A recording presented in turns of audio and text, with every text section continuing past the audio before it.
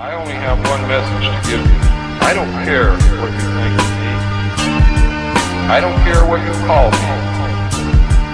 I do care what you do with this information because it is important to our survival as a species.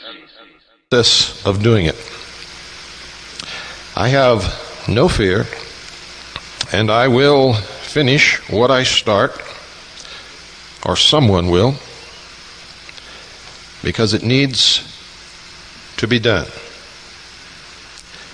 Tonight I begin to narrate to you a special report of the Executive Intelligence Review entitled The Ugly Truth about the ADL.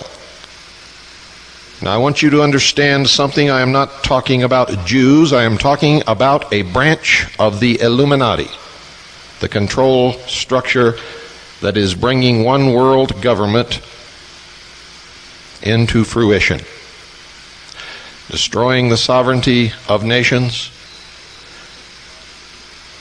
and many, many other things.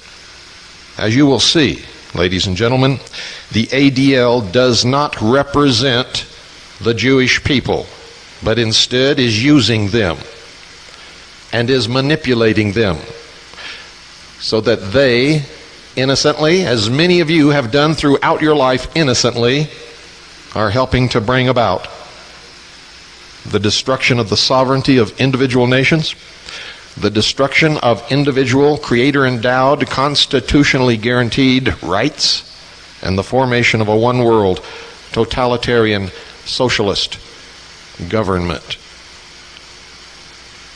I want it clearly understood that the hour of the time has stated on many, many occasions that we oppose racism of any kind, in any form, by anyone. What you're going to discover is that the ADL, while calling many, many people anti-Semitic, are themselves one of the greatest racist groups that has ever existed upon the face of this earth.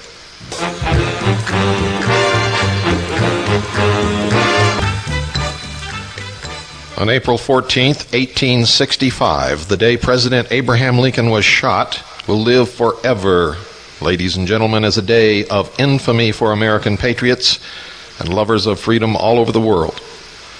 But for the leadership of the Scottish Rite of Freemasonry and the Order of B'nai B'rith and its 20th century secret police arm, the Anti-Defamation League, April 14th, 1865, is a day that will be long remembered for a very different reason. The B'nai B'rith, a pivotal player in the British Freemasonic plot to destroy the Union, was implicated in Lincoln's assassination, something that you've never been taught. That fact does not square very well with its long cultivated but totally unwarranted reputation as a Jewish social service organization. Taking command of the Western Front in 1862, General Grant issued Order Number 11, which expelled all Jews from the military district within 24 hours of its implementation. U.S. Grant was no anti-Semite, ladies and gentlemen. He was reacting to the activities of B'nai B'rith and leading Confederates like Judah P. Benjamin. Lincoln, however, cognizant of the need to avoid blanket attacks against religious or ethnic groups, rescinded the order, which was the proper thing to do. For all Jews are not members of B'nai B'rith, and B'nai B'rith was not solely at guilt. The Civil War was actually engineered and brought about by British intelligence through their arm of the Illuminati in the United States, headed by Albert Pike, the Scottish Rite of Freemasonry, whose headquarters at that time was in Charleston, South Carolina. In 1987, B'nai B'rith authorized biography of Simon Wolf by Esther L. Panitz offered the following highly suggestive, albeit incomplete, description of Wolf's personal relationship with President Lincoln's assassin, John Wilkes Booth. Now bear in mind, folks, that this biography written on the basis of B'nai B'rith's archives, own archives, paints Wolfe in the most favorable of lights. The mere fact that the author had to include Wolfe's links to Booth and Wolfe's earlier arrest as an alleged Confederate spy and blockade runner implies that the actual story is far uglier. I quote from the history of the B'nai B'rith. Wolfe's concern for culture first expressed itself in the formation of a private club devoted to the arts and humanities and frequented by young men avid for learning. Were pride and ambition his only motives in seeking the intellectual life? Clearly, Wolfe hoped that if he and his friends would devote themselves to the pursuit of learning, they would deflect the prejudicial statements of their Christian neighbors. Wolfe was upset that terms such as money changers, cotton traders, and clothes dealers had become words of reproach. Locally, the group's theatrical productions received a good press. Wolfe, who would often play the ghost in Hamlet or Shylock in The Merchant of Venice, bore an uncanny resemblance to John Wilkes Booth, Lincoln's assassin. Earlier in Cleveland, Booth had joined Wolfe and Piazzotto in dramatic performances. Years afterward, Wolfe remembered that he had met Booth once again at the Willard Hotel on the morning of the day Lincoln was shot. There at the bar, Booth explained that Senator John P. Hale's daughter had just rejected his marriage proposal. Wolfe attributed Lincoln's murder to this personal tragedy in Booth's own life. Wolfe also recalled that once he sat for a picture entitled, quote, "The Assassination of President Lincoln," end quote. In his own book, ladies and gentlemen, entitled Presidents I Have Known, Wolfe says that he and his longtime acquaintance John Wilkes Booth did some drinking together at the Willard Hotel on the day Booth shot Lincoln. Wolfe's and a second leading B'nai B'rith figure, Benjamin Piazzotto's dealings with John Wilkes Booth were hardly cultural. Nor could Wolfe have possibly believed that Abraham Lincoln was killed because of John Wilkes Booth's unrequited love affair. Even John Hinckley, the would-be assassin of President Ronald Reagan, was declared insane when he tried to peddle the line that he had tried to kill Ronald Reagan due to an unfulfilled fantasy love affair with actress Jodie Foster. To understand the circumstances under which B'nai B'rith's Washington, D.C. leader and one of its founding members were circumstantially tied to the Lincoln assassination conspiracy and explicitly linked to the secessionist insurrection against the Union, it is necessary to look briefly at the circumstances under which the Order of B'nai B'rith was founded in 1843. Following the American Revolution, the British monarchy and its East India Company colonist apparatus never for a moment abandoned their commitment to reconquer the lost colonies in North America. Although the military effort at reconquest in the War of 1812 failed, other efforts to cede the United States with British agents, some drawn from the ranks of anti-Republican Tories who were permitted to retain their citizenship and property in America under the terms of the Treaty of Paris of 1783, were more successful. In 1801, the Tory faction of United States Freemasonry, the grouping of Freemasons who had sided with England during the American Revolution, opened up shop as the Grand Council of the Princes of Jerusalem, of the Mother Supreme Council, of the Knights Commander, of the House of the Temple of Solomon, of the 33rd degree, of the ancient and accepted order of the Scottish Rite of Freemasonry in the United States. This United States-based British Freemasonic Lodge was chartered in Charleston, South Carolina. The members of this British-led secret society would direct the Confederate secessionist insurrection a half-century later, and other Scottish Rite members would be among the founders of the B'nai B'rith. They, too, would be leading Confederates. Apart from the esoteric mission of spreading an explicitly anti-Christian form of Roman pagan worship and occultism among the early generations of American citizens, the Charleston Lodge also sought to build up a network of pro-British merchants, spies, and politicians in both the North and the South, who would one day play a pivotal role in the reconquest. Many of these early Masons became wealthy through their business dealings with the British East India Company and the Dutch West India Company in both the cotton and the slave trade. Among the founding members of the Charleston Scottish Rite Lodge were many prominent Jews, including Isaac de Costa, Moses Cohen, Israel de Liban, Dr. Isaac Held, Moses Levy, and Moses Piexoto. Many of these men, ladies and gentlemen, were Sephardic Jews from North Africa or from Spain, who had originally settled in the Caribbean and engaged in the early slave trade. These Jewish Masons set up their organizations, which also maintained active liaison to Great Britain's powerful Jewish community. The Hebrew Orphan Aid Society was one such nominally benign group that would produce one of the most rabid successionist leaders, Judah P. Benjamin. Although today, any reports of the Freemasonic roots and structure of B'nai B'rith are usually greeted with a torrent of allegations of anti-Semitism, back in the formative years, B'nai B'rith's own magazine, The Menorah, offered the following information about the founders of the group, and listen to this very carefully.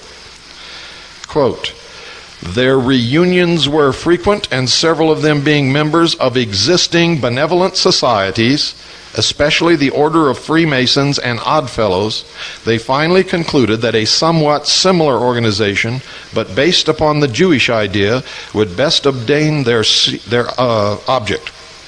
The Jewish religion has many observances and customs corresponding to the secret societies known to us. The synagogue, for instance, might be compared to a lodge room. It used to be open twice a day. For a Jew desiring to find a friend, they had but to go there and make themselves known by a certain sign and token. The sign consisted of a grip with a full hand and the magical word, Shalom Aleichem. The mezuzah on the doorpost was the countersign. Shema Israel, Hear, O Israel, was the password." End quote. Indeed, to this day, all local chapters of the B'nai B'rith are referred to as lodges, a practice borrowed whole cloth from the Scottish Rite. When Moses saw some Jews of this B'nai B'rith type who tried to make their religion into a pagan secret society, he took the calf which they had made and burned it in the fire and ground it into powder. And Moses returned unto the Lord and said, "O this people have sinned a great sin and made them gods of gold." The majority of Jews in America during the first generations following independence were opposed to the idea of a Jewish Freemasonic secret society. Most Jews are ordinary people like all of you listening and don't know anything anymore about what's happening in the world than you do. They are lied to just like you are lied to. They are deceived just like you are deceived, and they are easily manipulated because throughout the history of the world, they have been chosen as the scapegoat, as the enemy. And because of that, they can be easily led by organizations such as B'nai B'rith and the Anti-Defamation League.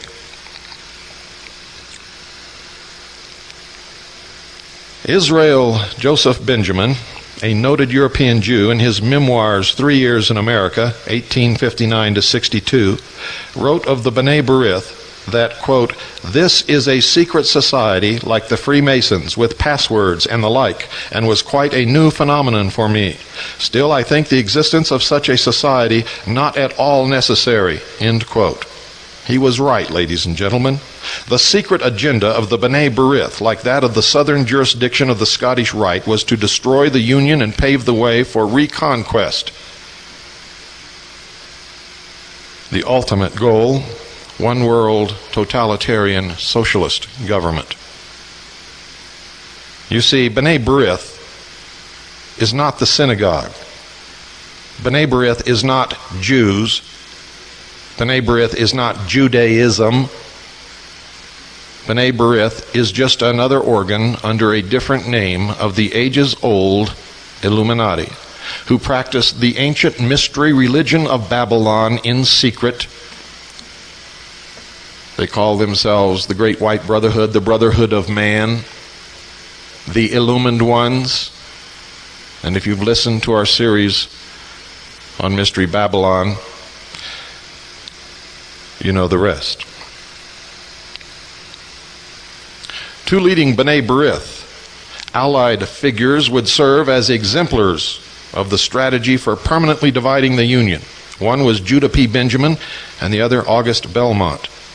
Benjamin, who lived from 1811 to 1884, was born in the British West Indies to Sephardic Jewish parents who moved to Charleston, South Carolina in 1827. He was inducted into the Charleston Hebrew Orphan Aid Society, one of the precursors of the B'nai B'rith. After attending Yale College in New Haven, Connecticut, he was forced to drop out under a cloud of scandal. Benjamin surfaced in New Orleans, where he quickly won the patronage of John Slidell. Slidell, a United States senator who would later play a pivotal role in the Confederacy, and sponsored the career of August Belmont, who married Slidell's daughter. With Slidell's assistance, Benjamin became a prominent attorney, even serving for a period of time in the United States Attorney for New Orleans.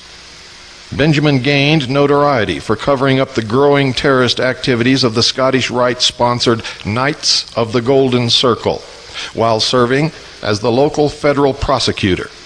In 1852, Benjamin was elected United States Senator, a post he retained until the outbreak of the Civil War in 1861, when he resigned to serve the Confederacy. Benjamin was the first Confederate Attorney General. He later served as Secretary of War and Secretary of State, ultimately running the Confederate Secret Service on behalf of Confederate President Jefferson Davis. And as the Mossad does today, he used innocent Jews in the North who were opposed to the dissolution of the Union to furnish information to the intelligence arm of the Confederacy. Judah Benjamin escaped to England following the defeat of the Confederate secessionist plot. It was Benjamin's Confederate Secret Service which organized and supervised such figures in the assassination of Abraham Lincoln as John Wilkes Booth and his accomplice, John Surratt. Benjamin was charged with sedition for the Lincoln assassination, although he was never brought to trial due to his protectus status in England. With the help of a leading Rothschild political asset in England, Baron Pollock, Benjamin continued his legal career in London. He never abandoned his commitment to subvert and destroy the American Republic. However, as a wealthy lawyer for the British merchant oligarchs, Judah Benjamin collaborated with other exiled Confederate and Masonic strategists in England, such as James D. Bullock and Robert Toombs. Benjamin's continuing preoccupation with defeating Reconstruction is indicated in letters he wrote back to the United States with complaints such as these. Quote, "I have always looked with the utmost dread and distrust on the experiment of emancipation so suddenly enforced on the South by the event of the war. God knows how it will all end," end quote. And then he went on to say, quote, "The South is kept crushed under Negro rule. I can never consent to go to New Orleans and break my heart witnessing the rule of Negroes and carpetbaggers. Nothing is so abhorrent to me as radicalism which seeks to elevate the populace into the governing class," end quote. And that indeed is the sympathy of all of those who call themselves illumined. You see, we are all nothing but cattle, stupid animals, and they are the only ones who have truly mature minds, and thus are the only ones with the right to rule. The Ku Klux Klan, none of you were ever taught this, but it's the truth. The Ku Klux Klan, KKK, was founded in Tennessee in the late 1860s by the Southern Scottish Rite leadership under Albert Pike. The KKK drew its membership from the pre-Civil War Knights of the Golden Circle. Judah P. Benjamin's early role in sponsoring and protecting both the Knights of the Golden Circle and the Ku Klux Klan offers a crucial insight into the B'nai B'rith. ADL's later role in fostering the revival of the KKK in the post-World War II period. We shall return to that sordid tale, ladies and gentlemen, later in this series of broadcasts. Another Rothschild and B'nai B'rith ally who enjoyed the political patronage of Arch-Confederate John Slidell, August Belmont, was Judah Benjamin's northern counterpart, a private secretary to the British House of Rothschild who arrived in New York City from London in 1837. Belmont rose to the chairmanship of the Democratic Party, a position he held for 20 years. Belmont was a leading advocate of free trade and states' rights, both cornerstones of the British Reconquest scheme. Prior to his emergence as a leading figure in the National Democratic Party, Belmont worked closely with the Charleston, South Carolina B'nai B'rith in fomenting radicalism among Americans' youth. The effort was in this case run directly by the Mother Lodge of the Scottish Rite in England, then under the command of Britain's Prime Minister, Lord Palmerston. At Belmont's behest, Charleston's B'nai B'rith leader, Edwin de Leon, wrote a pamphlet in the early 1850s entitled The Position and Duties of Young American. De Leon, whose family were slave traders, B'nai B'rith founders, and later leading Confederates, peddled free trade and openly advocated a strong Anglo-American alliance. While by today's standards, the appeal for a strong Anglo-American alliance may seem palatable to some, back in the middle of the 19th century, this was borderline treason. Ladies and gentlemen, the phone is ringing off the wall as the fanatics try to get through to deny this. It is the truth. The original research was done by the Executive Intelligence Review. CAGI has duplicated the research down to the T to make sure that this material is true. And it is absolutely 100% legitimate and historical truth from beginning to end. And that's why the ADL and B'nai B'rith has never sued the Executive Intelligence Review over this report. Belmont's Young America members were among the draft rioters and radical abolitionists who disrupted Lincoln's Union war mobilization to the benefit of the Confederacy and England. During the early phase of the Civil War, England tried repeatedly to intervene into the conflict with ceasefire plans that would have ensured the permanent dissolution of the Union. During the Civil War itself, while the majority of American Jews sided with the North, make sure you understand this, folks, so you know that this is not a racist or anti-Semitic program or report. The majority of American Jews sided with the North and fought valiantly to preserve the Union.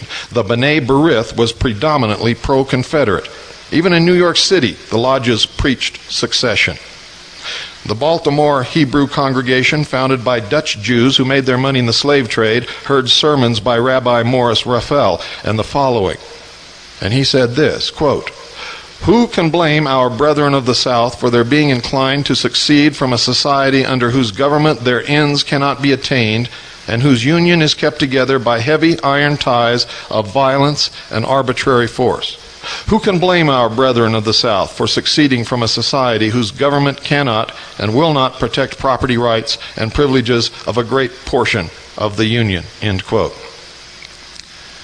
Following the Civil War and the assassination of President Lincoln, many of the Jewish slave and cotton traders from the South, typified by the Lehman Brothers, moved to New York City and became prominent in Wall Street banking and stock brokerages. With the defeat of President Lincoln's Reconstruction program following his assassination, President Andrew Johnson pardoned the Scottish Rite insurrectionists. Now listen to this closely. President Andrew Johnson pardoned the Scottish Rite insurrectionists, including General Albert Pike, and accepted a rank of 32nd degree in the Southern Jurisdiction Freemasons. That was his reward. Suspected Lincoln assassination plotter Simon Wolfe was also absolved of any criminal culpability for his wartime activities. Only non-Freemasons and non-B'nai B'rith were prosecuted for the crimes they committed during the Civil War. The legacy of British Freemasonic treachery against the Union survived intact, including the B'nai B'rith. although the slave trade nominally was banned in the United States as a result of Lincoln's Emancipation Proclamation, a new form of slavery had already been launched by the British East India Company and its Scottish Rite directors, including the same Lord Palmerston who had played so pivotal a role in the secessionist insurrection. Keep dialing, you blithering idiots. I hope your fingers start bleeding. I'm not going to answer the phone until the program is over. This is really funny, folks. This is going to be done. I'm tired of the lies. I'm tired of the deception and the manipulation of all of you people out there. I'm tired of you peddling off fantasy for truth. I'm tired of our children growing up never knowing what the reality of the world is and never having a chance for the future because of it. I'm tired of seeing blacks manipulated. I'm tired of seeing whites manipulated. I'm tired of seeing Jews manipulated. I'm tired of seeing American Indians manipulated. I'm sick to death of it, and there's not a damn thing that you can say or do that will stop this broadcast or the ones to follow. And you better get that through your stupid thick heads. ADL is up to their neck in it. They stink from it. The new form of slavery was drugs, opium. Henry Carey, one of the architects of Abraham Lincoln's Reconstruction program and a leading proponent of the American system of political economy, warned about Britain's opium war against China and India in his 1853 book, The Slave Trade, Domestic and Foreign. Get the book and read it. He described the trade in, quote, that pernicious drug opium, end quote, as, quote, one of perfect free trade, end quote. Defeated in the secessionist insurrectionist plot, Britain and its fifth column of agents in both the North and the South would eventually regroup around a strategy for running an opium war against the United States. As the reader will learn in later chapters, the B'nai B'rith and its Anti-Defamation League's secret lodge played a central role in the drugging of America. Let's fast forward to 1992, folks, in the nation's capital, where B'nai B'rith lawyer Simon Wolfe conspired on behalf of the southern slave trade. The streets in many parts of town are dominated now by drug traffickers whose deadly poison has inflicted both a subculture of addiction and violence, and a spread of AIDS among the predominantly black population. Community-based efforts led by the Nation of Islam have begun to roll back that new subculture of slavery and despair, restoring safety and dignity to some of the most desperately poor neighborhoods in the United States. And as soon as they began to be successful, they came under attack by the ADL. True to its history, the B'nai B'rith ADL intercedes to turn back the clock to the days of slavery. For drug addiction is a form of euphemistic slavery, and those who are addicted are subject to the whims of those who have enslaved them. They can even control the which way society goes, ladies and gentlemen. You see, if they want to create more crime in order to take rights away from the people, indeed, to make the people scream to have their rights taken away in order to take the fear away, get the crime and the drugs off our streets, they just elevate the price of the drugs so that the poor addict cannot afford to pay for them. So he has to go out and steal and rob and mug somebody and even kill to satisfy the terrible craving of his flesh. You never thought of it that way, did you? But it's true. Want to make it look like the police are succeeding? Want to make a politician look good? Lower the price of drugs way down to almost nothing and crime disappears overnight.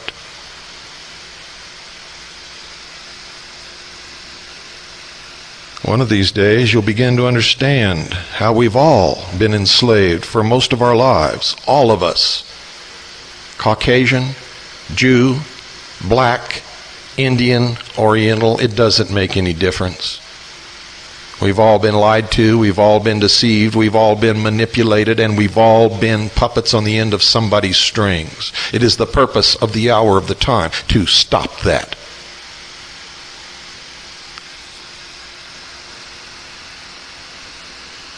I'm not so foolish as to think we're going to be successful and stop it all.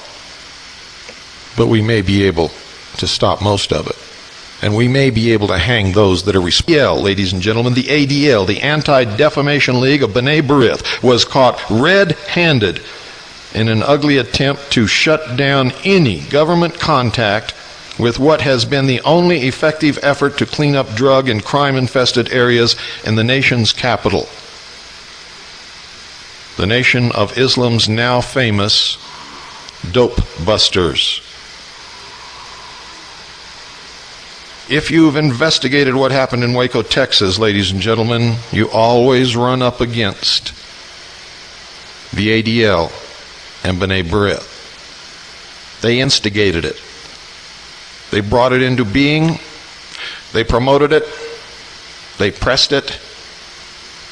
And they are the ones who released the lies to the press around the country that kept the American people in the dark. When Washington, D.C. Mayor Sharon Pratt Kelly issued an official proclamation honoring Nation of Islam leader Dr. Abdul Alim Muhammad for his leadership in the Dope Busters campaign and for his groundbreaking work in treating AIDS patients with Imuvirin, an African-developed anti-AIDS drug, the ADL went absolutely insane. They had ignored these people until they began to take the drugs off the streets. Make sure you understand that. Kelly was repeatedly hit with ADL organized delegations demanding that the proclamation be rescinded lest she too be identified as an anti-Semite. And this is how they blackmail leaders and police chiefs and mayors and military officers into doing their bidding for fear of being labeled anti-Semitic. You've all learned you can call me whatever you want. Doesn't make any difference. I'll tell the truth no matter what. Always.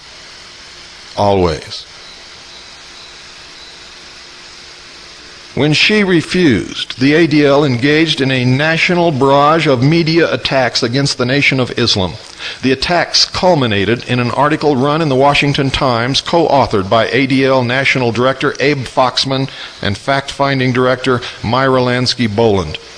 Ultimately, Kelly succumbed to ADL demands and issued an open letter to the community in which she continued to praise Dr. Muhammad's work against drugs, violence, and AIDS, but condemned alleged anti-Semitic statements attributed to him by the ADL. You see how it works, folks? She caved in because she was afraid she wouldn't be reelected mayor in the next election. She lost my respect. She probably lost a lot of people's respect. But she doesn't care. Her political career is safe.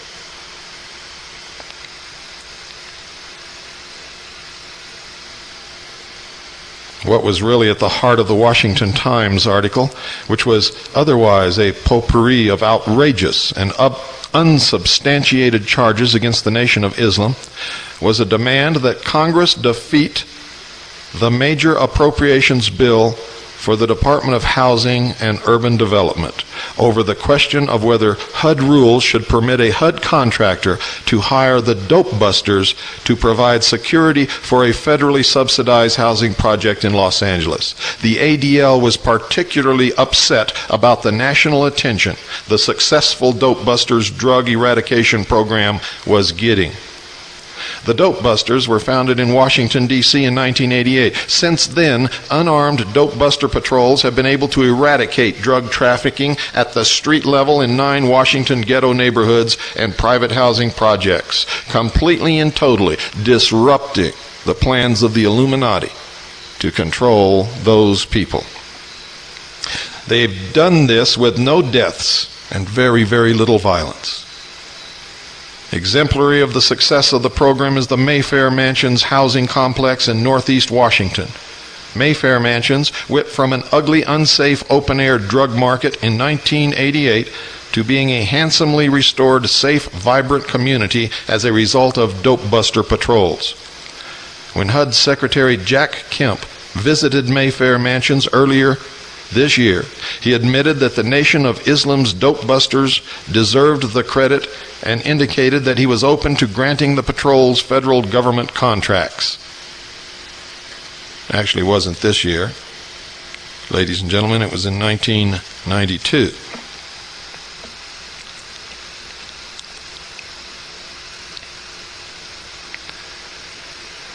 Tenants in public and private housing projects from New York to Baltimore to Los Angeles are demanding dope buster patrols. In most cases, the idea has the support of local police and government agencies who have failed to find any other effective way to curtail the intensifying pattern of drug trafficking and violence. In almost every case, the ADL has attempted to block the tenant's choice of security force. The tenant leaders who refuse to back down have been subjected to threats, harassments, break-ins, and other forms of intimidation. This time, however, the ADL may have committed a fatal error in launching such an open and vicious attack on the Nation of Islam.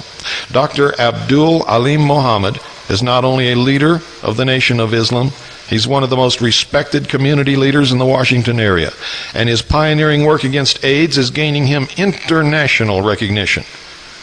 The black and Hispanic communities in the United States are disproportionately infected by the deadly virus, but have had almost no access to the accepted treatment, which consists of the prohibitively expensive and highly toxic AZT, DDI, or DDC, and as we've revealed on this program, those drugs may really be the cause of death of AIDS patients.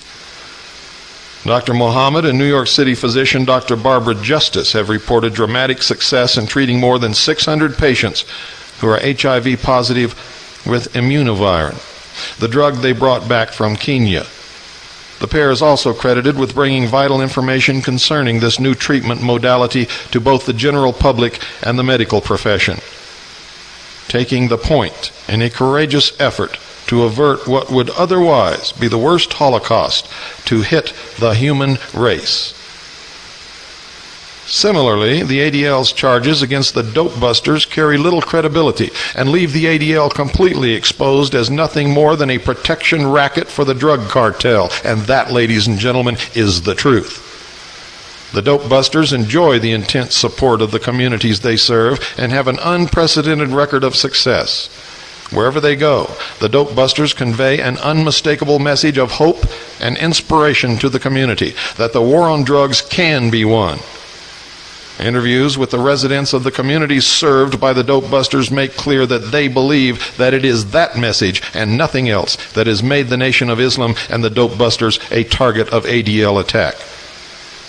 In a community where the twin plagues of drug addiction and AIDS are the most visible vestiges of slavery, the ADL has shown that despite the passage of time, its true loyalties lie with the slave masters. Now, in 1985, the ADL proudly gave its Torch of Liberty Award to Las Vegas businessman Morris Barney Dalitz. You don't know who that is, do you? The award ceremony, a strictly black tie affair, was given front-page attention in the League's monthly bulletin, which praised Dalitz as a great philanthropist who had donated generously to the ADL over the years.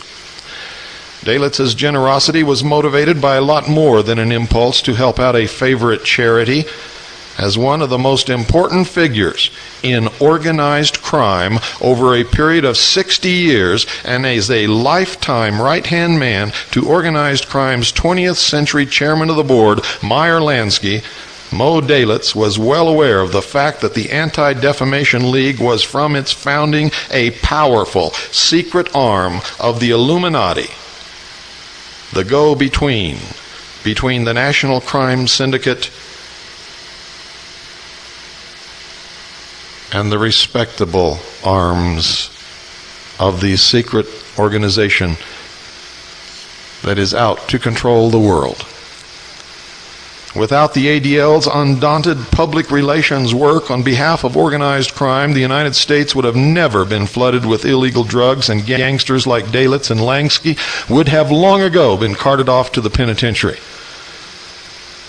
Dalitz was one of the kingpins of the Prohibition-era bootlegging business. And he, along with 3 other gangsters, Morris Kleinman, Sam Tucker, and Louis Rothkopf, ran the Cleveland underworld. Their self-described, quote, Jewish Navy, end quote, smuggled rot-gut whiskey across the Great Lakes from Canada into the Midwest United States. Now, don't get all carried away by the term Jewish Navy, because the Irish gangsters called themselves the Irish whatever they were called. It's human nature.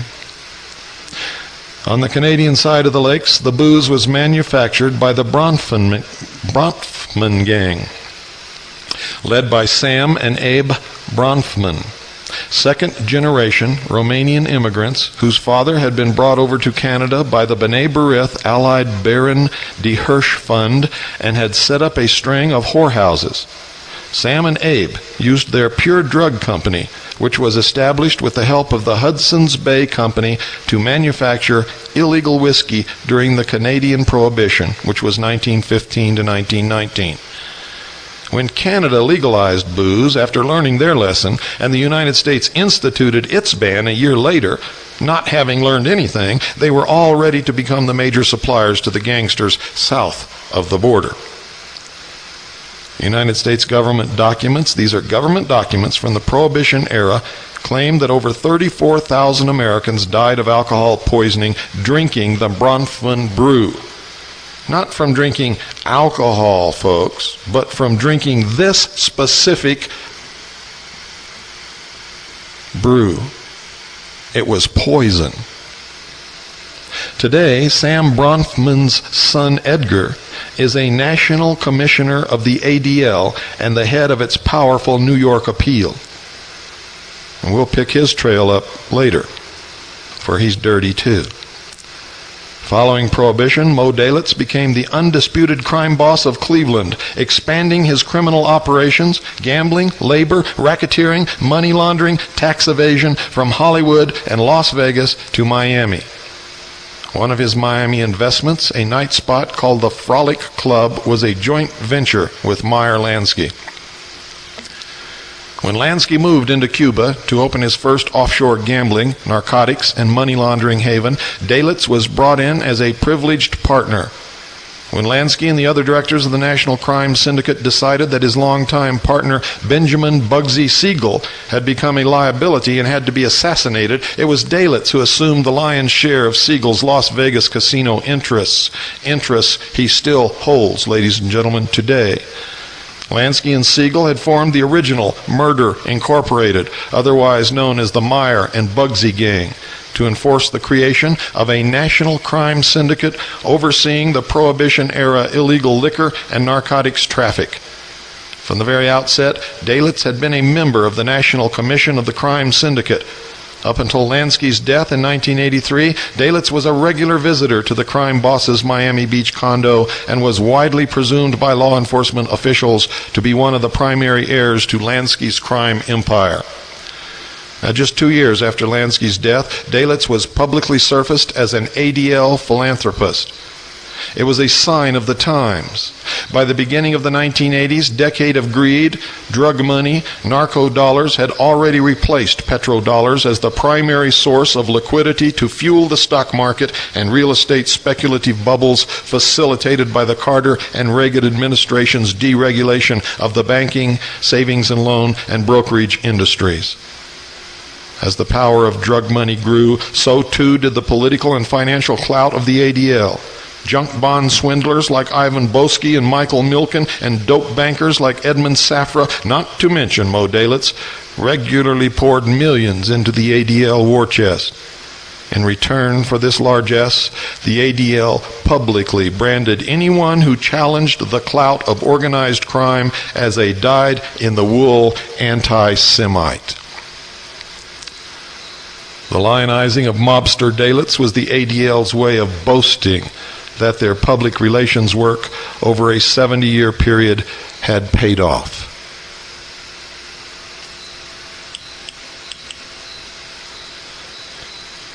But things were not always so easy. You see, the ADL had been founded shortly after the turn of the century as a Jewish defense arm of the B'nai B'rith, the nominally Jewish secret society sponsored and controlled by the Scottish Rite of Freemasonry, with its headquarters in the Temple of the Supreme Council of the Southern Jurisdiction of the Scottish Rite of Freemasonry, just 13 blocks from the White House in Washington, D.C., and by some of the leading British and American white Anglo-Saxon Protestant families, including the Bush family. B'nai B'rith, Washington, D.C. Representative Simon Wolfe, the man whom Lincoln's Secret Service Chief Lafayette C. Baker had arrested as a Confederate spy and Union blockade runner during the Civil War, was now working closely with President Theodore Roosevelt in mobilizing Jewish American support for the overthrow of the Russian Tsar. According to Wolfe's 1918 autobiography, he had met secretly with President Roosevelt at his Sagamore Hills estate in New York and had launched an international drive to brand the Tsarist regime as anti-Semitic. After a series of meetings and correspondence with Russia's Prime Minister Count Sergei Witte, arranged by Roosevelt, Wolfe had denounced the Russian regime for reneging on its promises to curb anti-Jewish pogroms, after which American Jewish organizations, led from behind the scenes by the B'nai B'rith, began funneling guns to the anti-Tsarist insurrectionists. Thus, B'nai B'rith played an active role in the Russian Revolution of 1905 and the formation of the Soviet Union. This activity would lead to widespread allegations that prominent American Jews were pro-Bolshevik. The Warburg family of Kuhn, Loeb and Company did fund, it's a matter of record, V.I. Lenin and Leon Trotsky, and father and son Bolshevik agents Julius and Armand Hammer, who helped found the United States Communist Party, did actively spread the Bolshevik cause in America and spent a decade in the Soviet Union following the 1917 revolution. These allegations of pro-communist sentiments, while grounded in well-publicized, scandalous actions by prominent Jewish families, missed the mark. In fact, the plot to bring down the Tsar and install the Bolsheviks in power in Russia served long-standing Illuminati and geopolitical interests of the sort advanced by the Scottish Rite, and Britain feared the development of a Eurasian alliance among France, Germany, Russia, Japan, and China based on economic cooperation and facilitated by the building of a transcontinental system of railroads linking the East to the West.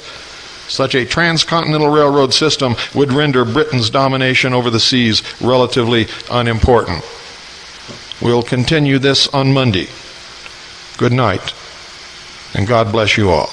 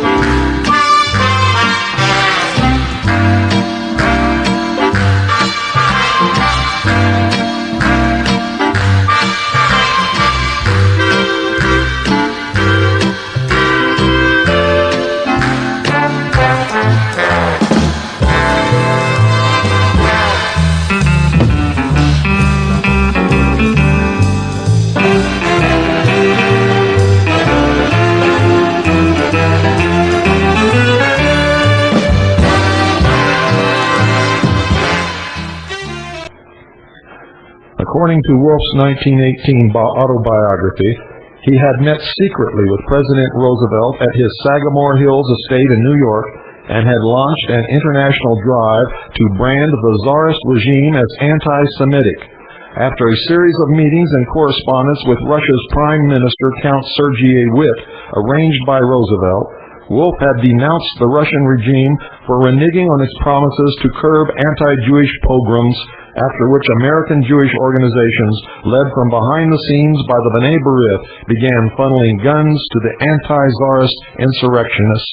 Thus, B'nai B'rith played an active role in the Russian Revolution of 1905 and the formation of the Soviet Union. This activity would lead to widespread allegations that prominent American Jews were pro-Bolshevik. The Warburg family of Kuhn, Loeb and Company did fund, it's a matter of record, V.I. Lenin and Leon Trotsky, and father and son Bolshevik agents Julius and Armand Hammer, who helped found the United States Communist Party, did actively spread the Bolshevik cause in America and spent a decade in the Soviet Union following the 1917 revolution. These allegations of pro-communist sentiments, while grounded in well-publicized, scandalous actions by prominent Jewish families, missed the mark. In fact, the plot to bring down the Tsar and install the Bolsheviks in power in Russia served long-standing Illuminati and geopolitical interests of the sort advanced by the Scottish Rite, and Britain feared the development of a Eurasian alliance among France, Germany, Russia, Japan, and China based on economic cooperation and facilitated by the building of a transcontinental system of railroads linking the East to the West. Such a transcontinental railroad system would render Britain's domination over the seas relatively unimportant. We'll continue this on Monday. Good night, and God bless you all. I'm William Cooper, and you're listening to the Hour of the Time. For those of you who may not realize it, we are also broadcast on satellite. And if you have a satellite dish and a receiving system, you can listen to us in brilliant, stereophonic, high-fidelity sound right in your own home. We're on Galaxy 3, Channel 17, 5.8 wideband audio. That's Galaxy 3, Channel 17, 5.8 wideband audio. Now remember, when you switch over to 5.8 wideband audio, you'll be listening to me. You may be seeing something else on the screen. Don't worry about it. We are on a sub-audio carrier of a video channel. We're also broadcast worldwide over WWCR, Worldwide Christian Radio, 5.810 megahertz on your shortwave dial, originating from Nashville, Tennessee. If you have problems with the reception on shortwave, or if you believe that the signal is being intentionally jammed, or any other thing that is not natural, don't call us, call WWCR, folks. You can find their number just by calling Nashville, Tennessee Information Operator, asking for WWCR, Worldwide Christian Radio. Don't forget, we have our convention coming up August 1st through the 5th, and it's really going to be a good one, folks. I've been working feverishly here to get everything ready and make sure that it's the best ever held in this country. And if you haven't sent in your registration fee to ensure that you have a place, you better do it right away, because we only have X number of seats in this building, and once they're full, we have to turn anybody else away. So, do it now. If you're a CAGI or Intelligence Service member, single registration is $100. If you are an Intelligence Service member with a family membership, it's $150. Anyone else is $250 per person, folks. So, take care of it right away. And don't forget, we reopened membership under the Intelligence Service. Membership for a single membership is $100.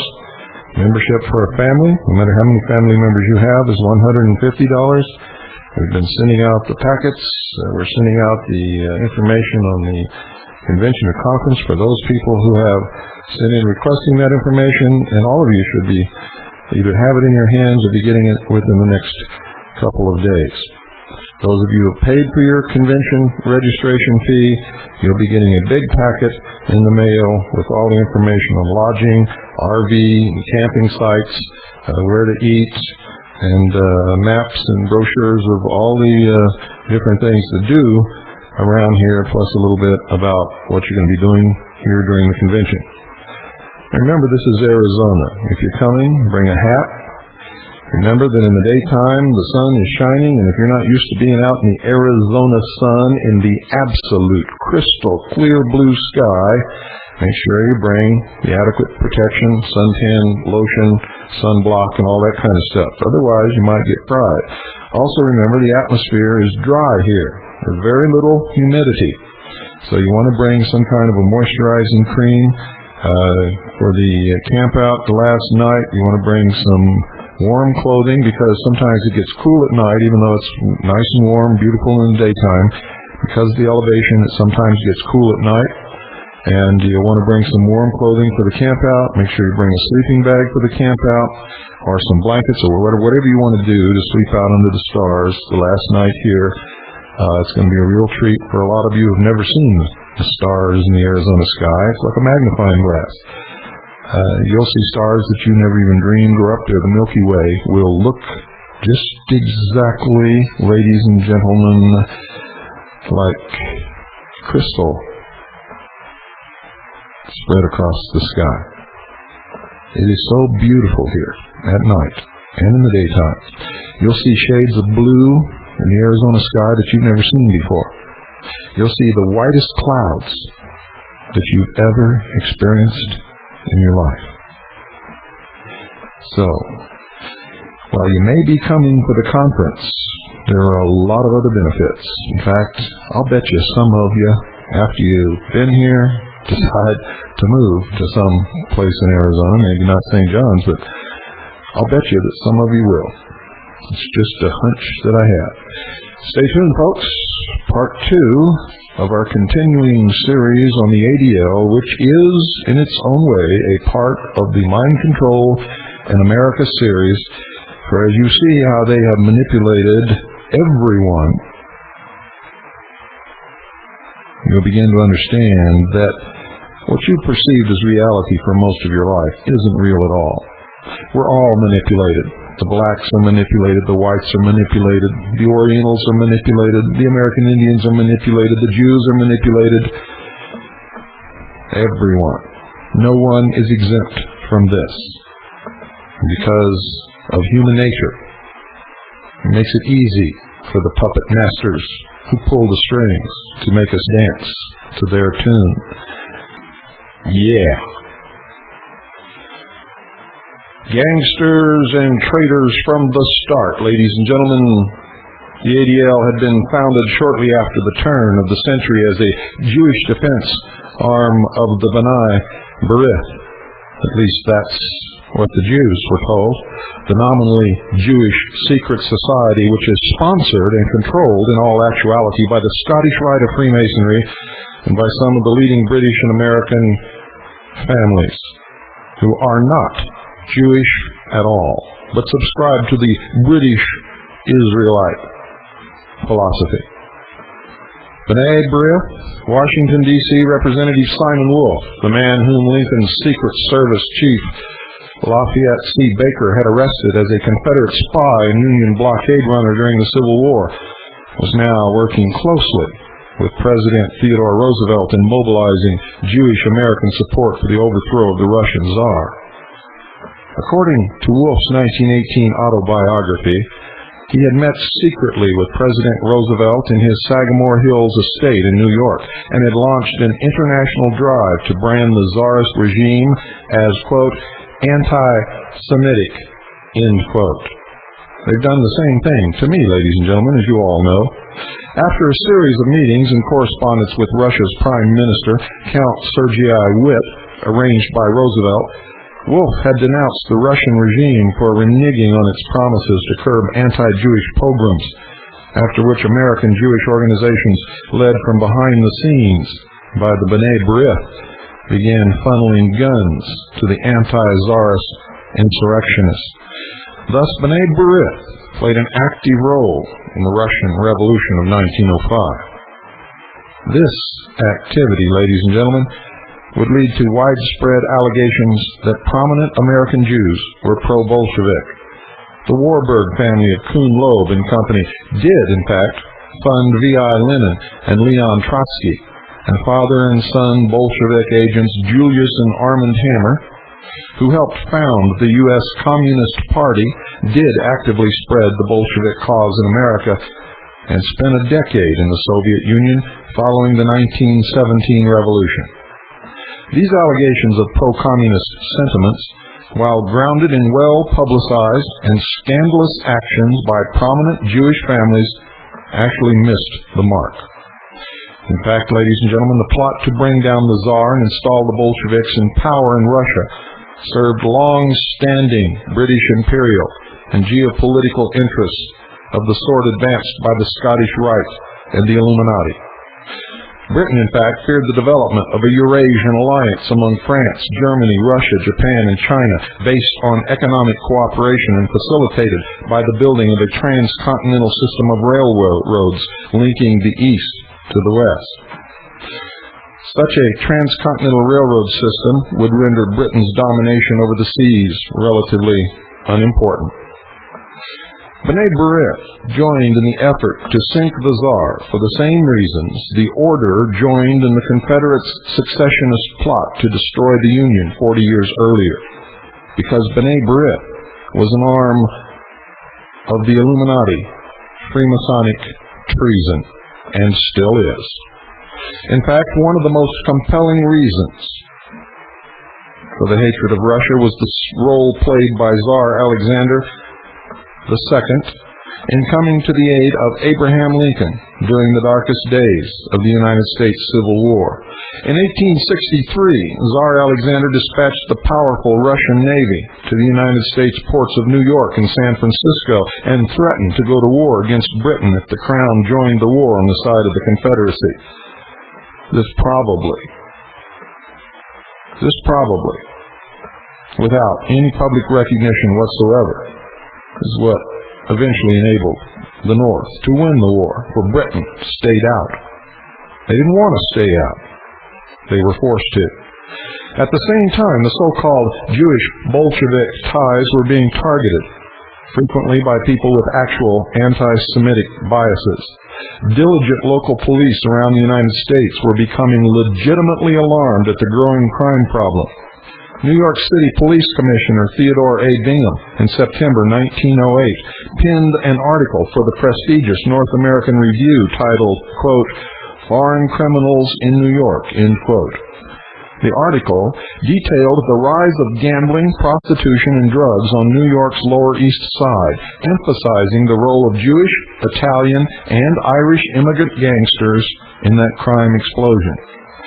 Bingham was not alone in his concern about the rise of gangsterism in the Jewish communities of the metropolitan New York area and beyond. You see, in April 1910, the leading Jewish families of the United States, Germany, France, and Great Britain sent delegates to a Jewish International Convention on the suppression of the traffic in girls and women in London. Keynote speaker Arthur R. Morrow delivered an alarming report on the involvement of Jewish gangsters in the worldwide white slave trade and in big-time prostitution. Now, for those of you who believe that this is all being brought about by the Jews, remember, these were the leading families, the leading Jewish families of the United States, Germany, France, and Great Britain, who sent delegates to a Jewish International Convention and brought the spotlight to this illegal and criminal traffic in girls and women. They were not guilty of participation. They, in fact, wanted it stopped.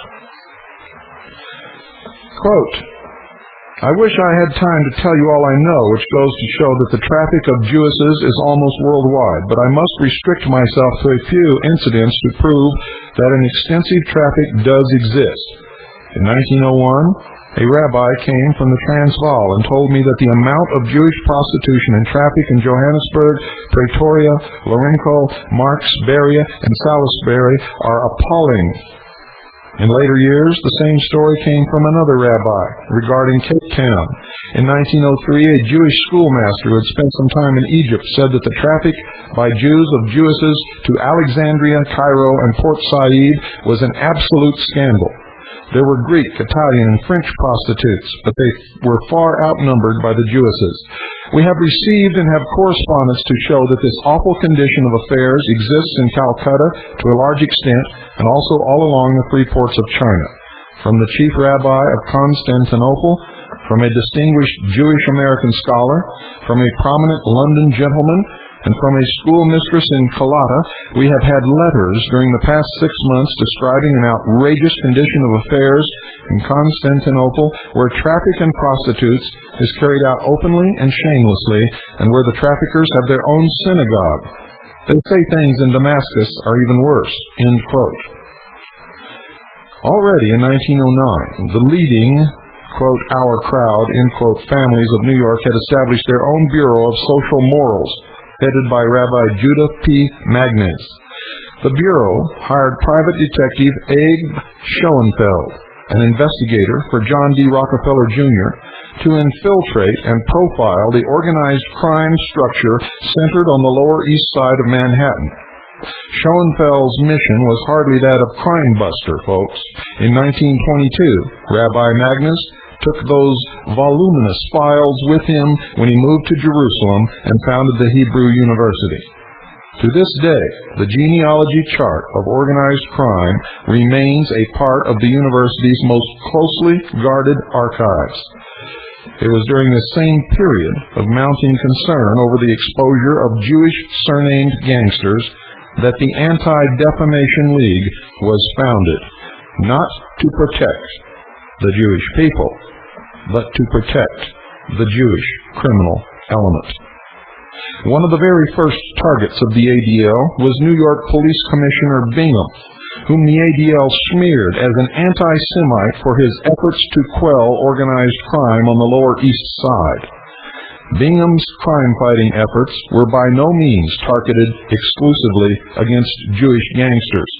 His chief detective, Lieutenant Joseph Petrosino, was assassinated in March 1909 in Sicily while meeting with Italian police to establish cooperation in probing links between criminal elements and anarchist networks operating in both the United States and Italy. In 1901, Petrosino had warned the Secret Service about an imminent assassination attempt against President William McKinley.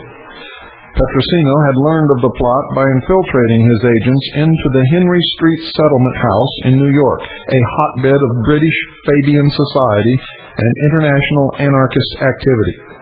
The Secret Service ignored his warnings, and McKinley was assassinated months later, leaving British agent and B'nai B'rith ally Teddy Roosevelt to assume the presidency. The nascent ADL, still formally called the Publicity Committee of the B'nai B'rith, had assailed Bingham's crime-fighting efforts for maligning Jews and eventually succeeded in having him ousted as police commissioner. Now remember, ladies and gentlemen, the ADL is not an arm of the Jewish community, but is an arm of a secret society, a branch of the Illuminati known as B'nai B'rith, which is controlled by the Scottish Rite of Freemasonry. Organized crime got a big boost as a result.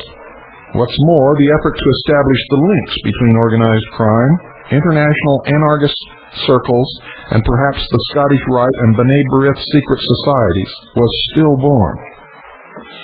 The man who founded and headed up the ADL for its first 30 years was Sigmund Livingston, a prominent Chicago attorney who had headed up the powerful B'nai B'rith Midwest Lodge No. 6. Livingston was the lawyer for the Chicago and Alton Railways, a company owned by William Moore of the prominent Episcopalian family. From the 1890s, the Moore family had forged a business alliance with the J.P. Morgan banking interests. The Moores, with Morgan Financing, founded the National Biscuit Company, now RJR Nabisco, and United States Steel Corporation.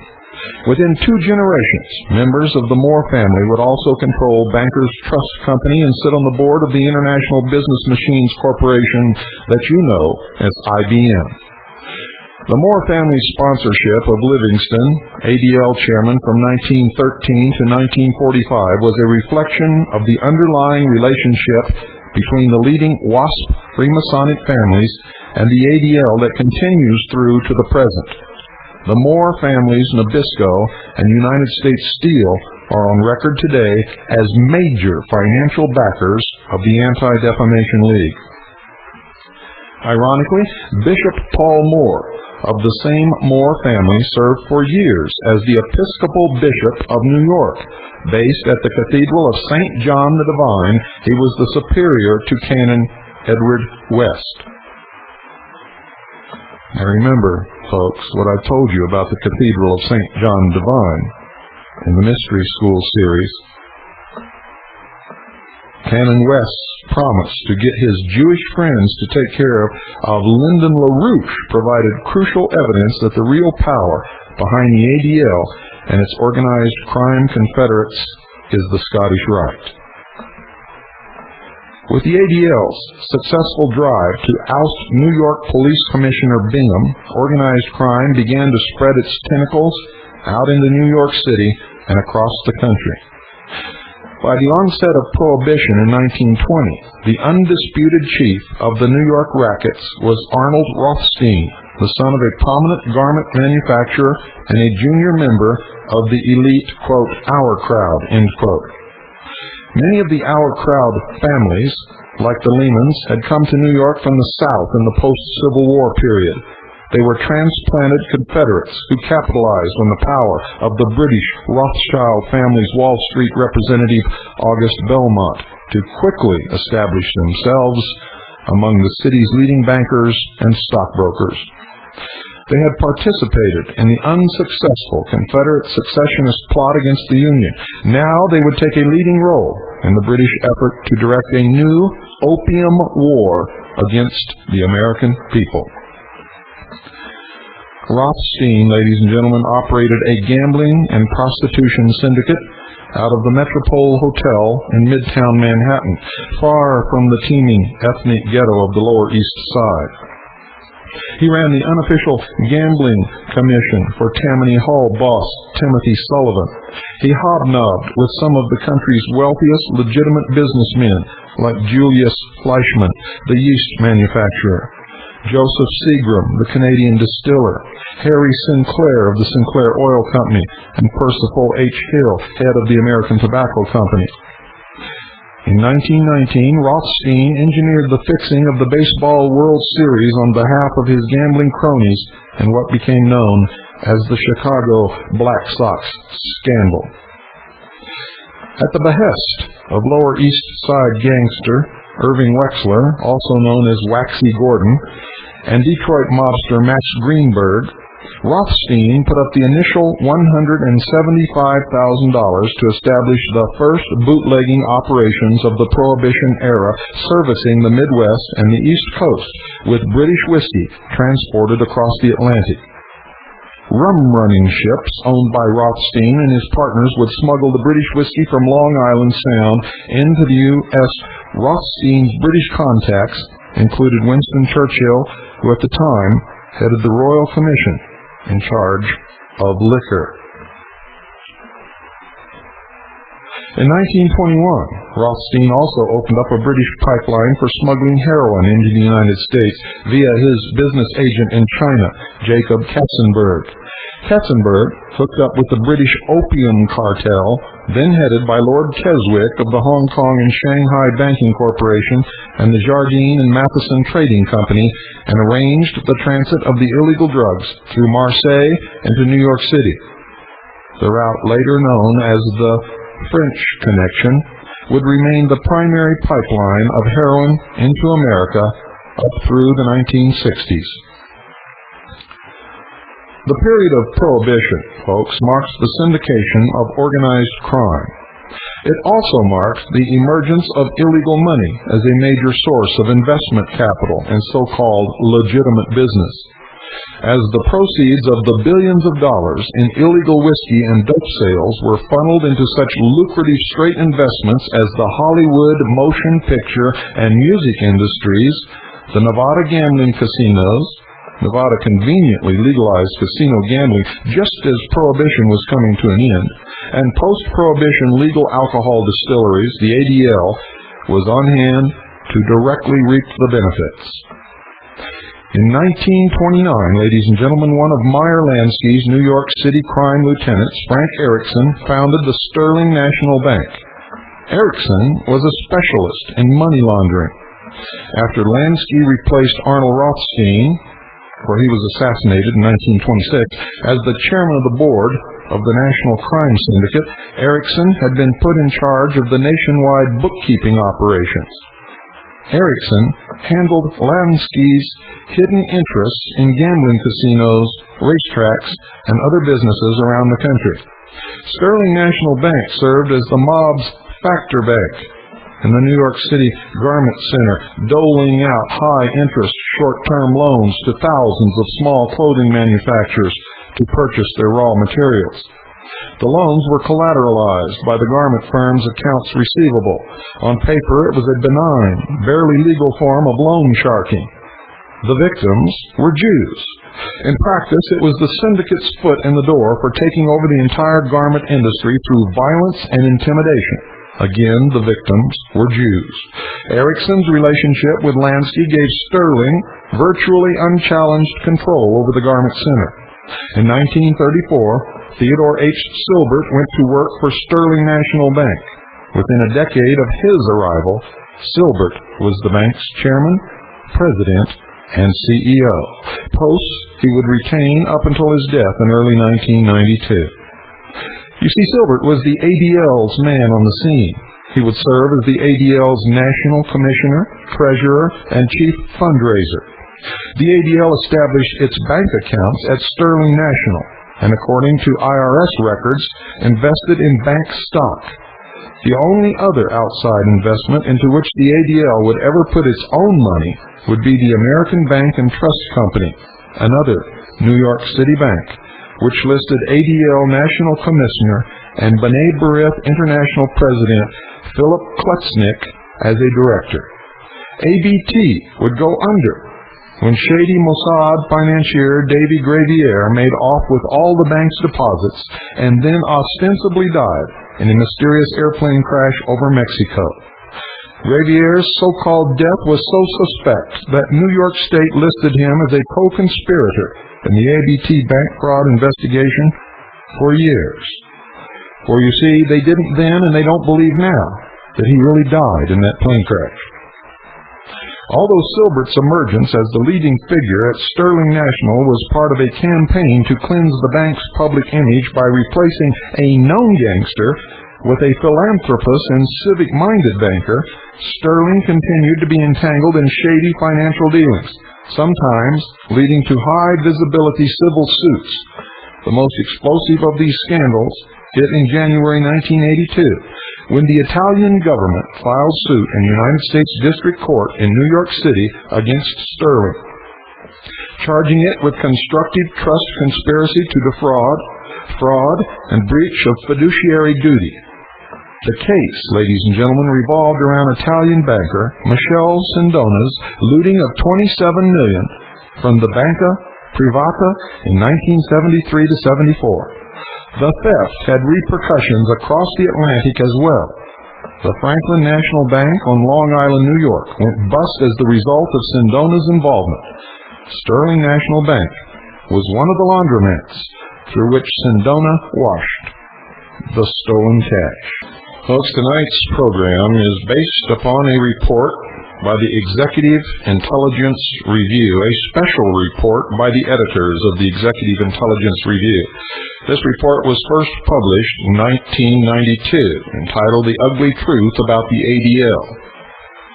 It has taken CAGI this long to duplicate the research and verify that every single fact in here is absolutely 100% correct and true. The fact that none of the people, nor the ADL, has ever sued the Executive Intelligence Review over this information further substantiates the value and the truthfulness of this report. This is not an anti-Semitic report. It is an anti-ADL, anti-secret society, B'nai B'rith, controlled by the Scottish Rite of Freemasonry, a racist organization promoting the concept of the British Israelism concept that the Anglo-Aryan race is superior to all others. Indeed, has a special covenant with God and all this other baloney. And folks, it is baloney. Someday you will all wake up to that fact. Not surprisingly, Sindona would later be exposed as a pivotal figure in the propaganda to Freemasonic Lodge, a secret Italian branch of the Scottish Rite with strong ties to the Mafia. Its antecedent, the 19th century Propaganda One Lodge, had been founded by Giuseppe Mazzini, the founder of the Sicilian Mafia, as a branch of the European Illuminati, a leading member of the First Communist International and an agent of Britain's Lord Palmerston, the Grand Master of the Scottish Rite. Giuseppe Mazzini was in close communication with the Confederate General Albert Pike, who was the head of the Illuminati in the United States. Some things, folks, just never, ever change. The ADL's shady links to Sterling National Bank went beyond Theodore Silbert. Another longtime director of the bank, an ADL man, Maxwell Robb, was a business partner of Meyer Lansky in a company called the International Airport Hotel Corporation. The vice chairman of the powerful New York State ADL, Robb weathered the public airing of his Lansky links and went on to be the United States ambassador to Italy during the Reagan administration. Talk about putting the fox in the henhouse. Arnold Burns was another ADL asset on the board of Sterling. Burns' law firm, Burns & Summit, got caught up in a tax evasion scheme in the early 1980s that almost landed both partners in jail. Under a loophole in the federal tax codes written into law thanks to the Zionist lobby in the United States Congress, American investors in Israel research and development firms could claim their investments as tax write-offs, but nobody else could, investing in the same type of business in other countries and in the United States. Arnold Burns set up a string of tax shelters in the Bahamas, ostensibly to fund these Israeli research and development projects. However, the money, minus a hefty fee to Burns & Summit, never, ever reached Israel. It was laundered right back into the United States, where it could be used by its own owners tax-free. And when the scheme became the subject of a federal grand jury in New York, Burns pointed a finger at some of his cohorts and walked away, completely unscathed.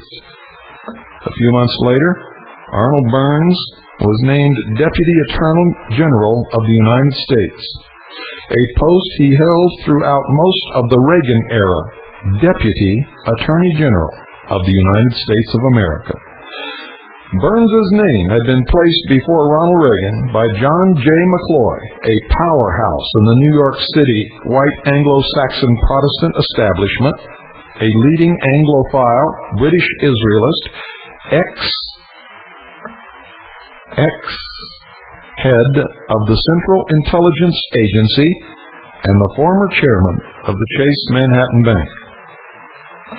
Nor is Sterling National Bank the only ADL bank implicated in the dope trade and organized crime. Leonard Abbas of Miami, Florida, is another honorary national chairman of the ADL. He's the chairman of City National Bank of Miami, one of many Florida banks caught laundering big-time drug money. A top aide to Abbas at City National Alberto Duque, was jailed in the late 1980s for laundering dope dollars.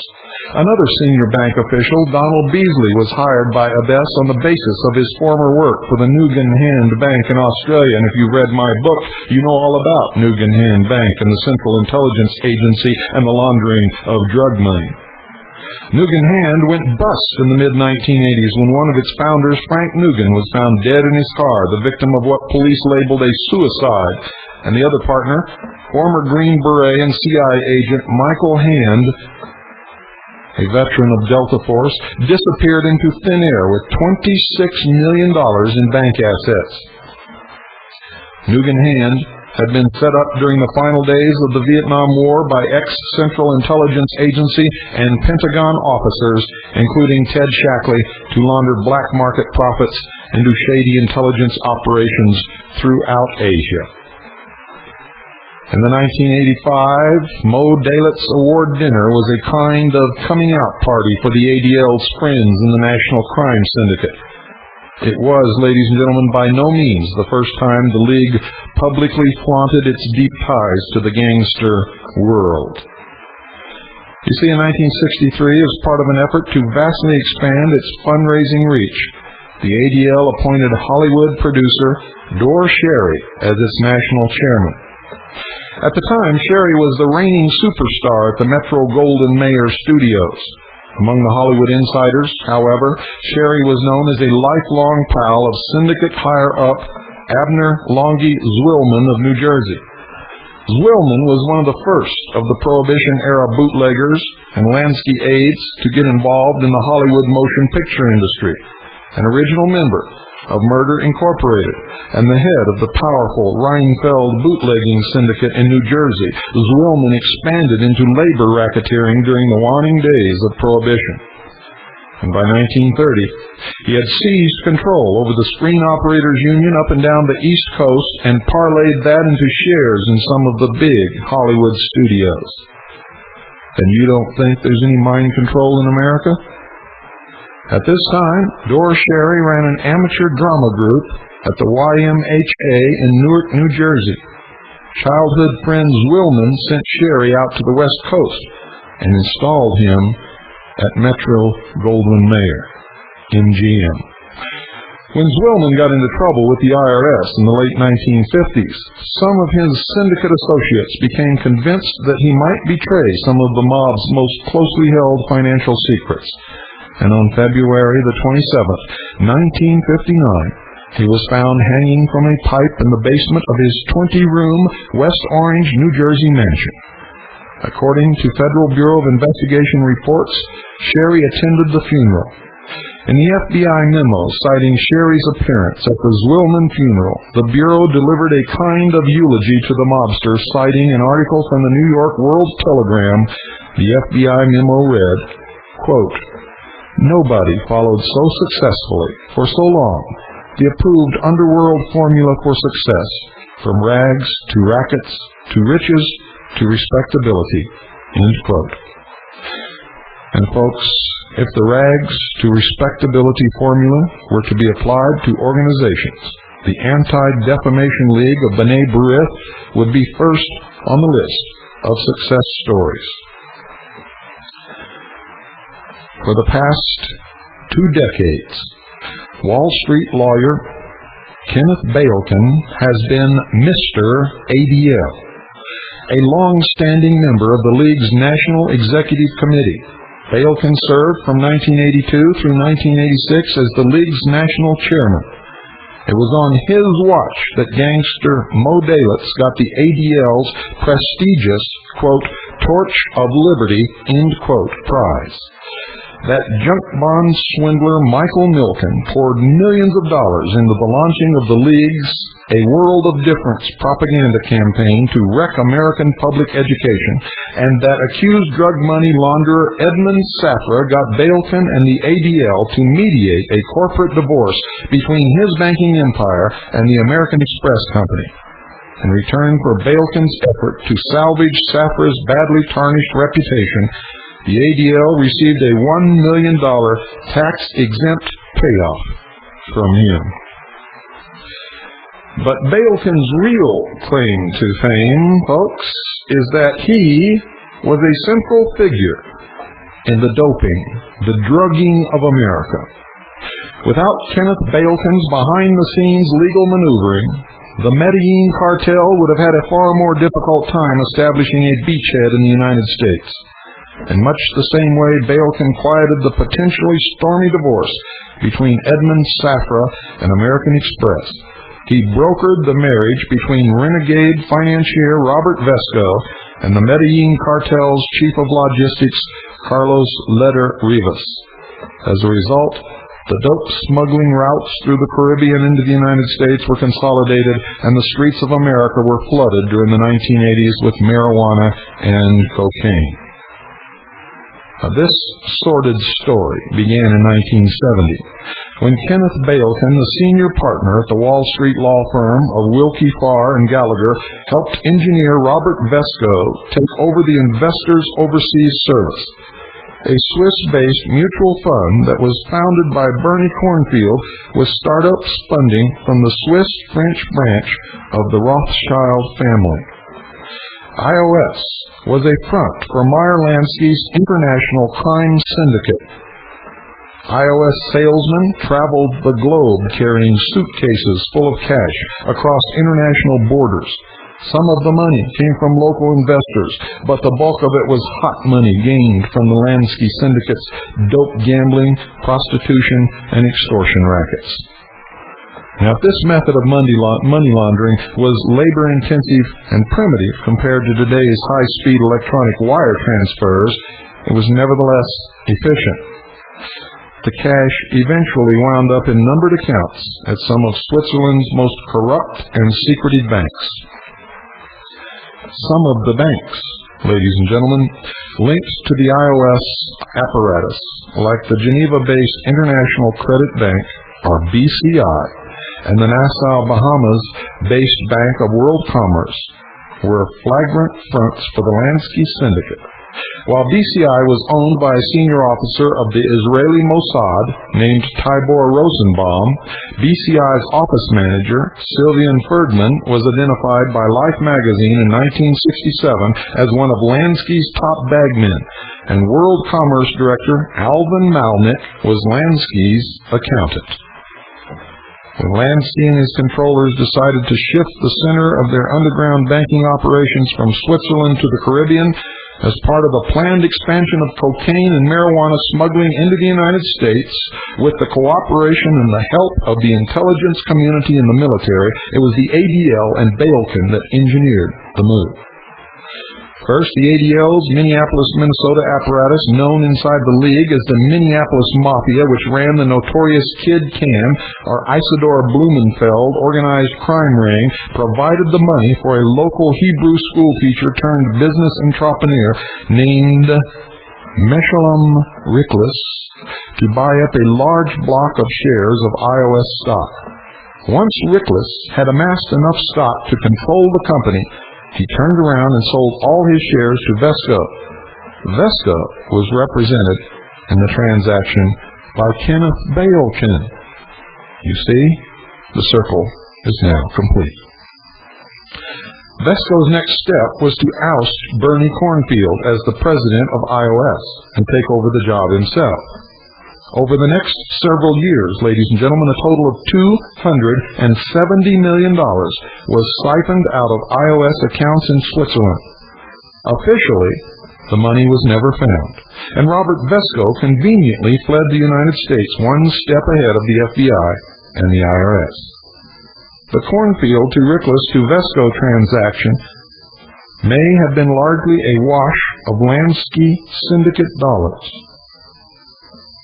From Prohibition onward, the Minneapolis Kid Can gang had been handlers of Lansky money. Kid Can eventually moved to the Miami area and was a key player in Lansky's big-time move into southern Florida Gold Coast real estate. However, folks, not all of the money siphoned out of IOS by Vesco was family cash. A lawsuit was brought in U.S. District Court in New York City in 1980 by some of the independent investors who had lost their shirts in the looting of IOS. While not revealing the whereabouts of the missing millions, the civil suit identified Bailkin and the Bank of New York as partners of the fugitive financier in the scheme. On July 31st, 1980, federal judge D.J. Stewart ordered Wilkie, Farr, and Gallagher to pay $24.5 million to a group of iOS investors and ordered the Bank of New York to pay $35.6 million. The case file, which fills 20 cartons, stored at the Federal District Court warehouse in Bayonne, New Jersey, shows that Bailkin was the evil genius behind the entire looting scheme. A year before the court ordered Wilkie, Farr, and the Bank of New York to pay up for their role in the looting of iOS, some of that money had been used by Vesco to purchase Norman's Cay in the Bahamas. Vesco's partner in the deal was Carlos Leder Rivas, a small-time Colombian car thief and marijuana smuggler who had recently gotten out of jail in Florida. Leder, an unabashed supporter of Adolf Hitler, who would later use some of his smuggling profits to found a neo-Nazi radical environmentalist political party in Colombia, fit neatly into the ADL scheme, with his family ties back in Colombia to leading figures in the then-emerging Medellin cartel. By 1980, the Vesco Leder-owned Norman's Cay was serving as the command center and transshipment depot for a massive marijuana and cocaine trafficking operation protected by the intelligence community from Medellin into the United States. For several years, while running the Norman's Cay operation, Vesco skipped from the Bahamas to Costa Rica to Nicaragua, buying up local politicians and newspaper editors, and always miraculously staying one step ahead of an FBI that never really seemed intent upon capturing the fugitive money men. In fact, it was just a show. On one occasion, on Antigua, Vesco was hosting a lavish party on a boat that he had bought from Saudi financier Adnan Khashoggi. Isn't it funny how the same names always crop up in all of these investigations? While the FBI agents were combing the island, looking for this elusive fugitive. Well, I hope you can sleep well tonight. I hope you're beginning to get the message. I hope you're beginning to understand things just ain't as you thought they were. And they use this branding of anti-Semitic, anti-Semitism to control the Jews and to keep you in your place. You see, you will learn later in the series that when the ADL needs to rally the Jewish community around a cause, it is the ADL itself which sprays the swastika on Jewish synagogues and on their gravestones in their cemeteries. Good night, and God bless you all. You're listening to the Hour of the Time, the last place in this world where you can hear freedom of speech and truth. I'm William Cooper. I want to remind everyone that our conference is coming up August the 1st through the 5th. And if you want to be a part of that, you had better get your registration fee in. For CAGI members or intelligence service members, it's $100. For intelligence service members who have a family membership, it's $150. Everyone else, $250 for the 5 days. This fee does not include transportation, meals, or lodging. Folks, all that stuff is up to you. We have a packet that we mail out as soon as you send in your registration fee, giving you a list of all of the places to stay, all of the places to eat, and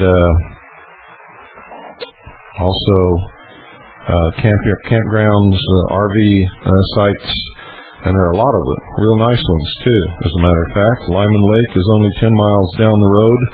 That's some of the most beautiful campsites, full hookups with showers, and right on a nice, beautiful lake where you can go fishing in the evening and catch your dinner if you want to.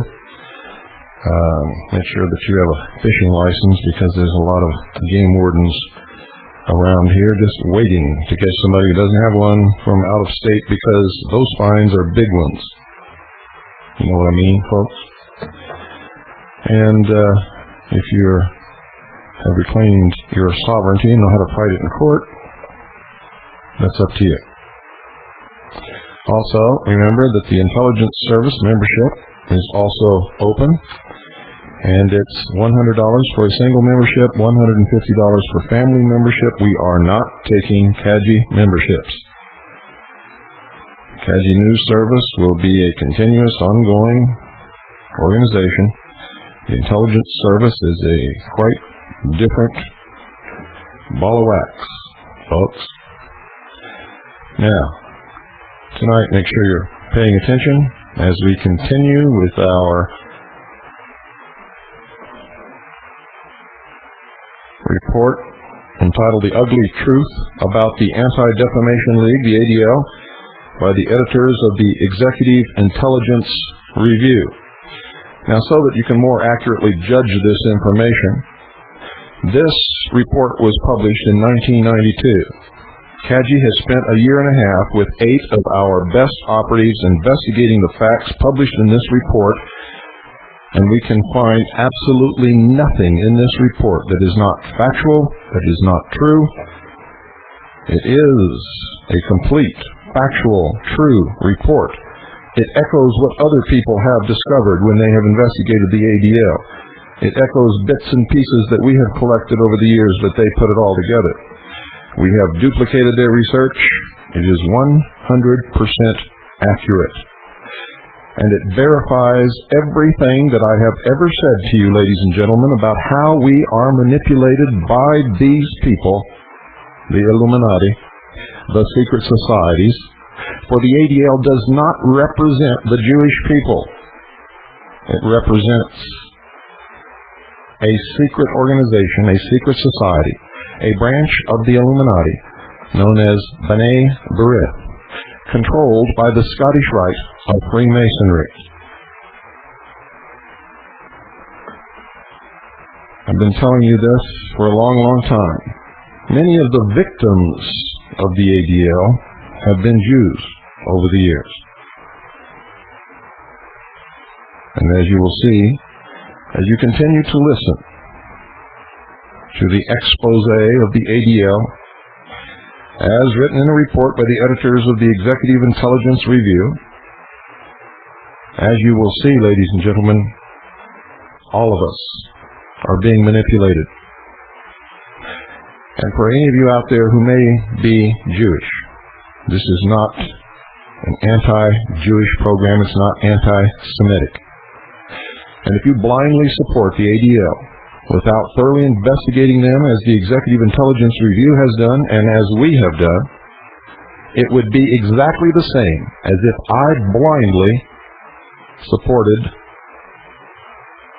anti-Semitic organizations simply because they claimed to be acting in the best interest of the Caucasian race or of Christianity.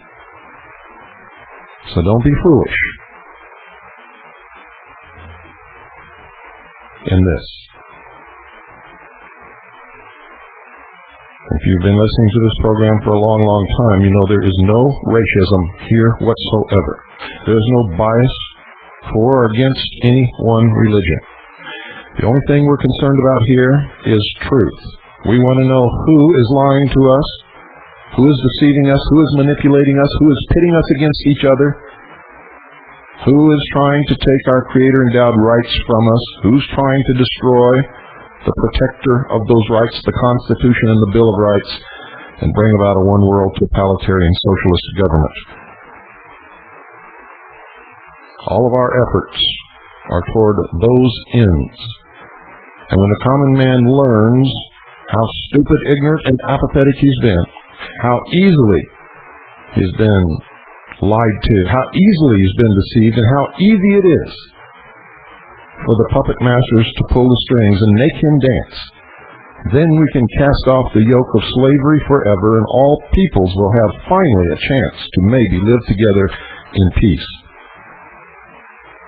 and that is our only hope, is that we, the common, everyday, ordinary people, learn the secrets that have been held from us by those who call themselves the guardians of the secrets of the ages, of which the ADL, the JDL, B'nai B'rith, the Ku Klux Klan, the White Aryan Movement, British Israelism, black racism, all of these things are manipulations of those who call themselves the ones with the only truly mature minds, and thus the only ones entitled to rule. Tonight, the ADL peddles the New Age.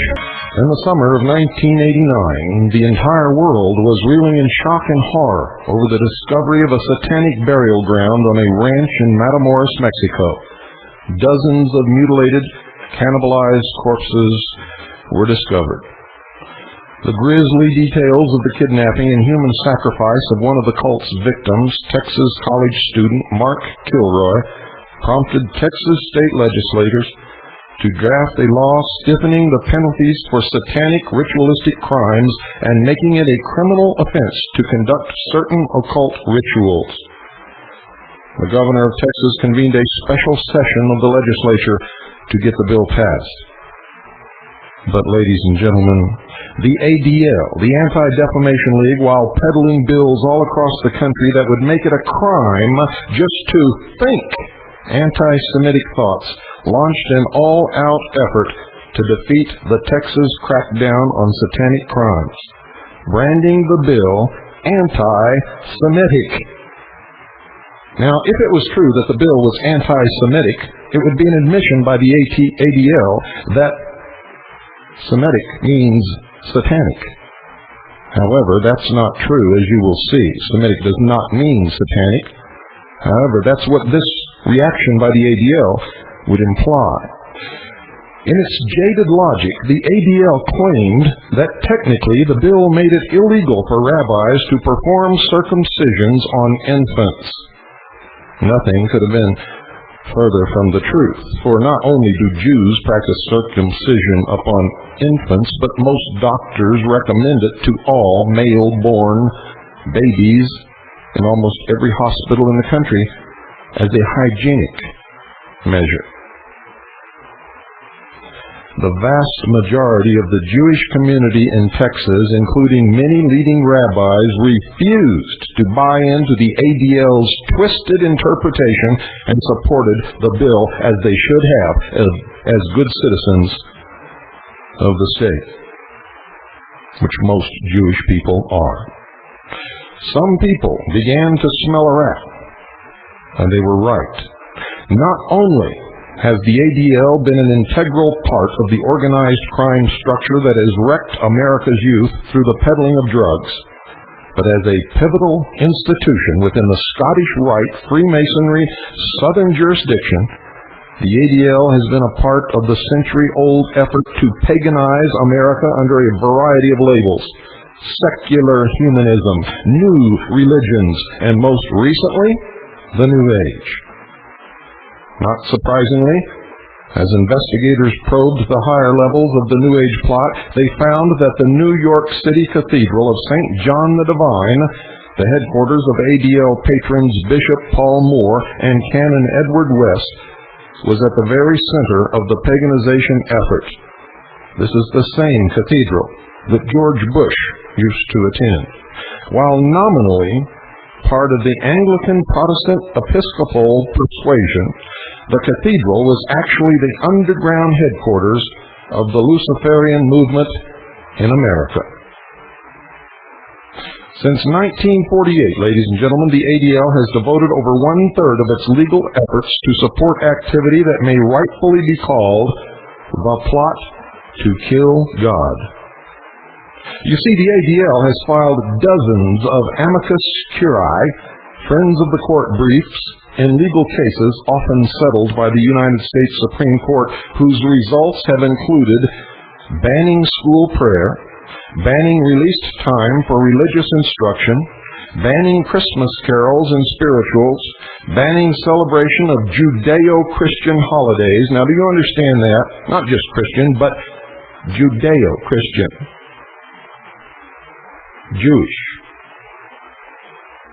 And most recently, banning the Bible as unfit for the classroom, the first 5 books of which are the Jewish Torah, causing federal, state, and local governments to be neutral on religious issues, as well as compelling them to cease participation in any display of art associated with the Christian religion, whether during a religious holiday season or other time, and banning prayers in courtrooms together with religious oaths for courts and government officials.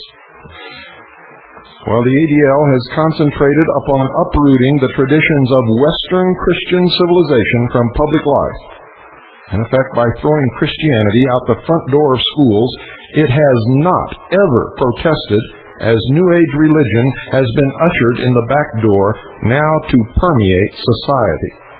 They don't say a word about that. In fact, while condemning any manifestation of Christianity at every turn, the ADL has used First Amendment arguments in court and elsewhere to defend witchcraft and peyote and hallucinogen derived from a type of cactus, cults. The ADL has not acted alone, ladies and gentlemen, in this drive to paganize America. It has enjoyed the assistance of some friends in very, very high places. And don't forget, the ADL is just an arm of B'nai B'rith, which is controlled by the Scottish Rite of Freemasonry. Some of these friends in high places include the highest court in the land.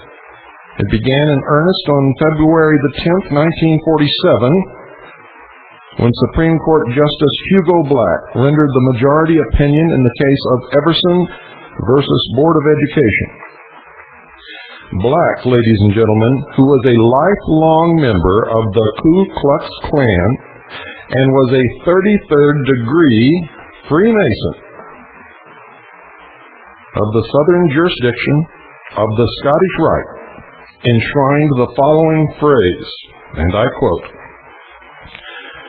"In the words of Jefferson, the clause against establishment of religion by law was intended to erect a wall of separation between church and state," end quote.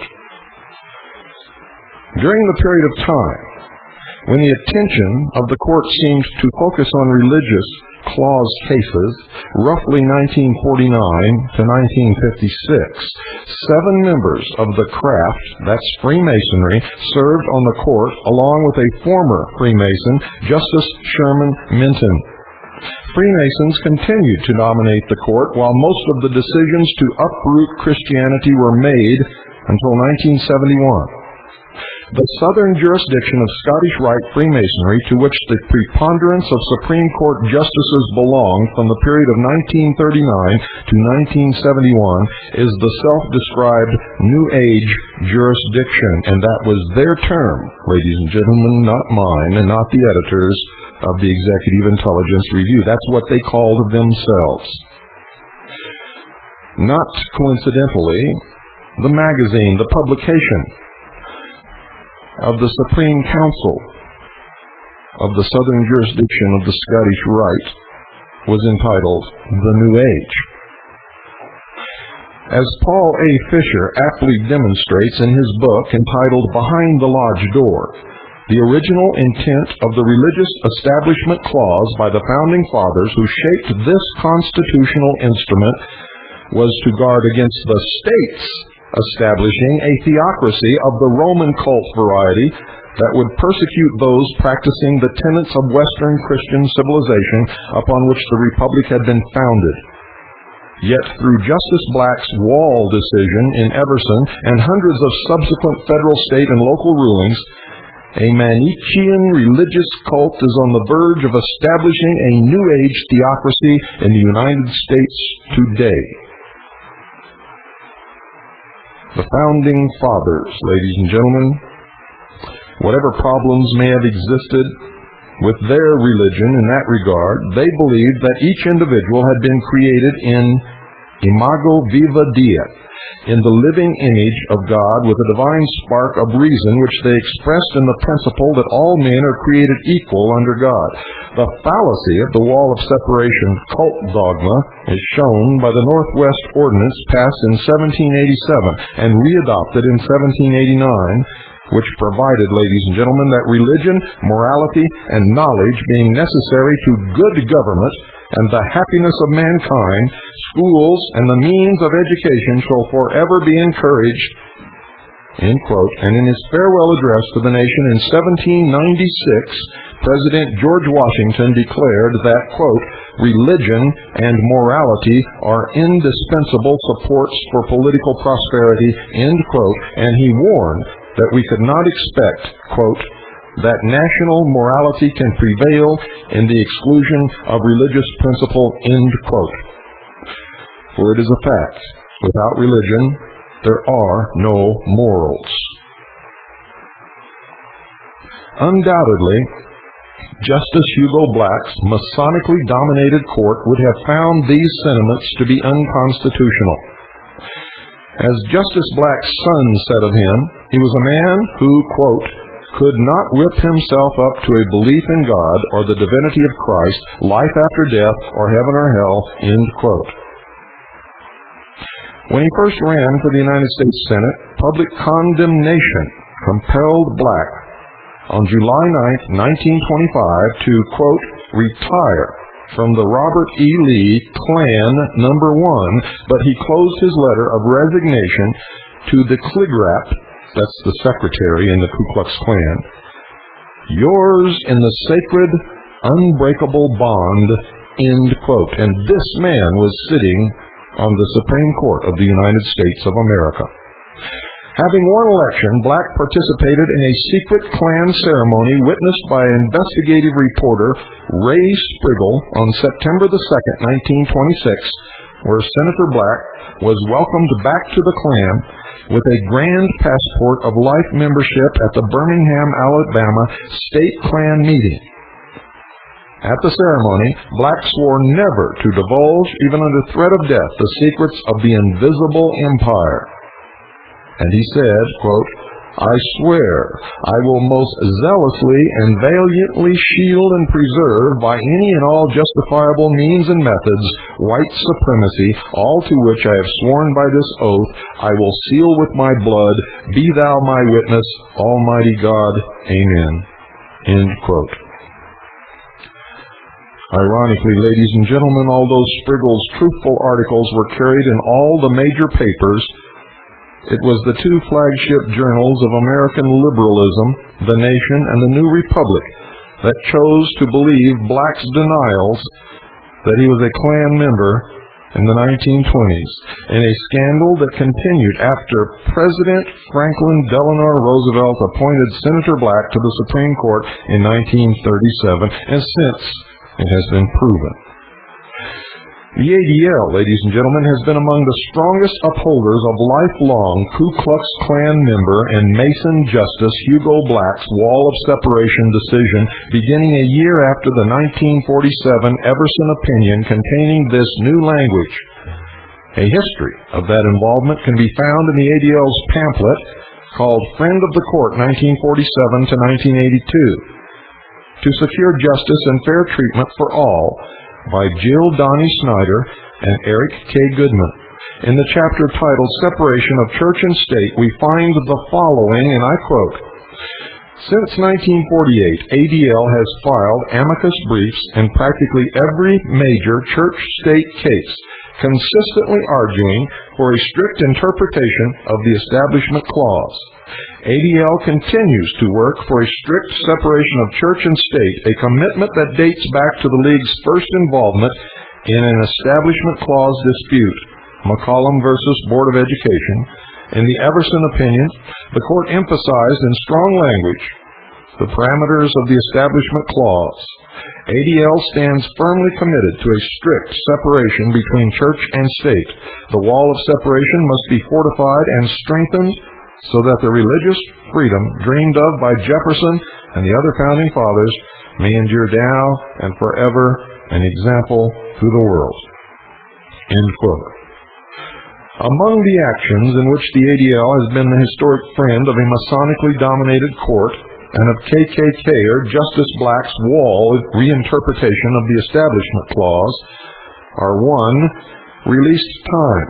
From the 1948 McCollum case until the present day, the ADL has fought release time from schools, which gives a release for students to participate in religious education. One of the most recent cases was Doe versus Human, which was affirmed when the Supreme Court refused to hear it, and in which the ADL had filed an amicus brief.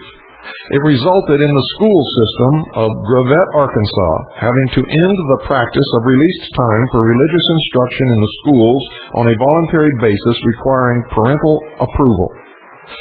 In its pamphlet, ADL and the Courts, Litigation Docket 1991, the ADL states that this storytime program in Gravette, quote, presents at least two inescapable infringements on the Establishment Clause: impermissible inclusion of religion in the public schools and forbidden state indoctrination of a particular faith, end quote. Paul D. Human, the superintendent of schools in Gravette, told a reporter for Executive Intelligence Review, quote, "By such cases, the stage is being set for a one-world religion.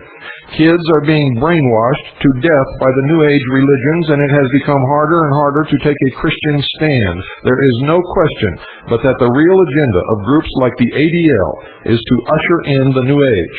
The more the New Age is brought in, the lesser the boundaries on moral action. If it's right for you, it's right is the guideline of the New Age. Moral principles are thrown out the window." 2. Parochial aid.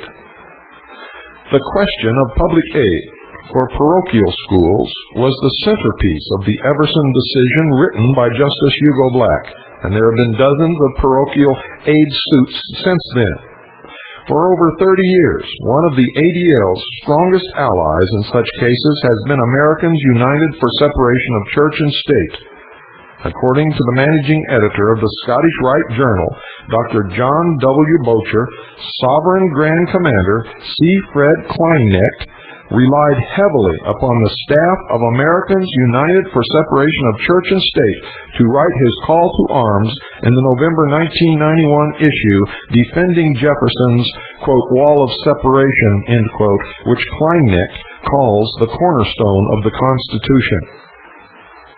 Now remember, this is the chief high muckety-muck of the Scottish Rite of the southern jurisdiction of Freemasonry. Bocher is himself a member of the National Advisory Council of Americans United Against Church and State that has worked closely with the ADL. Another collaborator of Americans United is Greg Ivers, who wrote the recent ADL call to arms, which parallels that of Supreme Commander Kleinknecht, titled "Lowering the Wall: Religion in the Supreme Court in the 1980s. The full import, ladies and gentlemen, of Justice Black's membership in the Southern jurisdiction, New Age, religious cult, and that's exactly what it is, the New Age, religious cult, emerges in a letter that 33rd degree Mason and Grand Prior of the Supreme Council, Scottish Rite, McIlyar H. Licklider, wrote to Justice Harold Burton 2 years after Everson. The letter described Licklider's pilgrimage to the tomb of Jacques de Molay, who had been Grand Master of the Knights Templar. De Molay was condemned as a heretic after Pope Clement V and the French King Philip le Bel ordered an investigation, which discovered that upon initiation into this crusading order, members were required to spit upon an image of Christ's face. The Templars were shown to be a Manichaean cult, practicing a form of the Middle Eastern Baphomet paganism as an initiation into their inner secrets. You see, their research has confirmed exactly my research and the research of CAGI members that resulted in over 40 hours of airtime of our Mystery Babylon series. After Jacques de Molay was executed in 1314 as 19th century Scottish Rite Supreme Commander, General Albert Pike stated in his book, Morals and Dogma, renegade Templars traveling to Scotland helped King Bruce found a precursor of the Scottish Rite, which is also part of the ritual of the New Age Southern jurisdiction known as the 30th degree Night Kadash, otherwise known as the Holy Night, Night of the Temple, and Degree of Revenge. According to Pike, the Knights Templar were from the very beginning devoted to opposition to the tiara of Rome and the crown of its chiefs. Their object, Pike said, was to acquire influence and wealth, then to intrigue, and at need fight to establish the Johnite or Gnostic and Kabbalistic dogma. Isn't it strange that everybody who investigates these secret societies ends up at the same door with the same facts? According to author Paul Fisher, the former Grand Commander of the Scottish Rite, Pike, also asserted that the secret movers of the French Revolution had sworn upon the tomb of de Molay to overthrow throne and altar. Then, when King Louis XVI of France was executed in 1793, half the work was done. Thenceforward, the army of the Temple was to direct all its efforts against the Pope. Well, you're all sitting out there, and your worst nightmares are coming true all around you, in the newspapers, during this broadcast. When you go to the store, you find that your dollar is worth less and less. You find that your income is shrinking. You find that taxes are increasing, and hidden taxes that you can't even discover are taking big chunks out of your paycheck. Government is exerting more and more control over every single aspect of your entire life, from the time you get up in the morning, even until after you have gone to bed at night. You know that something terrible is coming, for as I travel around this country, people I've never seen before, they've never heard me. They see an ad in a newspaper or something, they come to my lecture, and before I've even said a word, they come up to me and say, "Mr. Cooper, I've never heard anything that you've ever said, but I know something is deeply wrong in this country. I can feel it in my gut, and I hope that you are going to finally tell me what it is." I've been attempting to do that for many years now. And I'm warning you, the greatest weapon they have against the middle class in this country, against all of us who are free, is the economy. They will pull the plug. When they do, if you have not prepared for that occasion, you will be devastated, and I fully expect that many Americans who are sitting in their living room listening to this broadcast right now saying, "This can't possibly be true. It could never happen in America, and it certainly won't happen to me." I fully believe that some of those people will absolutely lose their mind when they realize the depths into which they can be thrown literally overnight. Now, I urge you to call the sponsors of the Hour of the Time, Swiss America Trading, who have stuck with us through thick and thin. They believe in the message that I am attempting to deliver to the American people and to the world. They've taken a lot of flack because of this broadcast, and they'll take a lot more. But you see, they really believe that what we are attempting to do here is right. When they listen to this broadcast, they hear things that they can't hear anywhere else. They know that there's no fear behind this microphone, and they know that I will deliver whatever message is required whenever it is required, and that it will be, to the very best of my ability, the truth. if you realize real worth from this program, if you understand this message, if you deal with someone, I hope that it will be with Swiss America Trading. But if for some reason you cannot or don't want to or can't get along with whoever you're talking to at Swiss America Trading, I want you to deal with someone. I don't care who it is, and I don't care where they're at. You see, if you're not prepared, you can't help us in the final battle that is to come. You'll be devastated, and we will not be able to reach out and help you, or we will bring ourselves down to your level, and we need what we have to fight the battle. So call now, 1-800-289-2646. 1-800-289-2646. Do it now. It will take a tremendous weight off your shoulders. You will be able to rest more peacefully. 1-800-289-2646. You'll be very, very, very glad that you did. Remember, whoever you are, whatever race you are, whatever religion you belong to, the enemy that you perceive is not your enemy. You are controlled by your enemy, and you don't even know it. All of us are controlled by our enemy, except for a small minority who have awakened and refuse to be controlled any longer. The enemy pits us against each other. They teach us to hate each other. They preach lies. They twist Scripture. They twist history. They fake incidents. And so we end up hating each other and fighting each other while they are moving very carefully, surely, and swiftly in the background to enslave us all. And the quicker we all realize this and set ourselves free, for there is no knight in shining armor riding up on a white horse that's going to do it for us.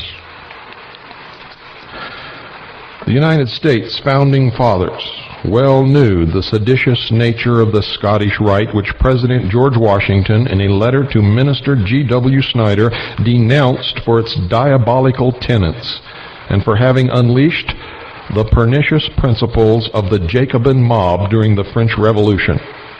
Now, for those of you who have not studied history, the Jacobin movement was the old Adam Weishaupt Illuminati under a different name. And 3, prayer. These wall of separation cases began in the early 1960s, and they continue today. In the interim, the Supreme Court, with the full approval of the ADL, has been involved in banning non-denominational prayer to a monotheistic God, voluntary prayer and silent prayer in schools, courtrooms, and at other federal, state, and local government functions. In a related case in which the ADL filed an amicus brief in 1961, Torcaso versus Watkins, the Supreme Court ruled it unconstitutional for people seeking public office to be required to take an oath that they believed in the existence of God. In 1963, with School District of Abington Township versus Shemp, the Supreme Court agreed with the ADL's amicus argument that Bible reading at the start of a school day is unconstitutional. In the recent case of Kenneth Roberts versus Kathleen Madigan, as we shall see, the Supreme Court affirmed the decision of the 10th United States Circuit Court of Appeals that banned the Bible from being in the schoolroom unless a teacher hid it in his desk. It cannot even be on the shelf in the library. In its pamphlet, Friend of the Court, the ADL argues that it is seeking to keep the government completely out of religion and vice versa, lest the Jewish minority be overwhelmed by a Christian minority. Do you understand what I just said, ladies and gentlemen? But at the same time, while claiming to protect Jewry, the Bible is outlawed from the school, even from the school library, which includes, ladies and gentlemen, the Torah.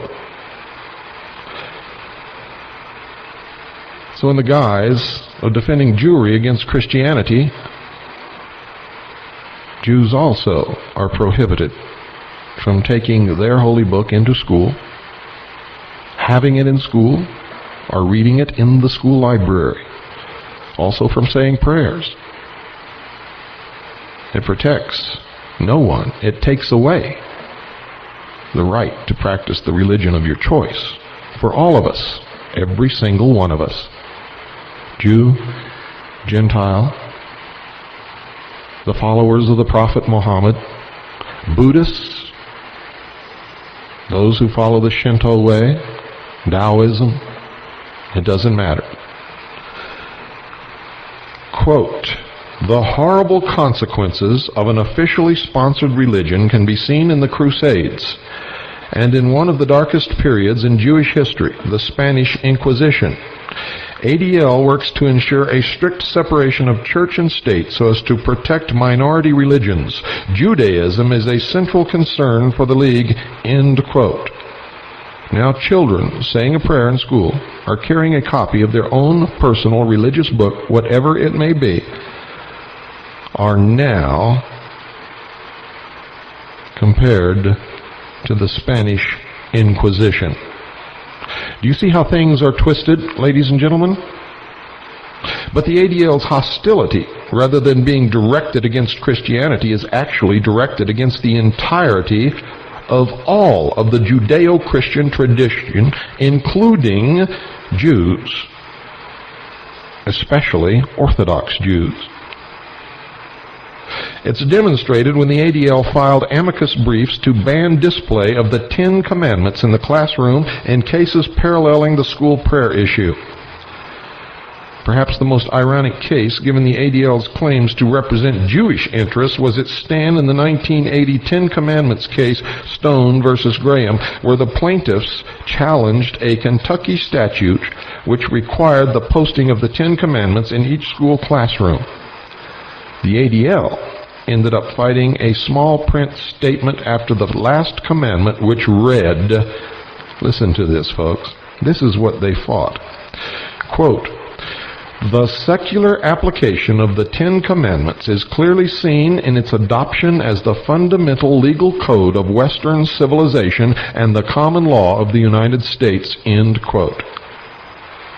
And this is something that should be taught in every single class which teaches Western civilization, because it is absolutely true. In November 1980, the ADL agreed with the Supreme Court's decision that this was unconstitutional. And 4, Christmas carols, hymns, and spirituals. Nearly all of these song forms, which are a most efficient prophylactic to protect children from the horrors of the rock, drug, sex counterculture, and are a bridge to classical music, have been all but banned with the agreement of the ADL from public schools. One recent case, Flory versus Sioux Falls School District, 49-5, grew out of a 1978 school board policy which allowed the singing of Christmas carols, the performance of religious plays, and the display of religious symbols in Sioux Falls public schools. Although the ADL filed amicus briefs at the level of the 8th United States Circuit Court of Appeals and with the Supreme Court, the latter refused to hear the case, thereby affirming the decision of the appeals court that such actions were constitutional, much to the dismay of the Anti-Defamation League. And 5, Equal Access Act. Another decision that drew cries of alarm from both the ADL and the New Age Southern jurisdiction that the wall was being lowered involved the EAA in a June 4, 1990 press release. The ADL said, quote, "The Supreme Court decision today upholding the Equal Access Amendment erodes the wall separating church and state," end quote. The case, Board of Education of West Side Community Schools versus Mergens, involved the efforts of a student, Bridget C. Mergens, to have equal access to school facilities for a Christian Bible study club. According to the ADL release, quote, "The court held that student-sponsored religious clubs in public high schools do not violate the Establishment Clause of the First Amendment," end quote. And of course they don't. In its amicus brief, the ADL argued that the EAA was unconstitutional since it involves the public schools promoting religious activities impermissible from the standpoint of the cult dogma underlying the wall of separation opinion of Justice Hugo Black. In its 1991 ADL in the Courts pamphlet, the ADL describes its amicus brief as having argued the following, quote, "The brief contended that both the legislative history of the EAA and the language of the statute itself reveal its impermissible religious purpose. The EAA arose following several unsuccessful legislative and constitutional initiatives to promote religion in public schools. When these efforts failed, Congress adopted the free speech analysis from Widmar versus Vincent, 454, United States Supreme Court Decision 263, 1983, characterizing student religious activity as a protected form of free expression." End quote.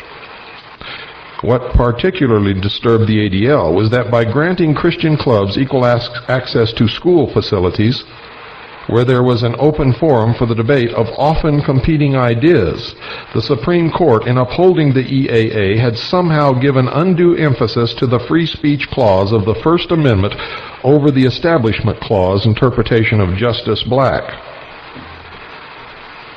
Dangerous in the viewpoint of the ADL. 5. Religious symbols. As a result of adjudication since the Everson decision, it has become unconstitutional for schools and governments to celebrate Christmas or other Christian holidays with a display of such religious symbols as crosses, nativity scenes, or depictions of Jesus. Instead, what must be substituted are Santa Claus, reindeer, and Christmas trees, which are of a secular nature and tend to substitute the material aspect of gifts rather than the religious significance of the founding of Christianity with the birth of Christ. Of course, we all know that Christ was not born on Christmas, as Christianity seems to think, but in a completely different part of the year altogether. And we all know that Santa Claus, reindeer, and Christmas trees are not of a secular nature, but are part of an old, pagan, European religion.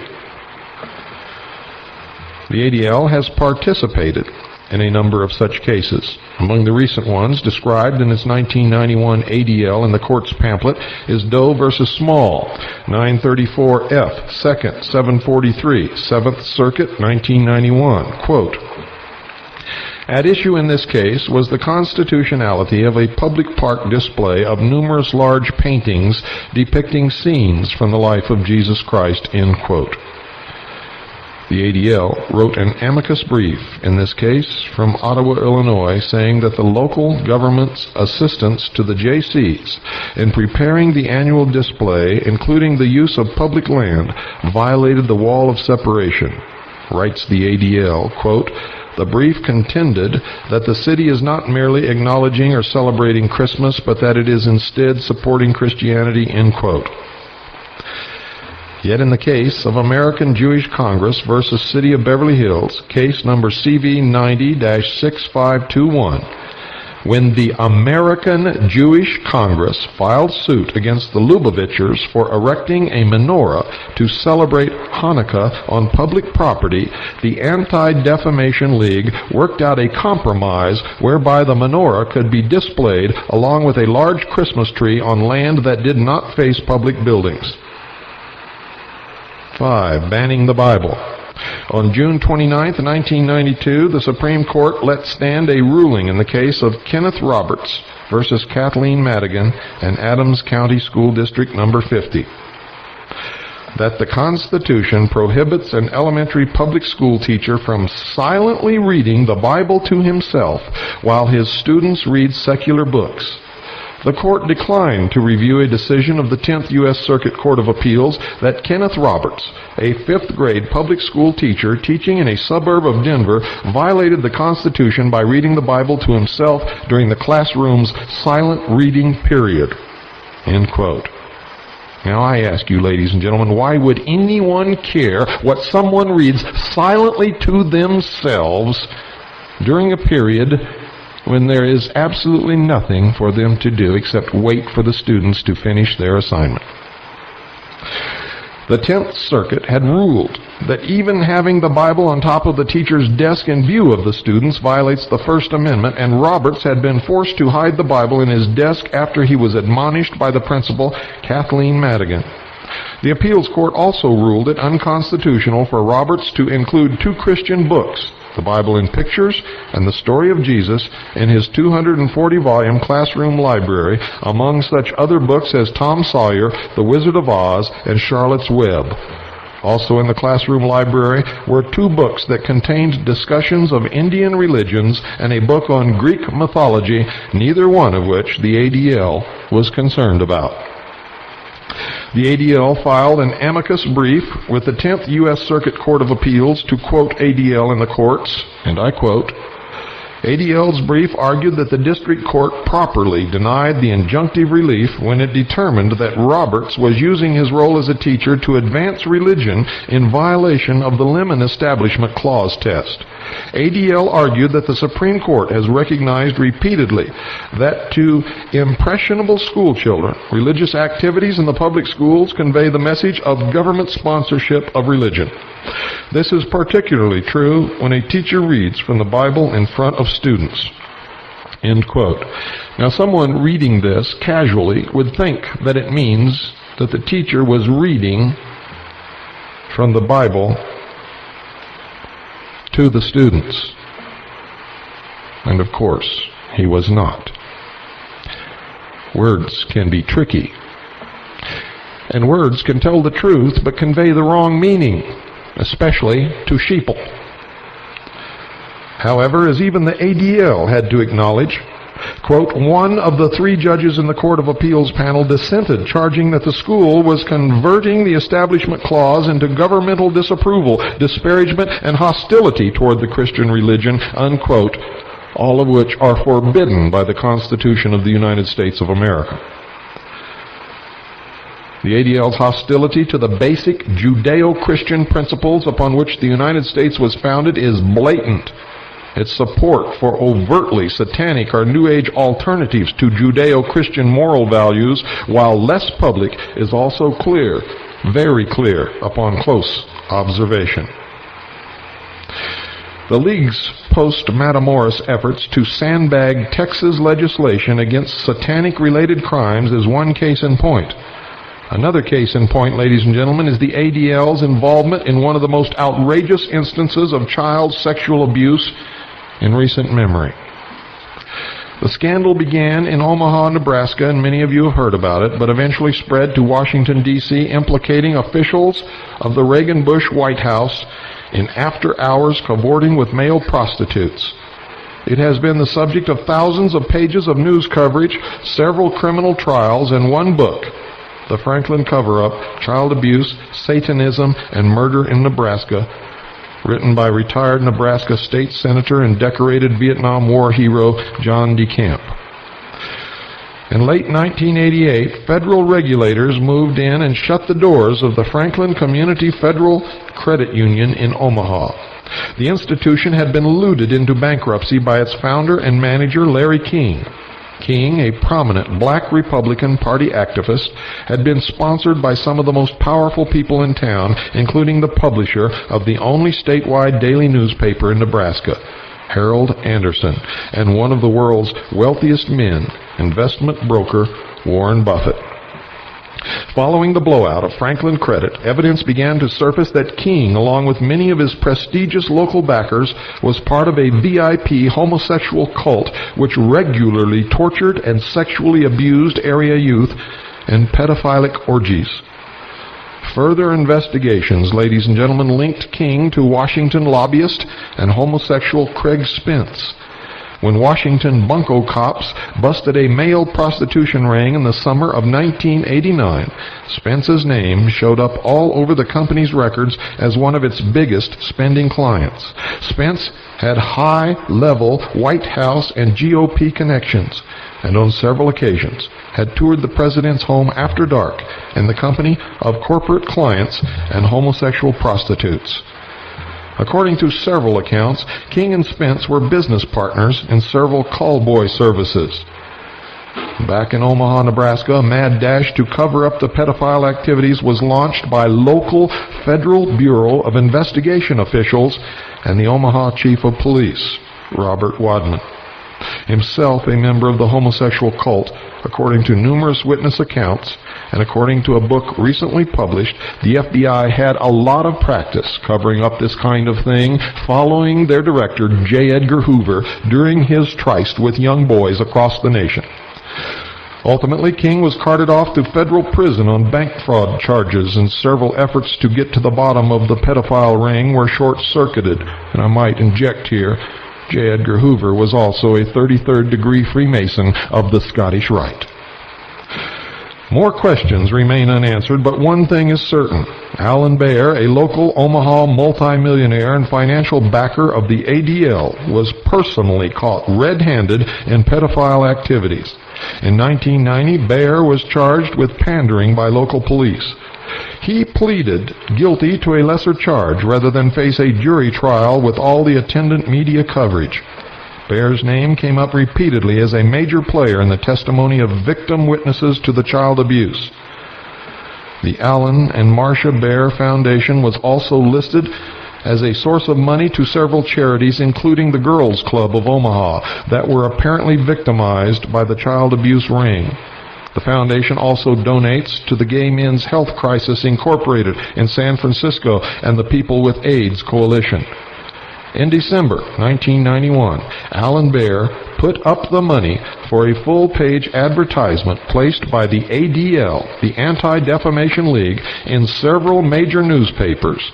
The ad headlined, quote, "Not all Nazis are living in South America," end quote, was a fundraising pitch for the ADL. Bad judgment on the part of the ADL, or merely one more instance of raising the curtain on who they really are? The ADL showing its true colors? Ladies and gentlemen, you be the judge. Good night, and God bless you all. You're listening to the Hour of the Time. We're going to go to Phoenix before 5. Then FBI Director William Webster, speaking at the National Press Club in Washington, D.C., admitted that a Jewish underground had emerged as a serious threat to the United States during the preceding 12 months. Indeed, ladies and gentlemen, he was partially right. For over the course of 1985, the Jewish Defense League, known as the JDL, had been responsible for a string of sophisticated bombings that left 2 people dead, a dozen others seriously wounded, and caused millions of dollars in property damage. Alex Oda, the head of the California branch of the Arab American Anti-Discrimination Committee, or AADC, had been killed when a bomb went off at the group's Santa Ana office. 7 other people were hospitalized in the attack. Sherem Subzokov, a victim of the Justice Department's Nazi Hunting Office of Special Investigations, or OSI, had also died when a booby-trap bomb blew up in his home in Paterson, New Jersey. A Boston police officer responding to a JDL bomb threat at the local office of AADC was crippled for life when a pipe bomb blew up as he was attempting to defuse it. Jewish underground? No. Another terrorist arm of B'nai B'rith and the ADL, the Anti-Defamation League? Absolutely yes. All controlled from the Scottish Rite of Freemasonry. In each of these instances, the bomb attacks had been preceded by noisy public demonstrations and inflammatory press statements by Mordecai Levy, the leader of a JDL splinter group, the Jewish Defense Organization, or JDO. Although FBI boss Webster left his National Press Club audience with the impression that the so-called Jewish underground was a mysterious and amorphous outfit about which the FBI had little information, in truth, the Bureau had an exhaustive profile of all of the key personnel and their mode of operation. FBI agents on the scene of the Santa Ana, California murder of Alex Oda knew the identities of the 3 men who planted the bomb before Oda's body was even removed from the murder scene. You never knew any of this, did you? The killers were longtime Jewish Defense League members Andy Green, Keith Fuchs, and Bob Manning. The American-born trio were residents of an Israeli kibbutz in the occupied territories called Kiryat Arba. Kiryat Arba was a training camp and safe house for the JDL and its Israeli affiliate, the Kach Party, spelled K-A-C-H. The FBI, ladies and gentlemen, listed Fuchs, Green, and Manning as suspects in a total of 25 terrorist attacks inside the United States. But you see, most of you sheeple never even knew that there had been terrorist attacks inside the United States until a bomb went off in the World Trade Center in New York City. And then you knew about it only because it furthered the cause of worldwide Zionism, and it was blamed upon a group of Arabs who had direct ties to the Central Intelligence Agency. Fuchs had been jailed in Israel in 1983 for firing a Soviet-made AK-47 rifle at a busload of Arabs on the West Bank. Manning had served time in jail in the United States for bombing the home of an Arab-American activist. When the 3 JDLers arrived in Los Angeles several days before the Oda murder, they were already under FBI surveillance. But as so often happens with the FBI, they didn't prevent anything. It's no wonder that FBI Director Webster was not anxious to discuss details with the room full of reporters at the National Press Club, for unlike this reporter on the hour of the time, he was afraid. The Bureau had been in a position to prevent the bombing of the Santa Ana AADC office, and as they have in many, many instances, they either flubbed it or allowed it to happen because it furthered their own aims. Or worse. At the same time that the Jewish underground was conducting its bombing spree from coast to coast, the FBI was relying increasingly on the ADL for information about extremist groups inside the United States of America. This was the same ADL that would join with the KGB, and the East German Stasi in covering the trail of the assassins of Sweden's head of state, Olof Palme, which we'll cover. You can bet your boots we'll cover it. Even more to the point, this was the same ADL that was instrumental in the creation and deployment of such diverse terrorist groups as the JDL and, yes, ladies and gentlemen, the Ku Klux Klan. For how can they keep the Jews together in their own created ghettos to further the political aims of international socialism, also known as Zionism, if they don't present the Jews with a common enemy, all the rest of us, under the guise of the Ku Klux Klan, the skinheads, the white Aryan nation, anti-Semitism? Oh yes, you're going to learn things tonight you never dreamed were happening in this country, the land of the free and the home of the brave.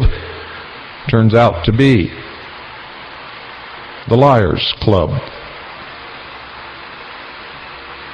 According to Robert Friedman, the biographer of JDL founder Rabbi Meir Kahane, the militant Jewish group was controlled from its founding days by a secret 3-person committee made up of future Israeli Prime Minister and Mossad Operations Chief Yitzhak Shamir, an Israeli parliamentarian Gela Cohen, and Brooklyn ADL Chairman Bernard Deutsch, whom we've already discussed on earlier programs. It was at a December 1969 meeting between Cohen and Kahane, arranged by Deutsch, that the JDL launched its campaign of terror and intimidation against Soviet diplomats in New York and Washington, aimed at forcing the Soviets to loosen up their immigration laws for Jews. In the early days, before JDL head Kahane hooked up with mobster Joe Colombo, and many JDLers began funding their terrorist operations by selling dope or running syndicate shakedown operations, are performing hits through their Murder Incorporated branch. ADL man Deutsch had been the money bags behind the Jewish militants. Deutsch's involvement with the JDL was such a well-kept secret that his Kahani links remained virtually unknown until 1991. Just as the secret society, the branch of the Illuminati known as B'nai B'rith, had quietly steered other Jewish American groups to smuggle arms into Russia on the eve of the Bolshevik Revolution, the ADL ran the Jewish underground from behind the scenes, often going through the motions of publicly denouncing the JDL violence to make sure that no direct links were ever surfaced. And these Jews were used the same as Ollie North was used, by making them think that they were performing acts of patriotism to protect the Jewish community as a whole, to further the security of the state of Israel. Well, I want to ask you, if you're a Jew and you're listening to this broadcast, if you put the state of Israel above the United States of America, go to Israel and stay there, live there, fight there, and if you have to, die there. Make your dream come true there.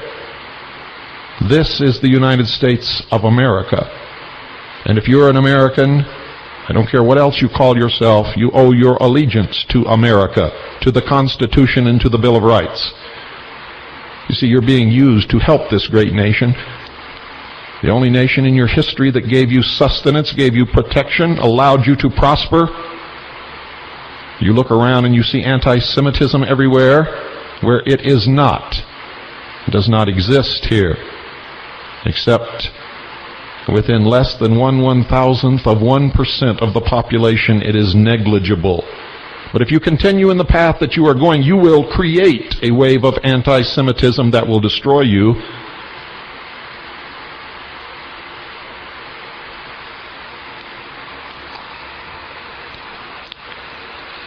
Mordecai Levy, the leader of the JDL splinter group that managed to show up on the doorsteps of Alex Oda and Shirim Subzakov on the eves of their assassinations, maintained direct and frequent contact with the ADL's fact-finding division head, Erwin Sewell. Just 2 weeks before the AADC's Washington, D.C. office was blown up on November 29, 1985, Levy had appeared as the featured speaker at a press conference hosted by the Federation of Jewish Organizations of Greater Washington, an umbrella group led by both the ADL and B'nai B'rith, to present a list of enemies of the Jewish people. AADC was among the groups listed. On more than one occasion, Levy's provocateur antics nearly exposed the ADL's hand in fomenting domestic violence, ladies and gentlemen, and here's the truth of how these people operate, and here's the truth of anti-Semitism in America, and here's the truth of swastikas painted on synagogues and on the headstones in Jewish cemeteries. This is the truth, and you better listen. And you'd better stop being afraid of these people, and you'd better stop being afraid of being called anti-Semitic. And you'd better point to these traitors and these terrorists and these scum and call them what they are. On February the 16th, 1979, Levy, using the pseudonym James Gutman, filed an application with the United States Park Service in Philadelphia, Pennsylvania, to obtain permission to hold a rally. Now remember, this is Levy using the pseudonym James Gutman, a German name. I wonder why he did that. Well, you're going to find out. The rally permit, ladies and gentlemen, sought by Levy, a member of the ADL, the Anti-Defamation League, supposedly existing for the protection of Jews. The rally permit sought by Levy, also known as Gutman on this occasion, was not filed in the name of the JDL, which he was also a member of. Levy was posing as a leader of the American Nazi Party. Levy was posing as a leader of the American Nazi Party, seeking a permit for a Ku Klux Klan and Nazi Party rally at Independence Hall, the site of the signing of the Declaration of Independence. Remember I told you about the Hegelian method of political conflict resolution? Remember I told you there's no such thing as a patriot community? Remember I told you that these people who are bringing about the New World Order control both sides of every issue? Indeed, they create the issues.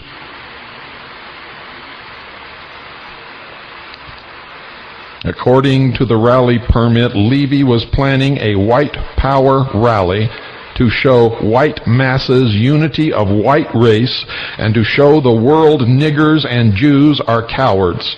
Among the paraphernalia Levy listed on the application were swastikas, banners, Nazi uniforms, KKK paraphernalia, Will Burn Cross, swastika picket signs saying Hitler was right, gas commie Jews. Verbatim quote. Working out of the Philadelphia offices of the Jewish Defense League, Levy organized local chapters of the KKK, the Ku Klux Klan, and neo-Nazi groups to attend the Independence Hall rally. And these racist fools, not knowing that he was a Jewish member of the ADL and the JDL, fell right into line and did his bidding, like the little puppet jerks that they are.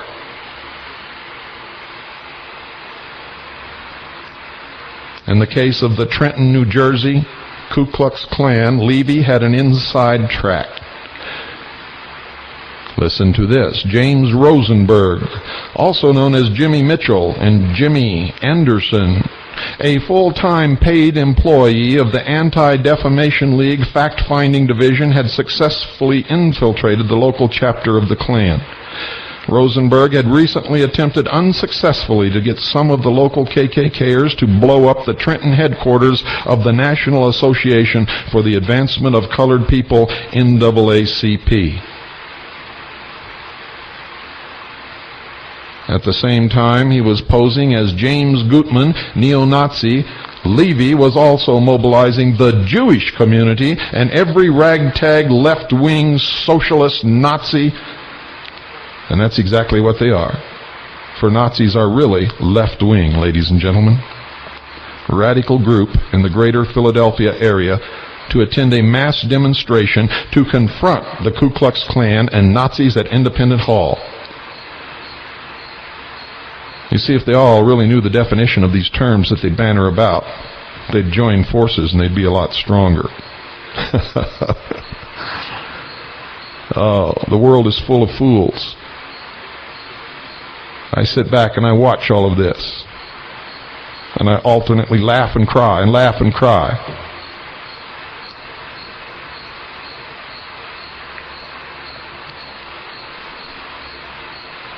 All the ingredients, ladies and gentlemen, were there for a serious, very serious riot. A riot brought about in its entirety by the Anti-Defamation League and the Jewish Defense League, organizing and manipulating both sides, filing for the permit, urging violence, attempting to get people to blow up a bridge. But fortunately, ladies and gentlemen, this was one time that word of Levy's scam on the Park Service leaked out to the Philadelphia press after one Philadelphia newspaper ran a banner headline saying, quote, "Nazi rally rouser really Jewish," end quote. And you can check on it yourself, by the way. The Park Service yanked the permit. Levy's Anti-Defamation League handlers ordered him to lay low for a while. I wonder why. After all, there was no need to jeopardize Levy or even Rosenberg's standing as professional agents provocateur inside the racist element of the 1/1000th of 1% of the population of this country, who aren't even half as dangerous as these ADL, JDL terrorist agents of a foreign nation spying on American people, blowing up organizations and offices and killing and maiming people in the United States of America. None of you even knew about it. The ADL, of course, had plenty of other aces up their sleeves, and not all of them were Jewish infiltrators. And remember, ladies and gentlemen, the ADL and the JDL and B'nai B'rith are not the Jews. It is a branch, the Jewish branch, of the ages-old Illuminati controlled by the Scottish Rite of Freemasonry.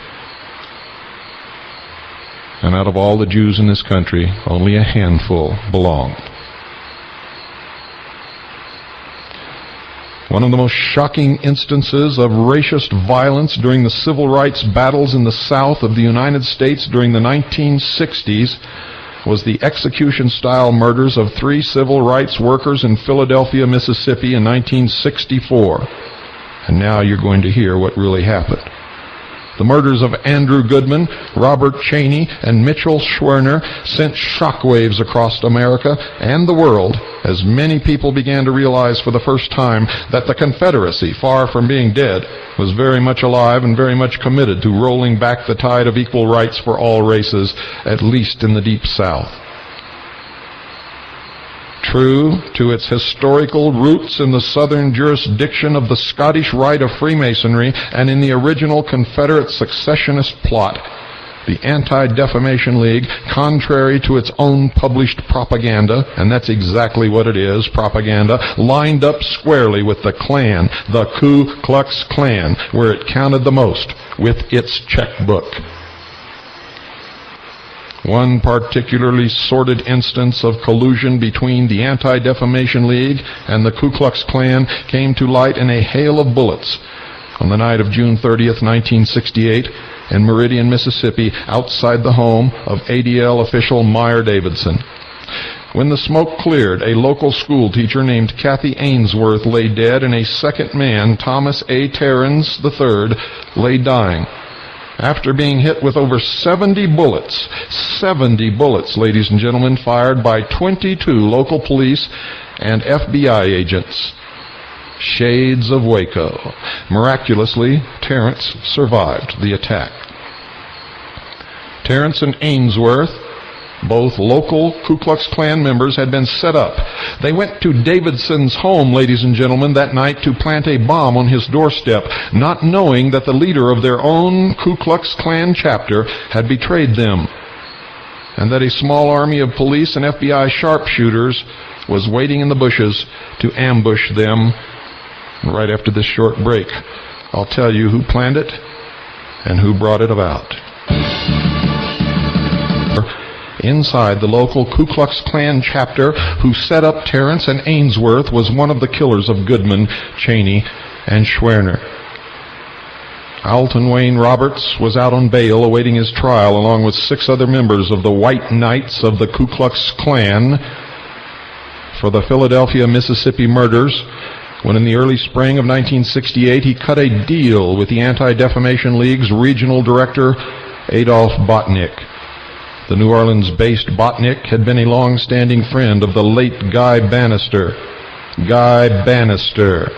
Kennedy assassination.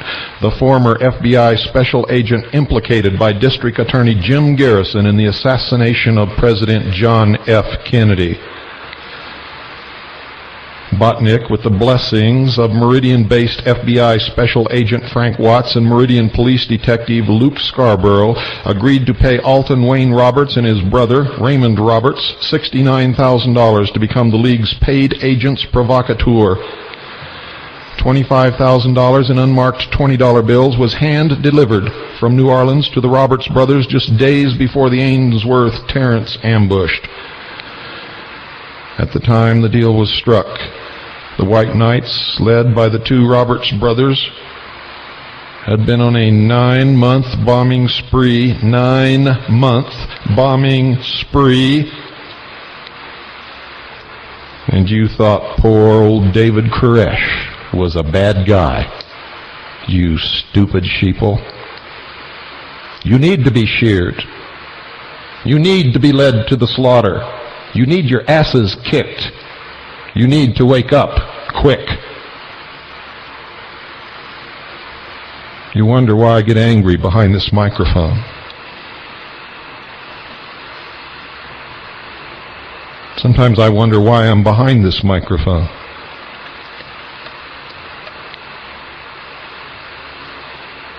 A 9-month bombing spree. The brothers were prime suspects in 10 separate acts of racist violence. In addition to the Philadelphia murders, 3 of these attacks were directed against synagogues and Jewish leaders in Mississippi.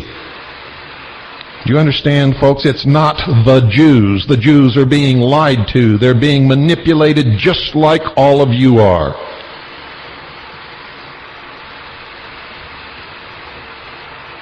Are you beginning to understand how it works? 3 of these attacks were directed against synagogues and Jewish leaders in Mississippi. And they huddled in their little self-made ghettos and pointed their fingers at the community who had nothing to do with it and yelled, "Anti-Semitism, the Nazis are coming to get us." And you're so proud of your level of education. You should be ashamed of yourselves, all of you. The Roberts brothers, as per their deal with Botnick, ordered 2 of their Klan underlings to deliver the bomb to Davidson's home. They then tipped off the FBI and the local police about the exact time the attack would occur. In return for their continuing services to the ADL after the Davidson incident, the brothers were given slap-on-the-wrist sentences and placed in the FBI's witness protection program. And for his part in the Goodman, Cheney, and Schwerner murders, Alton Wayne Roberts spent less than 3 years in jail and is again very active with you-know-who. The Meridian incident was classic Anti-Defamation League, classic Hegelian conflict method of political resolution. The League used the racist attack against Meyer Davidson as a scare tactic fundraising ploy, and the Jews filled their coffers, emptied their pockets, and asked the same people who had attacked them to protect them, using their own money. The money they raised more than covered the costs of buying up the 2 KKKers as their permanent agents provocateur inside the Klan. The League parlayed their financing of the Roberts brothers into an ever closer relationship with the FBI, which was delighted to have the ADL finance and deploy 2 of the Klan's most violent terrorists. When you begin to study the Waco massacre, you'll find that David Koresh spent time in Israel, that he and some of his fathers were trained by the JDL in infantry tactics, that he attended classes on the Talmud, that he was surrounded by Mossad and ADL agents and JDL personnel. You will find that the original reports from the foreign source quoted in the first press report that they were going to commit mass suicide came from prominent ADL members in Australia.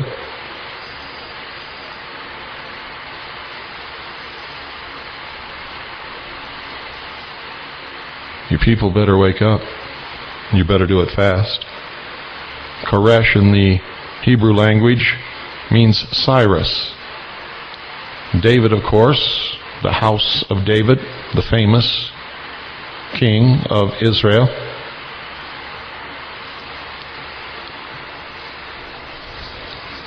Cyrus was the one who freed the Jews from Babylonian captivity. David, Koresh, flew the Star of David on the flagpole above what was called Mount Carmel. He claimed that he held the keys to the 7 seals in the book of Revelation.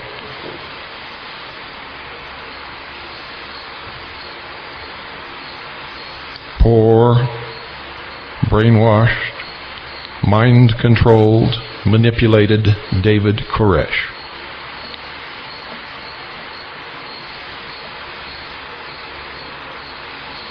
On the day in November 1985 that Israel spy Jonathan J. Pollard was arrested, things went haywire at the Anti-Defamation League's headquarters near United Nations Plaza in New York City.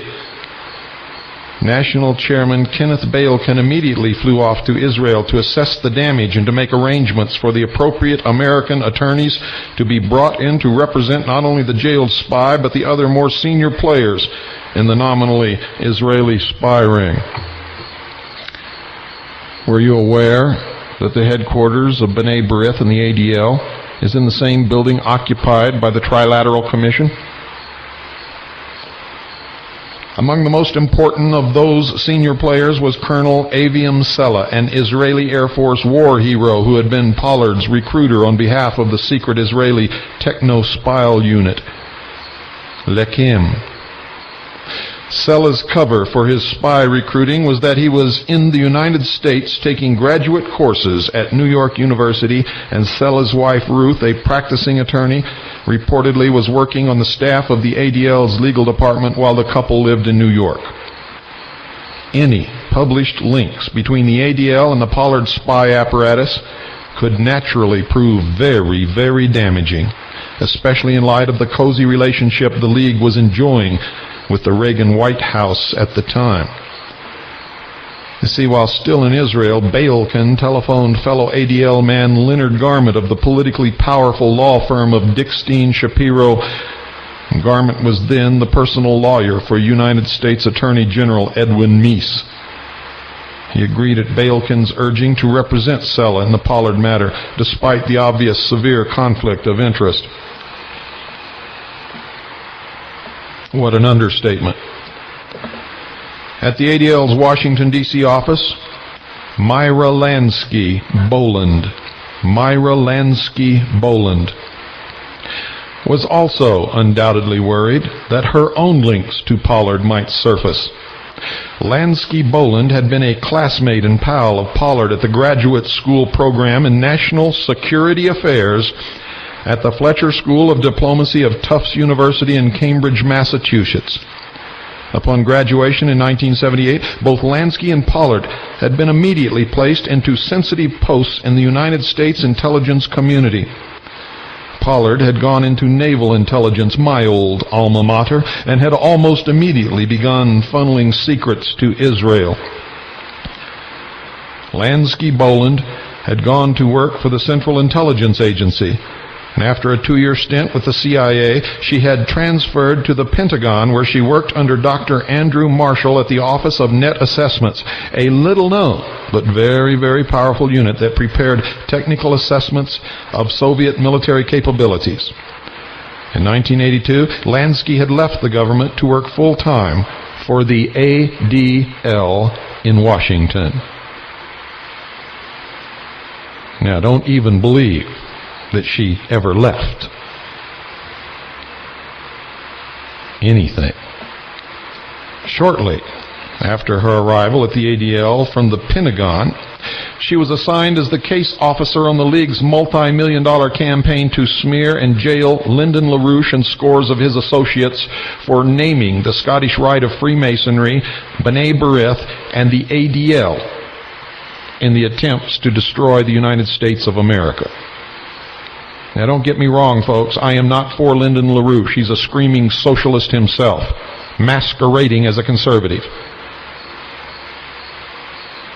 But nevertheless,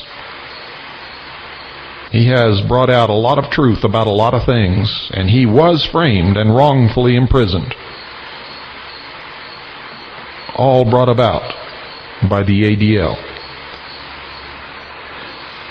Following the Pollard arrest, Andrew Marshall would be identified, ladies and gentlemen, as a suspected senior member of the Pollard spy ring, although no charges were ever brought against him, and he remains to this day in his post at the Defense Department. To this day, Pentagon officials have never succeeded in pinning down the identity of the Mr. X who gave Pollard the code numbers of the classified documents that the naval intelligence analyst then stole and passed on to Lekim.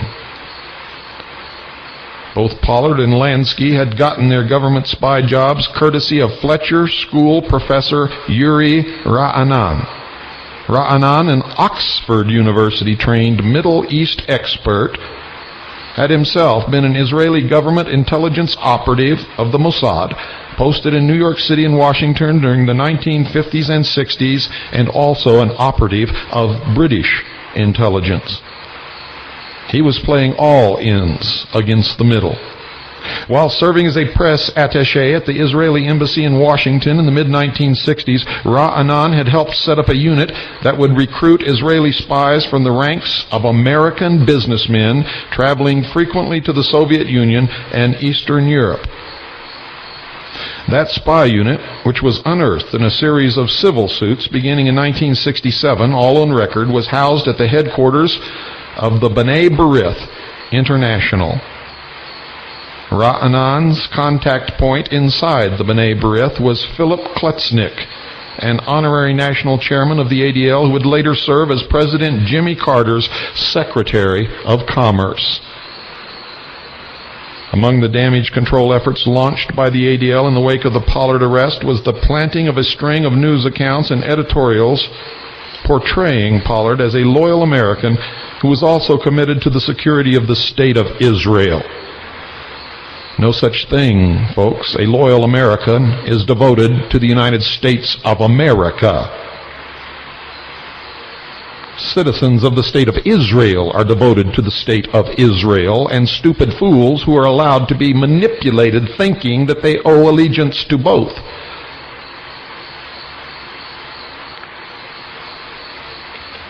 I have nothing against Israel, but Israel needs to take off its diaper and stand on its own 2 feet.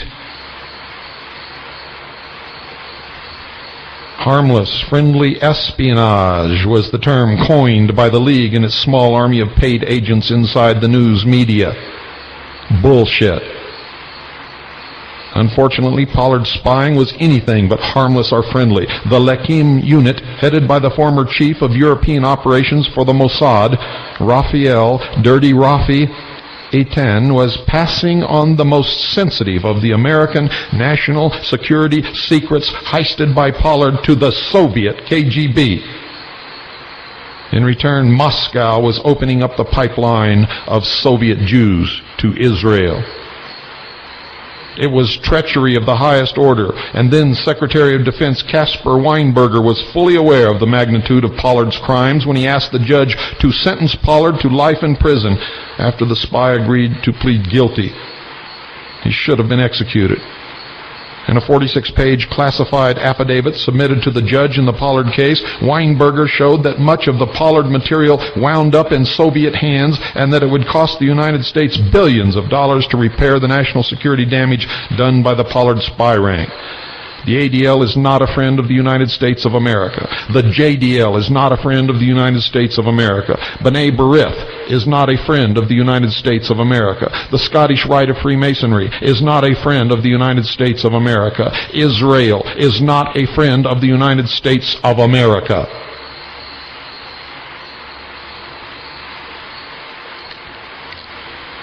In fact, ladies and gentlemen, the millions of pages of classified documents funneled by Pollard to the KGB, a majority were of no critical interest to Israel at all.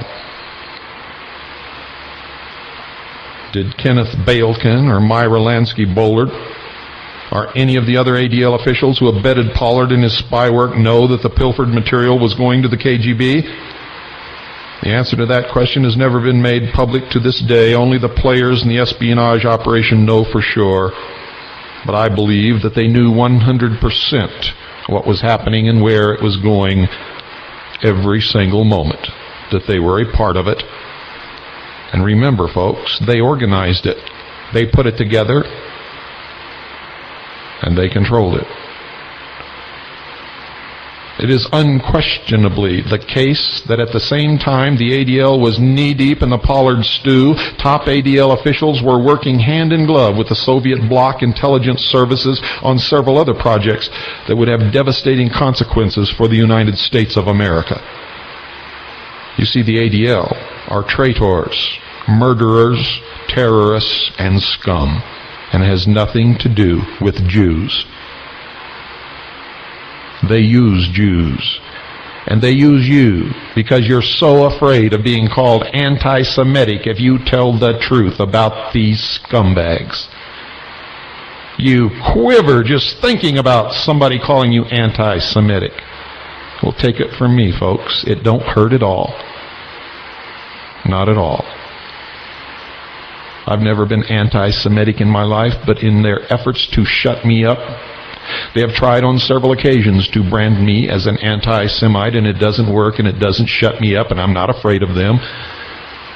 And if I end up dead, I've already told you what to do. You take my dead, cold body, and you place it up on the steps of the Supreme Council of the Scottish Rite of the Southern Jurisdiction in Washington, D.C., and then you burn it to the ground. And then you do the same to B'nai B'rith and all the other lodges of these scumbag traitors in this country. If I turn up dead, you do that. It's the only thing I'll ever ask of you except to wake up.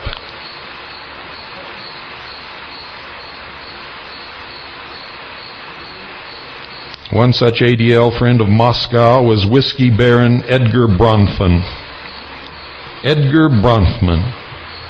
Remember, we discussed him on an earlier episode of the ADL expose. The third-generation Bronfmans had successfully transformed their father's Prohibition-era bootlegging business into a legitimate whiskey empire called Seagram's.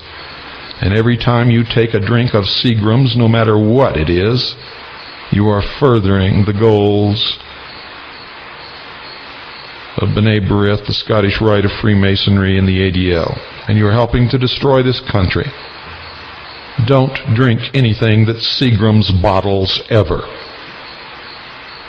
This transformation, ladies and gentlemen, had been aided early on by the United States Treasury Department, which cut a deal with Sam and Abe Bronfman in the close of Prohibition, enabling them to pay several $1 million in back taxes in return for a whitewashing of their decade of big-time crimes.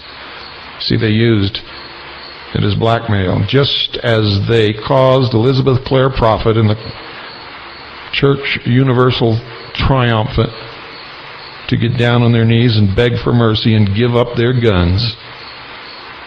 All their guns, personal guns, guns of all the members had to be given away. They sold out. They sold America down the tubes. They sold out the Second Amendment.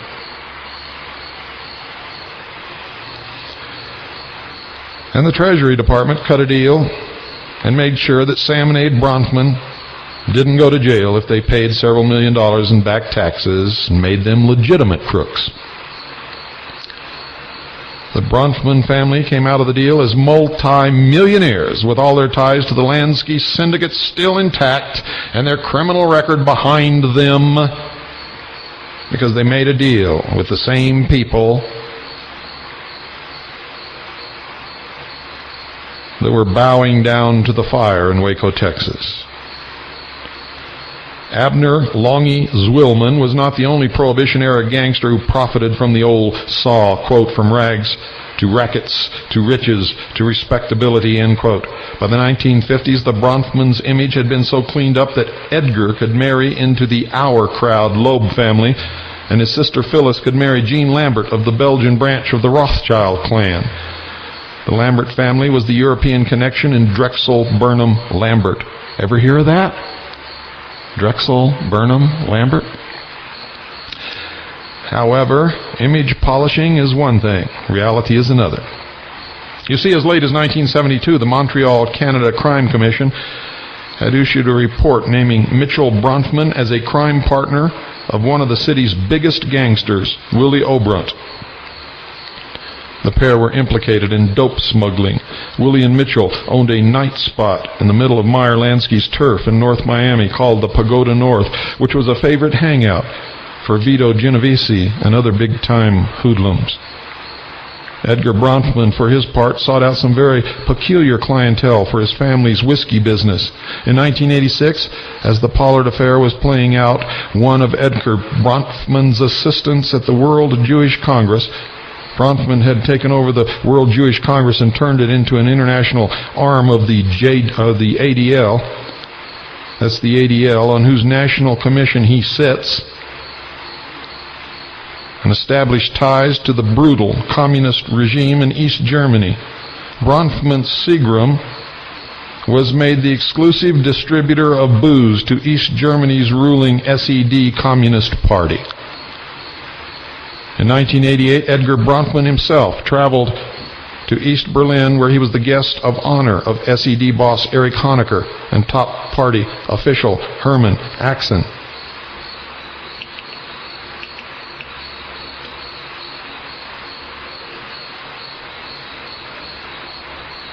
Makes me sick. I don't know about you. On that trip, Bronfman vowed that he would personally arrange for the East German leader to make a state visit to Washington, D.C. to meet with President Ronald Reagan. Even 1 year later, with the Berlin Wall and East German communism about to collapse, Edgar Bronfman was back in East Germany again, this time promising to marshal the resources of the World Jewish Congress and the ADL to block the reunification of Germany, which he dubbed a sellout of socialism. And that is the truth of the ADL, the B'nai B'rith, and the Scottish Rite of Freemasonry. Socialism. And that's where this country is going on a roller coaster. Unless you stupid sheep will stand up on your hind feet, take the wool off from in front of your eyes, and become real people. In return for those efforts, Bronfman was given the highest civilian award offered by East Germany, the People's Friendship Medal in gold, to this traitor. Edgar's brother and business partner Charles was also a true friend of the Honecker dictatorship as the head of the Canadian East German Friendship Society. He was able to control all passports and visas between the two countries, but there was much more to the Bronfman East Germany liaison than a lucrative whiskey contract and a few medals, and we'll talk about that tomorrow night. Good night, and God bless you all.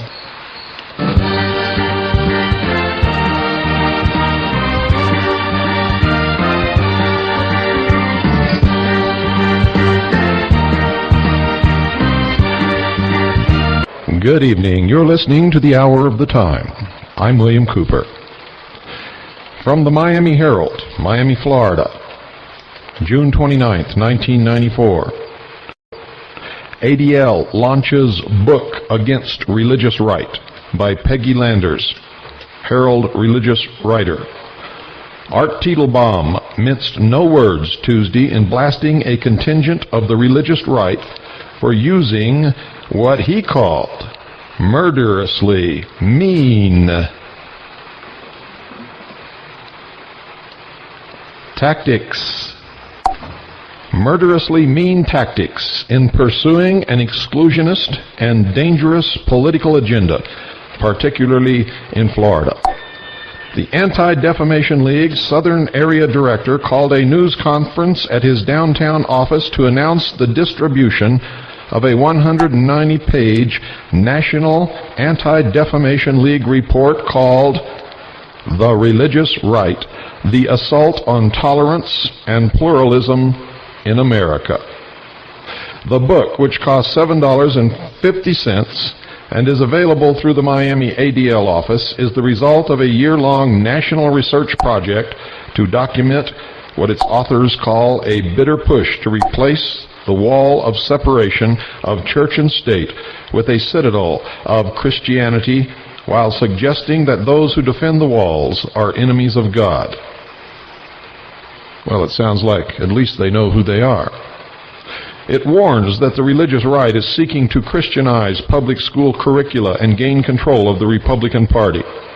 Florida has become a lightning rod state for grassroots campaigns to return prayer to public schools, oppose abortion, elect Christian candidates, and oppose civil rights protections for homosexuals, Teitelbaum said. Florida represents in many of its communities what America will be like in the year 2000 in cultural diversity and changing demographics. The state's future depends on our success in being a multicultural society, he said. He pointed to the murder of Dr. David Gunn by religious anti-abortion activists in Pensacola. I wonder why he didn't point to any of the murders committed by the ADL. The success in Lake County of Christian fundamentalist school board members in mandating that public school students be taught that American culture is superior to all others. And the American Family Association's initiative to block civil rights protections for homosexuals as religious right activities in Florida. Folks, what they call protections for homosexuals are really the granting of rights to homosexuals that no one else has, and that should never be allowed. Teitelbaum warned of stealth candidates who hide their religious objectives and the possibility of religious tests for political office. If he's a Christian, vote for him. If he's not, don't. But Raul Molina, director of the Dade County chapter of the Christian Coalition, says such claims are inaccurate and mean-spirited. The 1.2 million members of the Christian Coalition are people of faith who have felt disenfranchised and underrepresented and want to have a voice in our country's government, Molina said. We are a political movement based on issues, not on religious doctrines. It's the liberals in organizations such as the Anti-Defamation League that are attempting to censor us and take away our voice in government. They are the ones who are intolerant and exclusionary. Amen. On February the 28th, 1986, Swedish Prime Minister Olof Palme was assassinated by a lone gunman on the streets of Stockholm. Just before his assassination, Palme was in the process of cracking down on Swedish arms dealers who were funneling guns to the Nicaraguan Contras and to the Iranian regime. Shades of Ollie North. The Iran-Contra scandal had not yet broken publicly, and Palme's probe threatened to blow the lid on the entire covert program of the Israeli Mossad, B'nai B'rith, the Scottish Rite of Freemasonry, the Anti-Defamation League, and, of course, the American Intelligence Network.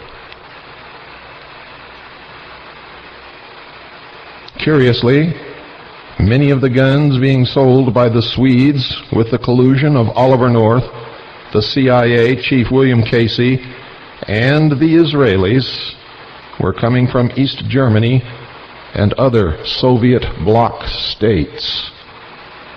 Are you beginning to understand the implications? Was Palme in the process of unearthing a cynical East-West collusion, as I have warned you about previously? An even nastier reality buried beneath the then unknown Iran-Gate scandal? Was he about to blow the lid on the phony Cold War? Had he inadvertently stumbled onto the trail of the Anti-Defamation League's own involvement in this demi-monde of gun and drug dealing? Absolutely, ladies and gentlemen. Absolutely. The answer to that question was implicitly given within days of the Palme assassination, when the Anti-Defamation League joined with the KGB and the East German Stasi, State Security Service, in an effort to blame the Palme murder on Swedish associates of Lyndon LaRouche, who had already exposed all of their dirty dealing. ADL Fact-Finding Division Chief Erwin Sewell, himself an Oxford University-trained active member of the Socialist International, an alumni of our President William Clinton, personally flew to Stockholm to fuel the disinformation campaign linking LaRouche to the Palme murder. Soviet Ambassador Boris Pankin, a major general in the KGB who specialized in planting disinformation in the Western press, directed the Soviet side of the LaRouche-killed Palme hoax. While Georgei E. Arbatov, the head of the Soviet Academy of Sciences USA-Canada Institute, added his voice to those accusing LaRouche, ultimately the Soviet government-owned TV network aired an hour-long docudrama elaborating this lie. And it was a lie. The role of Edgar Bronfman's pals in the East German Stasi in the Palm cover-up would not surface until 3 years later. However, back in August of 1989, the Stockholm daily newspaper Expression revealed that Swedish police had bugged the home of a resident KGB agent and had audio tape evidence that the man knew at least 24 hours before Palm's murder that the Prime Minister would be killed. This alone absolved Lyndon LaRouche. The pivotal role of the Stasi in the Palm murder cover-up was first revealed in the August 20 through 26, 1992 edition of Journalisten, the magazine of the Swedish Journalists Association, which published an interview with a former top Stasi officer named Herbert Bremer. In that interview, ladies and gentlemen, and in a series of subsequent Swedish nationwide radio broadcasts, Bremer confessed that as an official of Department X, which is disinformation of the Stasi, he personally had engineered the disinformation campaign blaming the European Labour Party, ELP, the Scandinavian affiliations of Lyndon LaRouche for the Palm murder. Bremer told Journalisten, quote, "At my desk, I drew up the outlines of how the ELP theory would be conduited into the Swedish police investigation. The plan was to have a national Swedish newspaper receive an anonymous telephone tip-off. As an alternative, the information would go directly to one of the special tip-off phones made available by the police. The content would be along the lines that the caller, quote, knew that the ELP had committed the crime, end quote. In addition, he or she had, quote, witnessed hectic activity in the ELP headquarters in the night, end quote. Nothing was really true, but it sounded well-informed and credible, end quote." Indeed, the 1986 Stasi-manufactured disinformation was conduited into the United States media through the Anti-Defamation League. NBC television ran the story as a leading news item on their evening news broadcast, interviewing Anti-Defamation League official Sewell as part of their coverage, just as they conducted repeated interviews with Anti-Defamation League officials and officials of the Cult Awareness Network, another branch of the B'nai B'rith, during the Waco massacre. Ultimately, the United States Justice Department would use the Palm disinformation to justify a massive paramilitary police raid against LaRouche's home and offices of his associates in Leesburg, Virginia in October 1986, resulting in a tremendous miscarriage of justice. Am I a supporter of Lyndon LaRouche? Not on your life, ladies and gentlemen, for he himself is a closet socialist masquerading as a conservative. The LaRouche killed Palm hoax was no isolated instance of Edgar Bronfman and the ADL teaming up with a communist secret police agency to target a political enemy or ply a lucrative business scam. It is, and always has been and will be unless you stop it, standard operating procedure for the Anti-Defamation League. According to syndicated columnists Rowland Evans and Robert Novak, on January 23, 1989, Bronfman hosted a secret meeting at his New York City penthouse to forge what the columnists dubbed, quote, a Jews for grain, end quote, deal between the Soviet Union and Israel.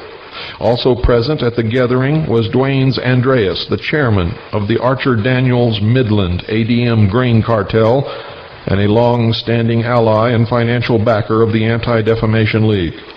The Wall Street Journal had dubbed Andreas Gorbachev's closest pal in the West. At congressional hearings, Andreas identified former Anti-Defamation League National Chairman Ben Epstein as the man who taught him all he knew about politics. The Bronfman-Andreas deal was straightforward in return for vast quantities of dirt-cheap grain from ADM and other United States-based grain cartels. The Soviet government would permit the mass exodus of Soviet Jews to Israel. It was an updated version of the Pollard espionage affair, in which United States military secrets were swapped for controlled Soviet Jewish migration to Israel. The invariant in the two efforts was the central role of the ADL. Now, I'd like to ask all of you out there who claim that the Soviet Union is controlled by Jews, why are so many Jews immigrating from the Soviet Union? I know the answer, but I bet you don't. As part of the Bronfman-Andreas deal, the Soviet KGB teamed up with the ADL and Bronfman's World Jewish Congress, the WJC, to foment a diplomatic breach between the Reagan administration and Austrian President Kurt Waldheim, the former Secretary General of the United Nations. The KGB manufactured and the ADL-WJC conduited phony evidence that the Waldheim had been a top Nazi war criminal during World War II.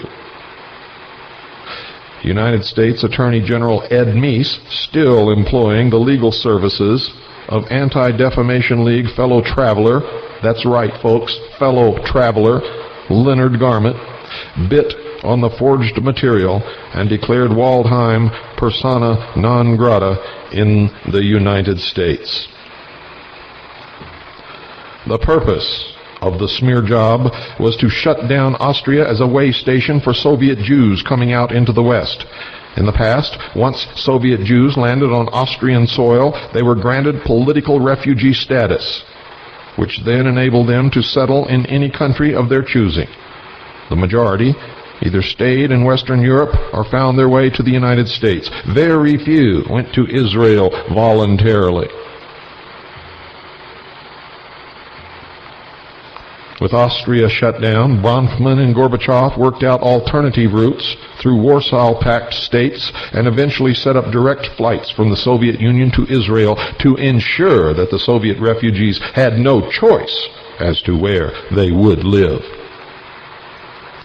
By the time Bronfman and Andreas forged their Jews for Grain deal with Gorbachev in early 1989, the ADL had just about perfected their use of forged KGB documents to smear the entire Eastern European community in the United States as closet wartime Nazis.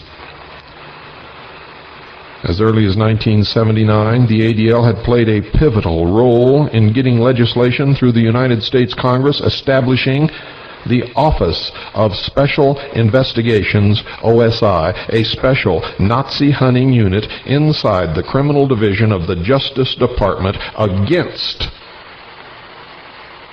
directly against, ladies and gentlemen, all of our laws, our ethics, and our morals. This, in fact, was direct recognition of one specific religion against the Constitution of the United States of America, specifically to reap revenge upon their imagined enemies. ADL Asset Representative Elizabeth Holtzman had sponsored the bill, which effectively stripped naturalized American citizens of Central European and Ukrainian descent of their constitutional rights by providing for automatic denaturalization and deportation without any due process whatsoever if the OSI could produce evidence that they had been tied to the Nazis during World War II. In fact, ladies and gentlemen, the Supreme Court has ruled that no one can strip an American citizen of their citizenship. Period. For any reason. Yet they do it. And you sit out there and don't say a word. And where did the lion's share of this evidence come from? 40 years after the end of World War II? From the Soviet archives, ladies and gentlemen. And how were they getting information from the Soviet archives, a communist nation behind an iron curtain, supposedly our bitter enemy? The ADL-sponsored OSI provided Moscow with a foot in the door to the American judicial system. For the first time ever, Soviet documents and witnesses were given full standing in United States court proceedings, no questions asked. The enemies of the United States of America, bound by their vows and oaths of office to the Soviet Union, publicly declared their goal is to destroy the United States of America. While a handful of the people targeted by the ADL-OSI may have been low-level Nazi sympathizers or assets during the war, many innocent people fell victim to the KGB's sophisticated forgers, courtesy of the Anti-Defamation League and their friends at the Justice Department's OSI. And what was the purpose of this? To keep the Jews in line by continually whipping them with the threat of another Nazi Holocaust. That's what. To maintain their power. That's what. Remember the man who was sent to Israel and tried and found guilty and then tried again and found innocent? And all the time the Justice Department and the OSI and the ADL and everyone concerned with this knew that he was innocent?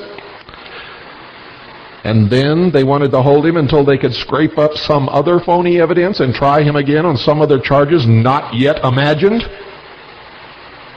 And all of you sat and said nothing? And why did you sit and say nothing? Because you're a bunch of whimpering, scared little sheep. You were afraid that someone would call you anti-Semitic.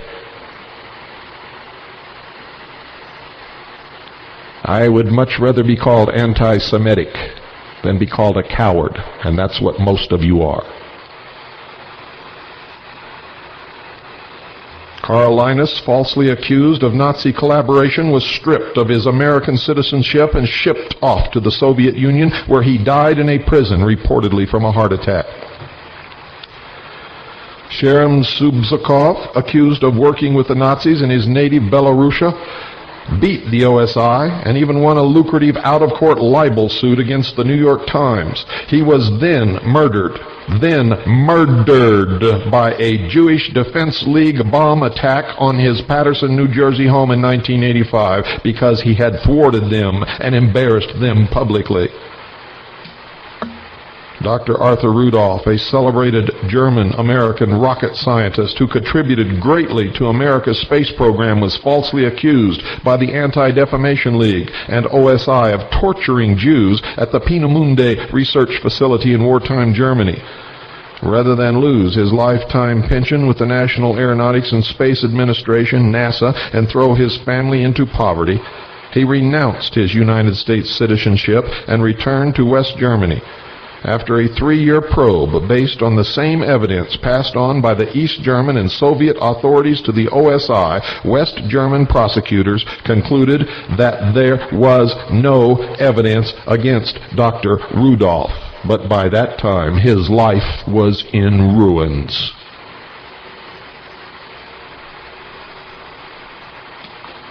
John Demjanjuk, a Ukrainian-American retired auto worker, accused of being the Treblinka concentration camp mass murderer Ivan the Terrible, was stripped of his citizenship and hauled off to Israel to stand trial. It was the biggest show trial since the proceedings against Adolf Eichmann, broadcast in its entirety live on Israeli national television.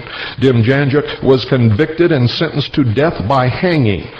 Through unflagging efforts by his family and friends, Demjanjuk eventually gathered evidence showing that the OSI had suppressed evidence proving that another man had been identified as the real Ivan.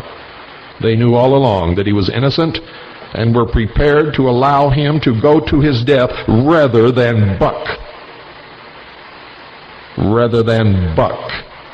the ADL B'nai B'rith, the Scottish Rite of Freemasonry in the State of Israel. They were afraid of being caused anti-Semitic. They are cowards.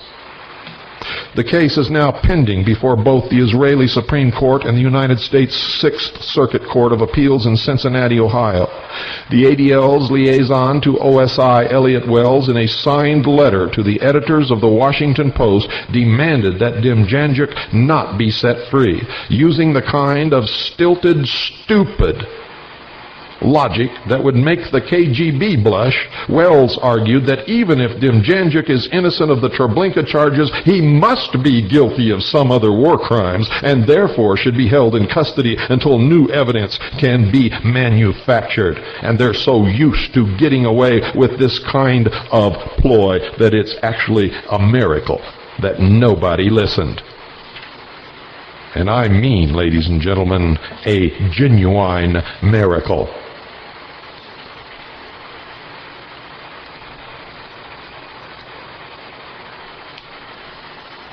In 1974, Richard Nixon went down for the count as the result of the botched Watergate break-in at the Democratic National Committee headquarters in Washington, D.C. during the 1972 presidential campaign. A prominent Central Intelligence Agency operative who was involved in the Watergate break-in, G. Gordon Liddy, is now a prominent radio talk show host, and all you stupid sheeple idolize his every word. As reporters, congressional committees, and special prosecutors pored over the details of the Watergate scandal, evidence of a pattern of bribery and cover-ups emerged that ended up contributing to Nixon's resignation even more than the break-in itself.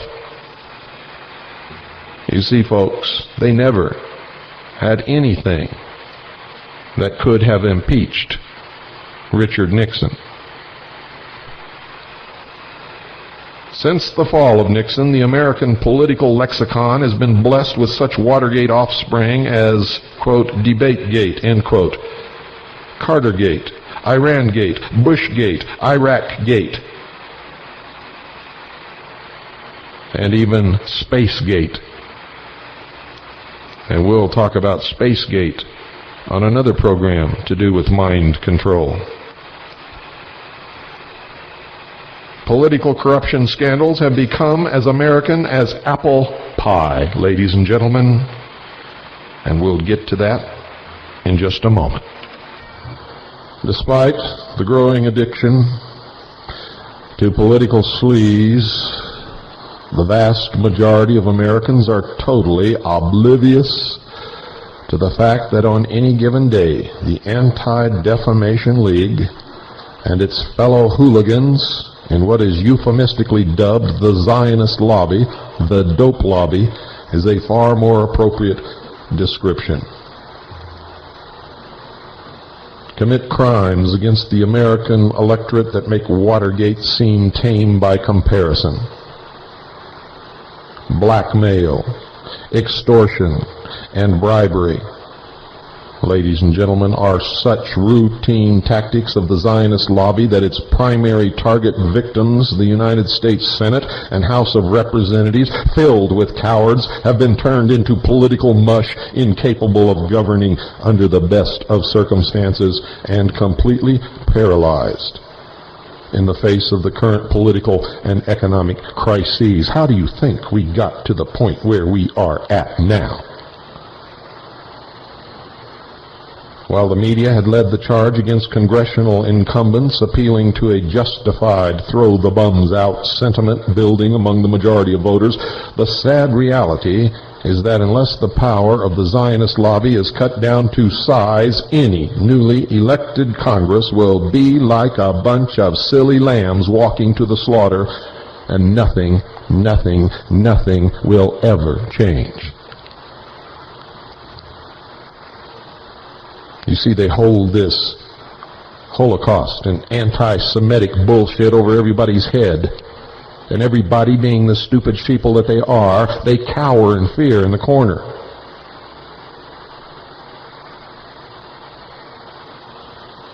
Officially, both the ADL and its leading collaborator in this corrupting of the Congress, the American Israeli Public Affairs Committee, are forbidden from engaging in political campaigning due to their tax-exempt status. But both groups have managed to systematically break the electoral and tax laws with impunity, largely due to the fact that they have placed fellow travelers, that's right, I said fellow travelers, in key posts in the executive branch regulatory agencies that are supposed to monitor the activities of groups benefiting from the tax exemptions. The Federal Election Commission, FEC, and the Internal Revenue Service. Just a glimpse at how the Zionist lobby has used the power of the narco-dollar to corrupt and control the Congress is contained in a lawsuit filed in federal court in Washington, D.C. on August 10, 1992.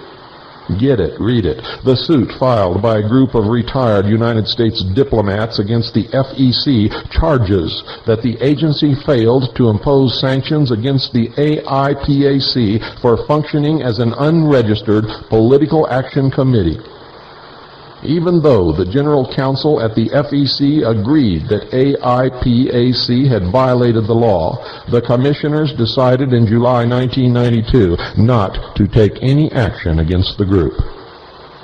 According to the court papers, AIPAC secretly controls at least 27 different political action committees, or PACs.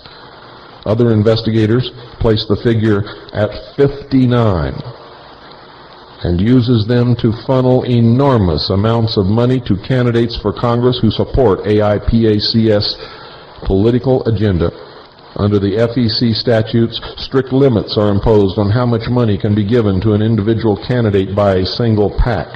The purpose of the regulation is to curb the power of special interest groups in the financing of candidates, but as you can see, it does not work.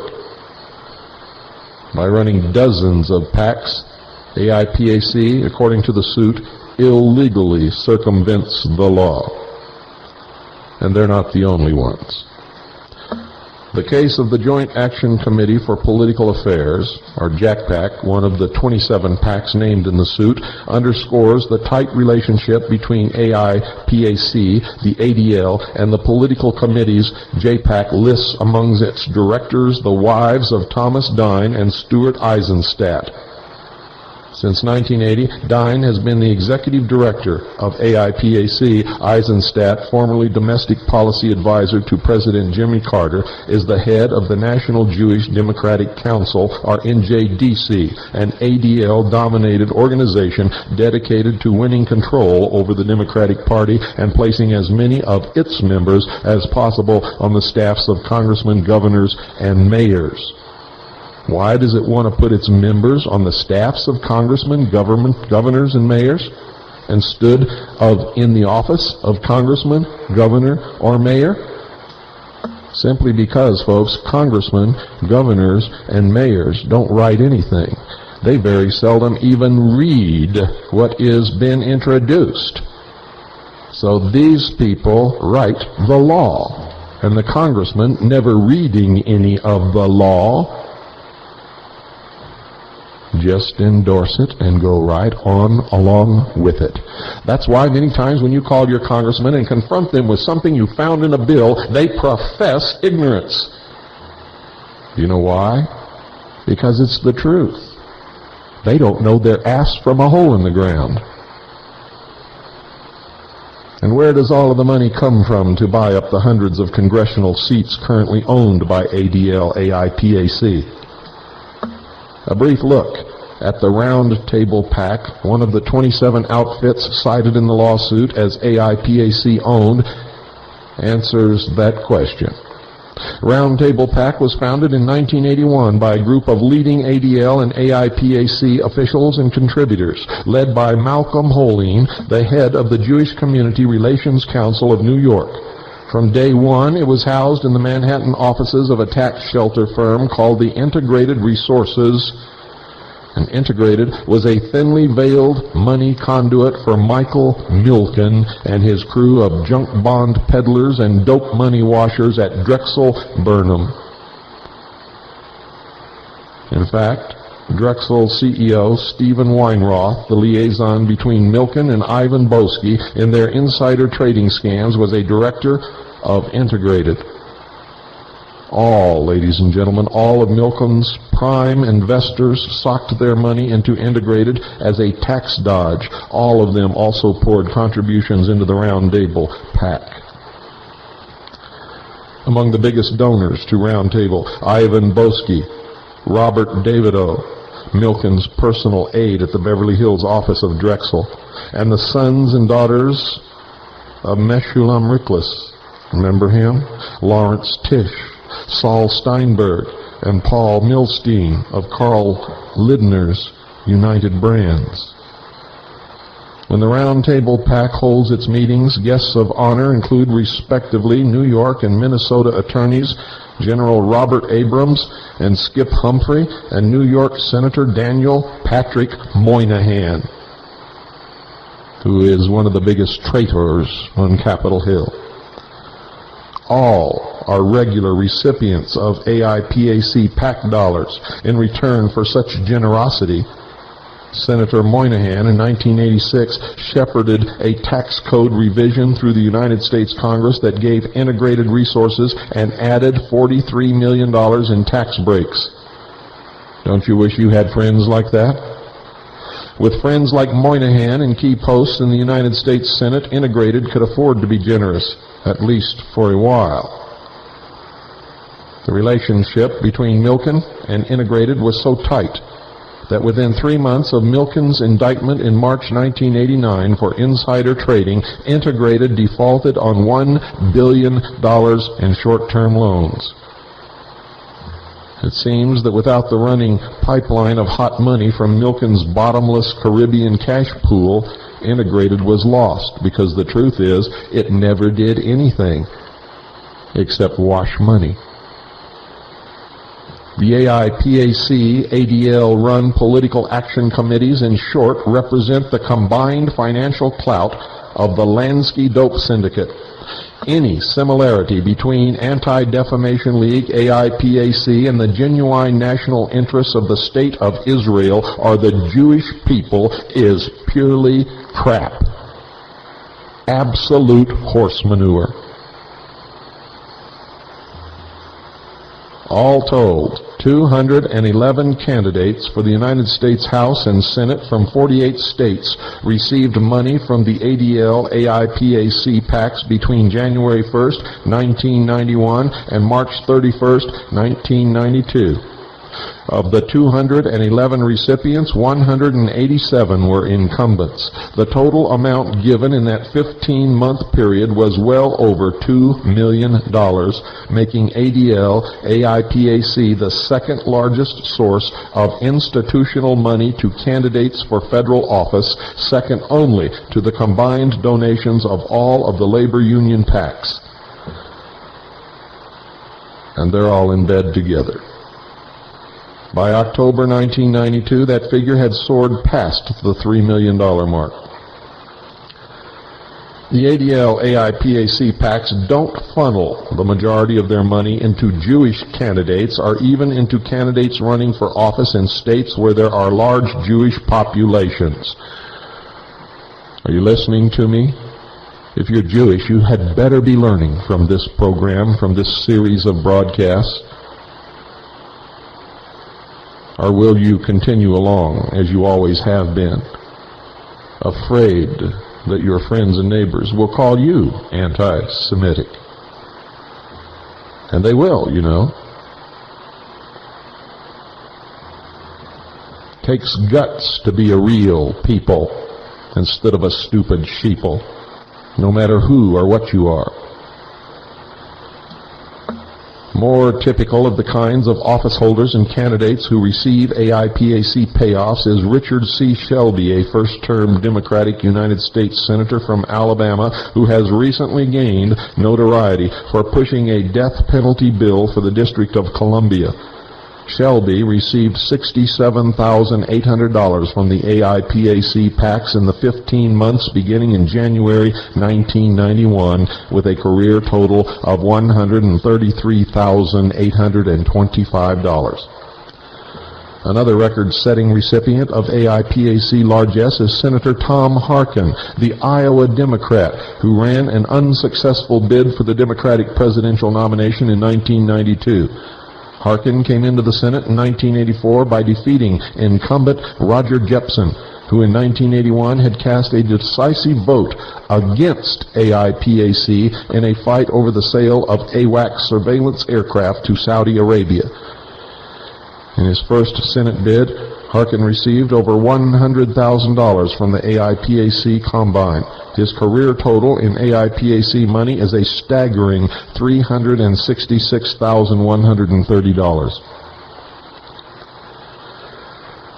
And we are accurate to the penny. A total of 29 current incumbent senators and congressmen have received over $100,000 in illegal contributions from the ADL-AIPAC PACs. A dozen have received $50,000 or more dollars just for their 1992 reelection campaigns. That, quote, dirty dozen, end quote, are Richard Shelby, Democrat, Alabama; Mel Levine, Democrat, California; Timothy Worth, Democrat, Colorado; Daniel Inouye, Democrat, Hawaii; Barbara Mikulski, Democrat, Maryland; Christopher Bond, Republican, Montana; Kent Conrad, Democrat, North Dakota; Robert Packwood, Republican, Oregon; Arlen Specter, Republican, Pennsylvania; Harris Wolford, Democrat, Pennsylvania; Thomas Daschle, Democrat, South Dakota; and Robert Kasten, Republican, Wisconsin. Narco dollars, dope money.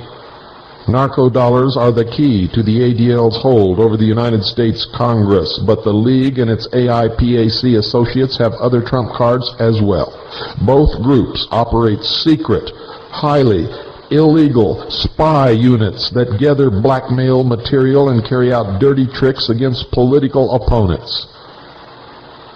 When Richard Nixon got caught running such a plumber's unit at the offices of the Committee to Re-elect the President, CREEP, aptly named, in 1972, the American people demanded his scalp. It remains to be seen what the reaction will be now that AIPAC has had its first damaging defection from its own plumber's unit. You see, Gregory Slobodkin worked for a number of years in AIPAC's Policy Analysis Unit. Slobodkin eventually got turned off by some of the dirty deeds he was ordered to carry out by the unit's chief, Michael Lewis, and he quit his job and went public with his story. Not surprisingly, Michael Lewis is the son of Dr. Bernard Lewis, the Oxford-trained, always coming back to the same places, Oxford-trained Arabist who was the architect of the Carter administration's Ark of Crisis policy, which abetted Ayatollah Khomeini's Islamic Revolution in Iran and the spread of fundamentalism throughout the region. Policy Analysis, the super euphemistic name given to AIPAC's plumbers, maintains dossiers on thousands of American activists, many of them Jewish. Many of them Jewish. University professors who criticize AIPAC or the Anti-Defamation League's activities are placed on a blacklist and labeled anti-Semitic. Their lectures are monitored by spies who occasionally stage noisy disruptions. Their homes and cars are vandalized. University alumni linked to ADL and AIPAC threaten to pull financial backing from the schools unless the targeted faculty members are immediately fired or blocked from tenure. And every day, Americans turn their heads because they are afraid that someone will call them anti-Semitic. The Anti-Defamation League has learned to use this label to get whatever they want from whomever they want, whenever they want.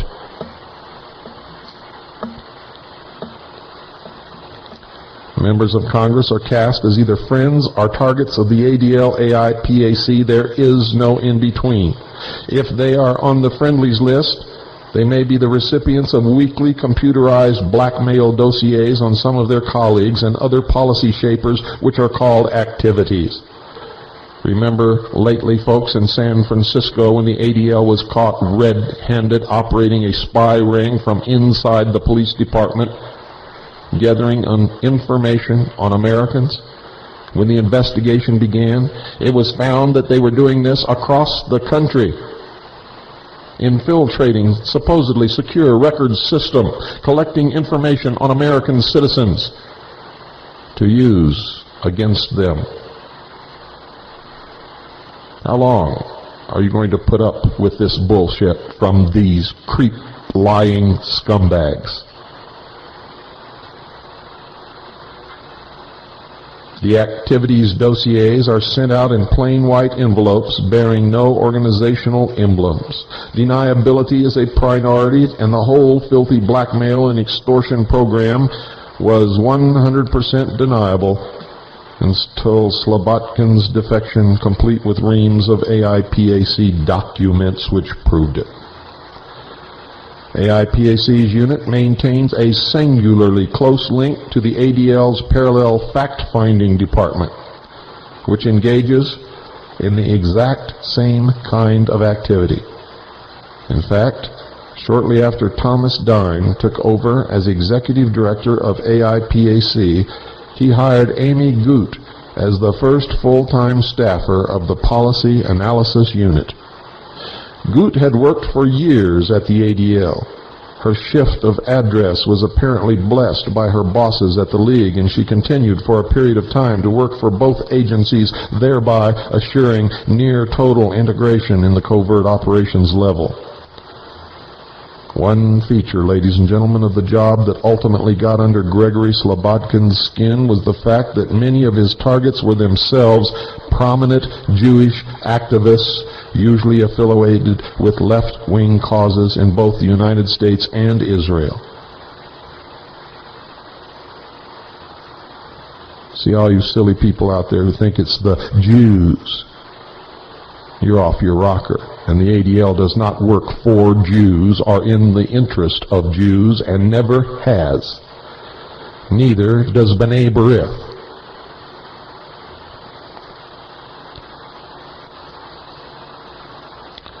I don't know how many letters I've gotten from you stupid jerks out there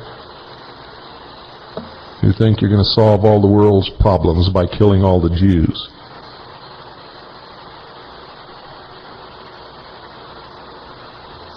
How stupid. Most Jews don't know any more about what's going on than you sheeple did before I told you. And then most of you will never know if it's true or not, because you won't get off your butt and go check it out.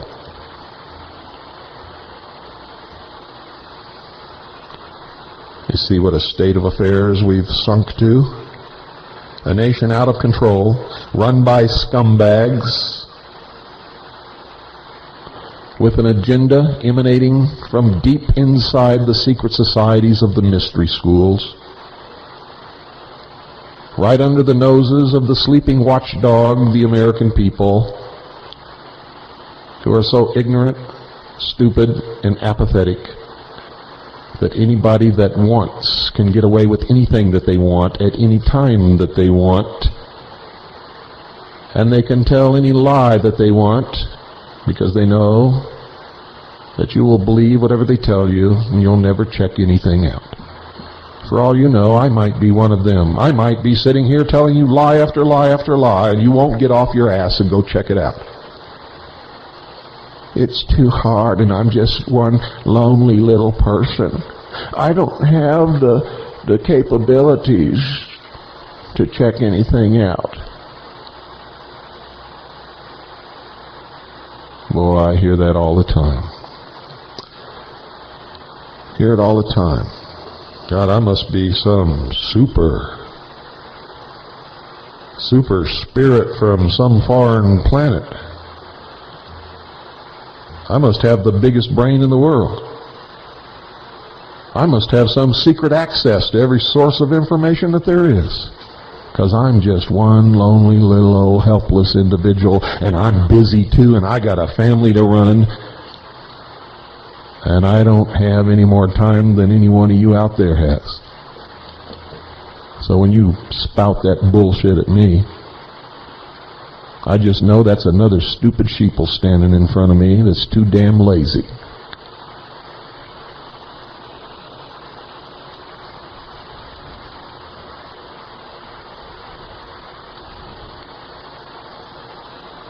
And that's the truth of the matter.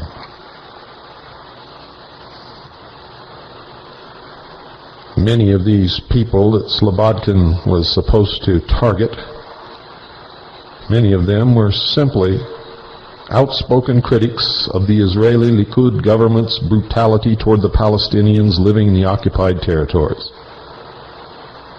Many simply favored a peaceful and equitable solution to the Arab-Israeli conflict. Many of these Jewish activists were treated to the same violence and vicious smearing by the ADL-AIPAC that was meted out to Palestine Liberation Organizations or PLO officials.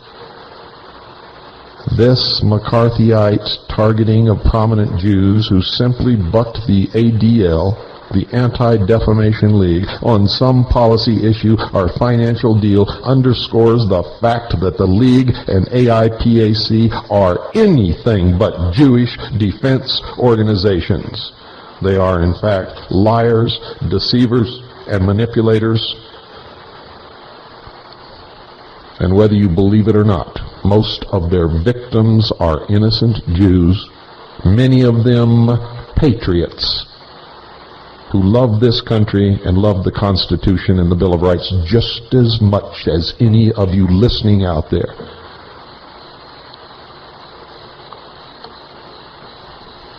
Put that in your pipe and smoke it. Major Clerkin.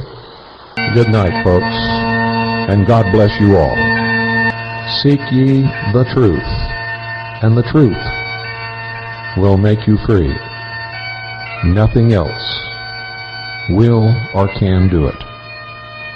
Well, I know some of you have been going up and down the shortwave bands looking for the hour of the time earlier tonight. Well, we're here, and I'm William Cooper. About a little over a month ago, received a call from Craig Smith to tell me that WHRI in South Bend, Indiana, was interested in broadcasting my program on their radio station, WHRI in South Bend, Indiana, and not KWHR, but WHRI in Hawaii.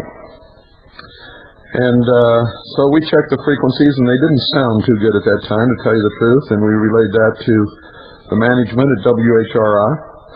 They pursued me, ladies and gentlemen. Pursued me, wouldn't let me rest, kept calling, wanted to get me on the air.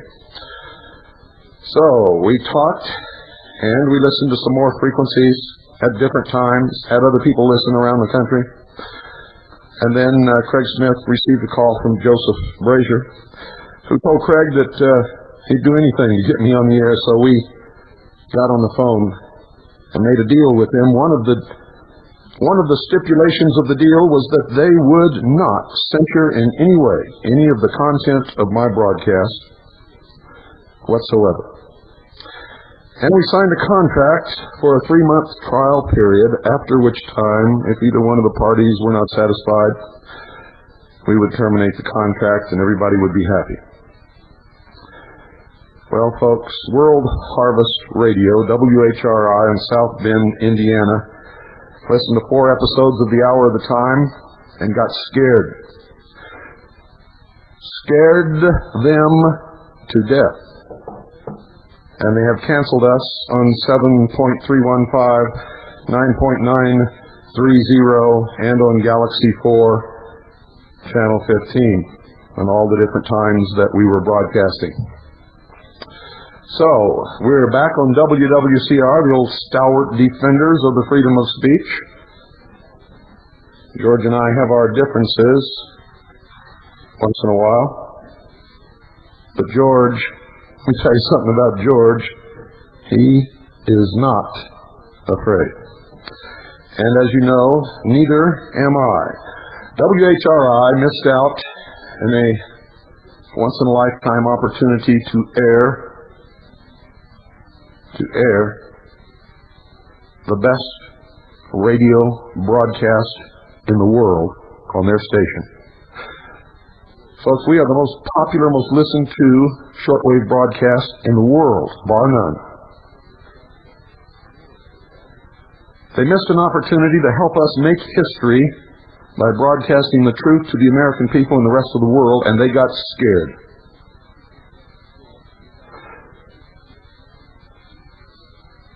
Scared. And that's what's destroying this country, folks, is people afraid. You see, if everybody's afraid, nobody will ever air the truth. And that's one way of controlling the media. In fact, it's the best way to control the media.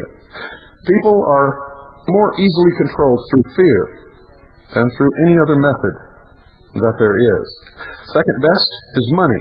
If you can't scare them, buy them. Well, I don't believe that anyone bought WHRI, but I do know from talking to them that they're scared to air this broadcast. And that's okay, because I've been scared in my life until I made peace with death. Now I'm no longer afraid. Nothing can scare me now, and nothing ever will. And I will continue to broadcast the truth to whoever wants to listen on whatever medium that will carry this broadcast.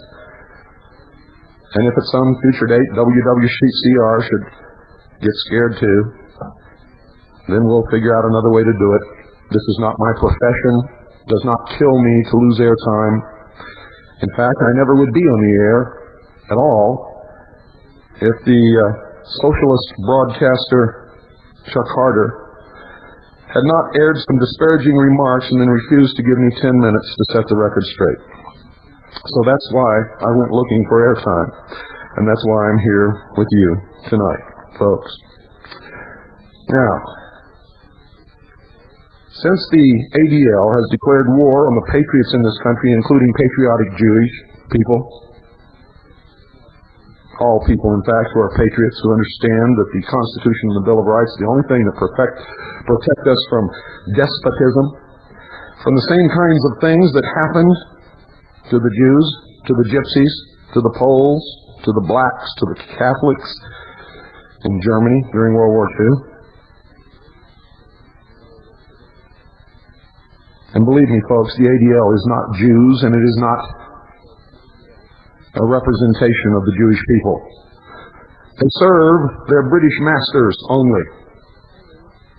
They manipulate the Jews through lies and deception, through that old bugaboo anti-Semitism, by painting swastikas on walls, and by taking out parade permits for the Nazi Party. Do you hear what I'm saying? Don't go away. I'll be right back, because I'm not going to wait for Monday. I'm angry. Patriotic Americans in this country of all races, religions, and creeds have been labeled as right-wing fanatic terrorists threatening to overthrow the United States government, and it is a lie. The label has come from the ADL. We have been called racist and anti-Semitic, and it is a lie. Before I go any further, I want to thank all of the Jewish patriots in this country who have called me and faxed me with their support in this effort and their denouncement of the ADL. And since the ADL is so powerful, I can't tell you who these people are, because I don't want them to get a visit in the middle of the night. For the ADL is also a pack of goons and terrorists who have been known to perpetrate violence on several occasions. Don't go away, ladies and gentlemen. Tonight, you're going to hear the truth for the first time in your life. about the Anti-Defamation League of B'nai B'rith. And you're going to hear it Monday and Tuesday and Wednesday and Thursday and Friday of next week. And if necessary, on and on, until you understand just exactly who these people are. What is the ADL? The Anti-Defamation League of B'nai B'rith proclaims itself to be a non-profit corporation designed to eliminate defamation of Jews and other religious and ethnic groups, to advance proper understanding among all peoples, and to preserve and translate into greater effectiveness the principles of freedom, equality, and democracy. This statement is taken directly from the bylaws of the ADL of B'nai B'rith as amended by the National Commission, June 1982. And nothing, dear listeners, could be further from the truth. In repeated flagrant violation of Section 501c3 of the Internal Revenue Service Codes, the ADL operates as a tax-exempt public interest corporation. While in reality, ladies and gentlemen, it engages in a wide range of activities that are inherently criminal in nature, including interference in the judicial and law enforcement process, support for domestic and international terrorist organizations, instigation of hate crimes, espionage, support for suspected international narcotics traffickers, unregistered political activities, and covert activities on behalf of both hostile foreign governments and United States government agencies generally linked to the international social democracy. It is a matter of historical record that before, during, and immediately after World War II, the Anti-Defamation League functioned as a covert action arm of the British Special Operations Executive under its North American chief, Sir William Stevenson, in close liaison with the Federal Bureau of Investigation's Division 5, the division that I have named as being implicated in the assassination of John F. Kennedy. Through its 151-member National Commission and its paid staff maintaining regional offices in 31 cities in the United States and a number of locations in Europe, the Middle East, Ibero-America, and the Soviet Union. In fact, a Moscow office is in the process of being opened at the invitation of President Mikhail Gorbachev at the time this report was written. The ADL operates as a covert strike force whose corrupting influence extends into the pores of the financial community, the legal establishment, the media, and the United States government at the federal, state, and local level. And everything that I am stating tonight and will state in the following nights have been proven, can be proven, and is a matter of fact, and most of it is in the public record. Above all else, ladies and gentlemen, the ADL is a public relations front for that branch of American organized crime founded by Meyer Lansky during the early decades of this century under the patronage and sponsorship of leading Anglo-American financial interests. American Defamation League officials, for this reason, were reportedly deeply dismayed when a man by the name of Lyndon LaRouche dubbed the ADL the American drug lobby. More recently, the ADL has moved to deepen its ties to the Soviet foreign intelligence services operating in the West and in the newly liberated nations of Central Europe. The ADL, folks, according to its bylaws, is run by a national commission which currently consists of 151 members. It is chaired by a national chairman, currently Abe Foxman. The National Commission formally meets once each year. According to Article 7 of the bylaws, in the internal, you can tell what I've got on my mind. According to Article 7 of the bylaws, in the interval between the National Commission annual meetings, the ADL's National Executive Committee acts for it. The NEC is composed of a chairman, a senior rabbi at Temple Emmanuel in New York City, and vice chairman. The elected officers of the National Committee, the president, executive vice president, and honorary past presidents of B'nai B'rith, together with their counterparts from B'nai B'rith women, the appointed chairman of all of the ADL standing committees, and the president of the ADL Foundation, together with 15 additional members of the National Committee who are elected by it. The ADL is formally affiliated with B'nai B'rith, which is the Jewish arm of the southern jurisdiction of the Scottish Rite of Freemasonry.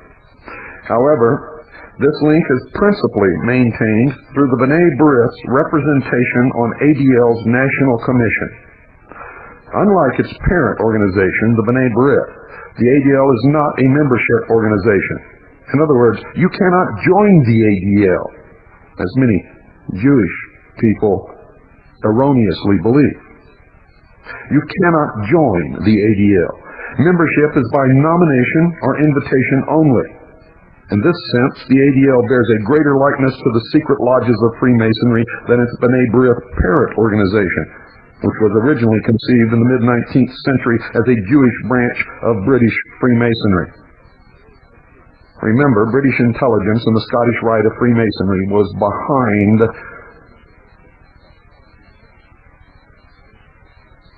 the Civil War. You see, it was okay for the states to secede from the Union, but it was not okay to fire upon a United States fort. The current president of B'nai B'rith is Seymour D. Reich, a long-standing activist and officer of the ADL prior to his election to head B'nai B'rith. And that's not correct, folks. I'm reading from a report. It is now Abe Foxman. Of the current 151 active National Commission members, a smaller core group directs the overall activities of the ADL's staff through participation in standing committees of the National Committee. The standing committees are organized in precise parallel to the ADL staff divisions and departments, thus permitting the maximum flow of marching orders and other inputs from the National Commission into the day-to-day activities of the League's paid employees. In this sense, Edgar Bronfman and other leading national commissioners run the ADL.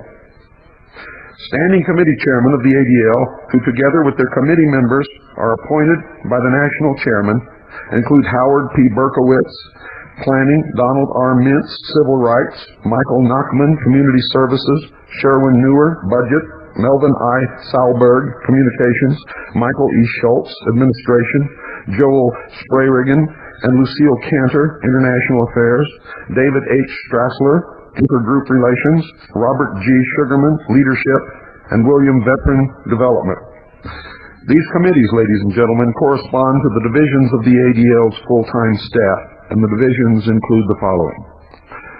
Administration, concerned with the ADL's internal affairs, it is directed,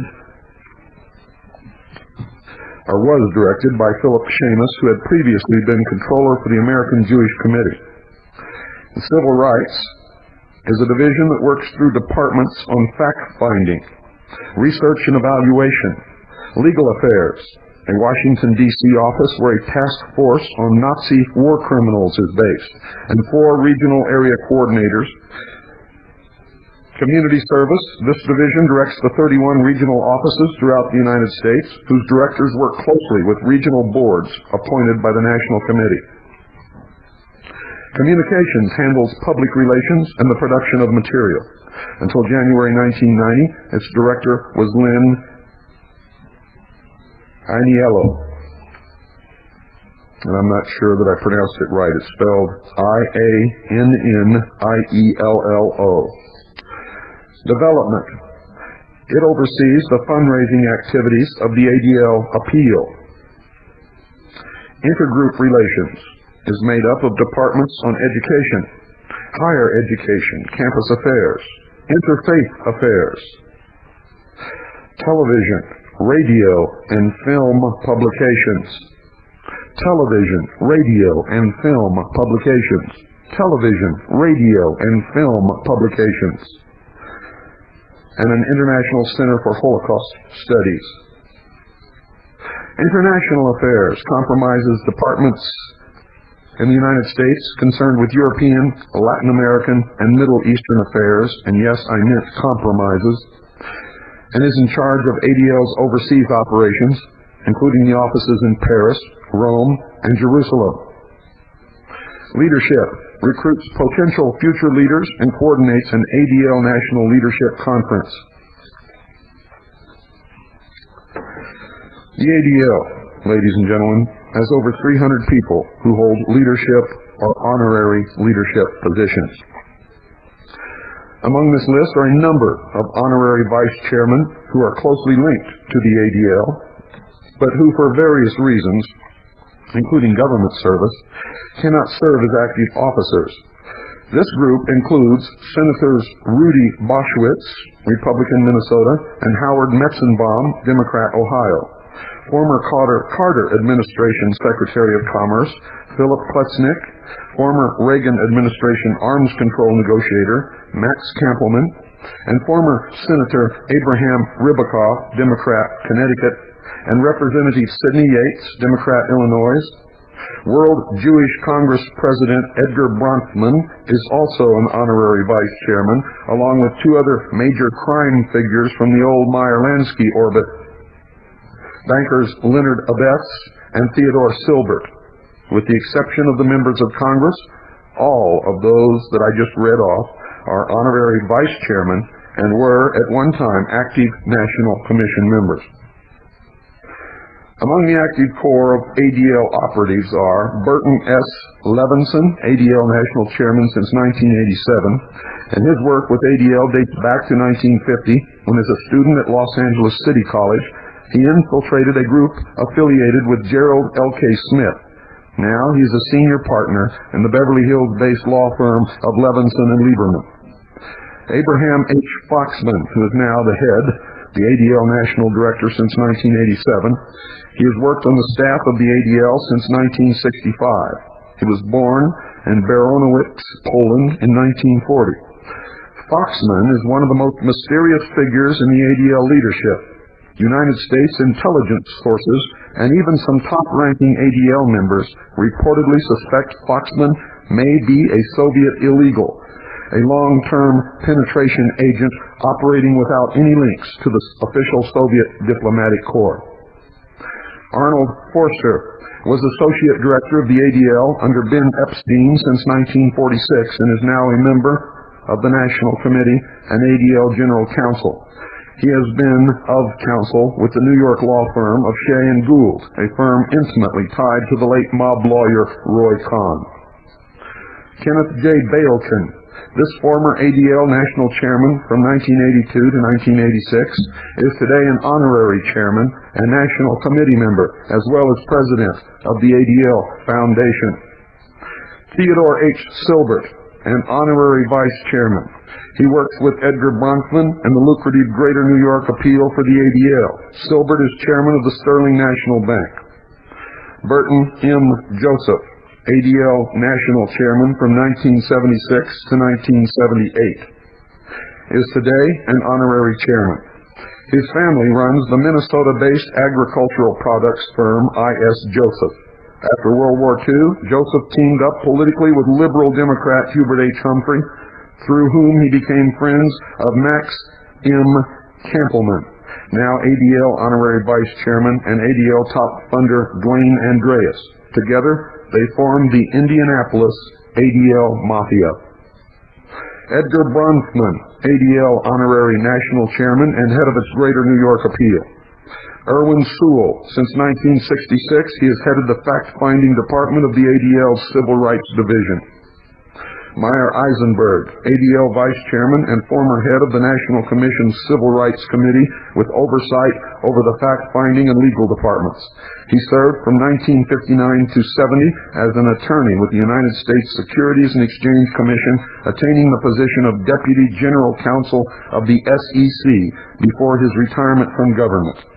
In private law practice with a string of Washington, D.C. area firms, Eisenberg remains one of the nation's experts on securities law. It was no public relations gaffe when in 1985, the Anti-Defamation League gave its Torch of Liberty Award to gangster Morris Dalitz, founder of the notorious Purple Gang and longtime crime partner of the late mobster Meyer Lansky. The present leadership of the ADL is dominated by figures with long-standing ties to organized crime, particularly to the international drug money laundering apparatus. Foremost among these contaminated ADL officials is Kenneth Bailkin, the ex-national chairman who is still an honorary national chairman and a director of the ADL Foundation. While with the New York law firm of Wilkie Farr and Gallagher throughout the 1970s, Bailkin masterminded Robert Vesco's looting of Investors Overseas Service, IOS, of more than $60 million. Vesco, the fugitive financier now living in Havana, Cuba, was an early partner of Medellin cartel dope smuggler Carlos Leder Rivas, helping Leder to set up his marijuana and cocaine smuggling routes through the Bahamas. On April 17, 1989, Robert Vesco was again indicted by a federal grand jury in Jacksonville, Florida, which charged him with involvement in a Medellin cartel cocaine smuggling conspiracy from 1974 to 1989. In January 1980, a jury in the U.S. Southern District of New York ordered Wilkie Farr and Gallagher to pay $35 million to victims of the IOS looting and found that Bailkin had been instrumental in structuring the money laundering and theft scheme at every level. Law enforcement officials believe that IOS was one of the early conduits for billions of dollars in drug profits and was a cash repository used by Meyer Lansky. Recently, Bailkin left Wilkie Farr to join the country's largest law firm, Skadden Arps, in much the same way that Wilkie Farr pioneered the elaborate offshore money laundering schemes that today constitute the bloodstream of the international drug trade. Skadden Arps pioneered the junk bond and leveraged buyout schemes through which billions of dollars in dubious offshore money have been repatriated through hostile corporate takeovers and asset stripping of America's industrial sector. Two of Skadden Arps' most notorious clients are Drexel Burnham's Michael Milton and Ivan Boesky, both of whom, not coincidentally, have been ADL contributors. Another ADL national chairman, Burton Joseph, played a pivotal role in the Robert Vesco takeover and looting of IOS by putting Vesco into contact with his protege, financier Meshulam Riklis of the Rapid American Corporation. Riklis, according to court records, purchased a controlling block of IOS stock as a surrogate for Vesco. Riklis was later linked to Bailkin. Edgar Bronfman, Henry Kissinger, and other Anti-Defamation League figures in a real estate scandal involving the illegal purchase of large tracts in the Israeli-occupied territories and Christian and Muslim sections of Jerusalem. During Bailkin's tenure at Wilkie Farr, the firm also handled pro bono legal work for the Anti-Defamation League and represented major Anti-Defamation League donor and suspected crime figure Edmund Safra. Bailkin represented Safra in the Syrian bankers' takeover of American Express, a transaction that ended years later in a fiasco with American Express officials accusing Safra of money laundering. On January the 3rd, 1989, officials of the United States Customs Service and the United States Drug Enforcement Administration in Bern, Switzerland, identified Edmund Safra as a major figure in an international drug money laundering scheme involving the Shakarki Trading Company. The government reports identified Safra as a lifetime friend and business associate of Mohammed Shakarki, and identified numbered accounts at Safra's New York City Republic National Bank as pass-through accounts for drug profits from Syrian, Lebanese, Bulgarian, and Colombian trafficking organizations. Now, according to aides to Safra, he arranged that the ADL receive $1 million from money he won in a lawsuit in 1989. There is one financial institution that is more closely linked to the ADL than any other. Sterling National Bank of New York City. On January 29, 1982, Italian authorities filed civil suit against Sterling National Bank and other U.S. financial institutions on behalf of depositors in Banca Privata Italiana, charging that $27 million had been looted. Don't go away, folks. We'll be right back. The chairman of Sterling, both at the time of the alleged theft and today, is Theodore H. Silbert, another honorary vice chairman of the ADL and the former head of the ADL Appeal, its major fundraising arm. Law enforcement sources have identified Sterling National as a mob front since its founding in 1929 by Meyer Lansky. Associate Frank Erickson. You understand what I'm saying, folks? These people are solidly and completely linked to organized crime. Meyer Lansky's associate Frank Erickson founded Sterling National as a mob front. Sterling National was also implicated in a tax evasion scheme in the early 1980s through another ADL-linked bank director, Arnold Burns, a Reagan-era U.S. Deputy Attorney General. Burns' law firm, Burns & Summit, apparently set up a string of Caribbean tax shelters which shielded millions of dollars in taxable income through non-existent R&D investments in Israel. Former Reagan official, ambassador to Italy, Maxwell Robb, is another long-standing Sterling National director. Robb was a one-time business partner of Meyer Lansky in the International Airport Hotel Corporation. Yet another mob-linked banker who sits on the ADL's National Commission and is listed in the League's most recent purpose and program as an honorary vice chairman is Leonard Abbess of the City National Bank of Miami. In 1981, Abbess bought Colombian cartel money launderer Alberto Duque into the bank's board, where he remained until he was jailed on money laundering charges in 1986. The following year, Donald Beasley was named City National's chairman.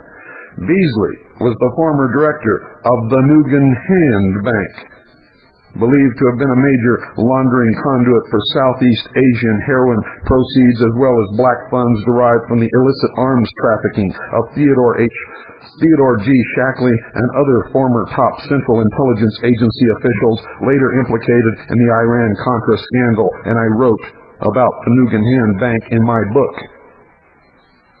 5 years ago. A listing of ADL financial contributors and award recipients over the recent decades reads like a who's who of the Meyer Lansky International Crime Syndicate. Longtime Lansky cronies such as Victor Posner, Hollywood attorney Sidney Korshak, and Mo Dalitz all appear as ADL patrons. The same pattern holds true at the regional levels of the ADL. For example, Phil Baskin, a Pittsburgh attorney and Democratic Party fixer known to be the chief operator of the ADL in western Pennsylvania, was forced to resign as the senior partner in his law firm after being implicated in an effort to deliver a major airport construction contract to a top figure in the New York City Gambino family, Nicky Sands. Further south, Paul Lipkin, the chairman of the Virginia Regional Board of the ADL, was for decades the personal attorney for Arthur Bootsy Goldstein, the biggest pornography distributor in Norfolk. Goldstein was arrested 85 times and served 3 jail terms for crimes including selling glue to minors and peddling sex paraphernalia. No discussion of the ADL's ties to organized crime and the drug apparatus would be complete without reference to Edgar Bronfman, ADL honorary vice chairman and chief of its New York appeal. Today, touted as a leading international businessman, philanthropist, and the chairman of the prestigious World Jewish Congress, Bronfman has been unable to erase the taint left by the fact that his entire family fortune, Seagram's Corporation, its majority share in E.I. DuPont, de Nemours Company, etc., derived from his father's Prohibition-era bootlegging activities. Known at the time as the Bronfman Gang, the Canadian Bronfmans were the main illegal suppliers to America's crime syndicate known as Murder Incorporated. By no later than 1920, when Edgar's father Sam Bronfman and Arnold Rothstein, agent Jacob Katzenberg, were dispatched to Hong Kong to arrange opium supplies, the bootlegging routes were also utilized for the smuggling and retail distribution of illegal drugs. To this day, elements of the Bronfman family remain tied to the gutter levels of organized crime, while Edgar and his brother and cousins have managed to wrap themselves in a somewhat ragged cloak of respectability. Edgar's nephew, Mitchell Bronfman, was named in a 1972 Montreal Crime Commission report as an intimate of local crime boss Willie O'Brant. Their relationship extends into illegal activities in which they have mutually or jointly indulged, the special kinds of favors they did for each other, and the resulting advantages of each in the fields of loan sharking, gambling, illegal betting, securities, tax evasion, and corruption. Taken directly from a book entitled The Bronfman Dynasty by Peter C. Newman. O'Brant and another Mitchell Bronfman crime partner, Sidney Rosen, were both jailed in the mid-1970s for drug money laundering and related crimes. When in 1978 the links of the Bronfman family to organized crime were published in the book-length study of the international illegal drug trade entitled Dope Incorporated, I advise all of you, everyone listening, purchase the book entitled Dope Incorporated. That is, Dope Incorporated. This book was commissioned by the LaRouche organization, and the research was done by the Executive Intelligence Review. The Citizens Agency for Joint Intelligence and the Intelligence Service have duplicated the research long ago. You remember, folks, we did a 5-part series on the ADL already once before. Bronfman, according to Quebec police sources, ordered his attorneys to prepare a multi-million-dollar libel suit, but after careful deliberation, the attorneys strongly argued against such an action. Instead, Bronfman reportedly poured large amounts of money into the Anti-Defamation League.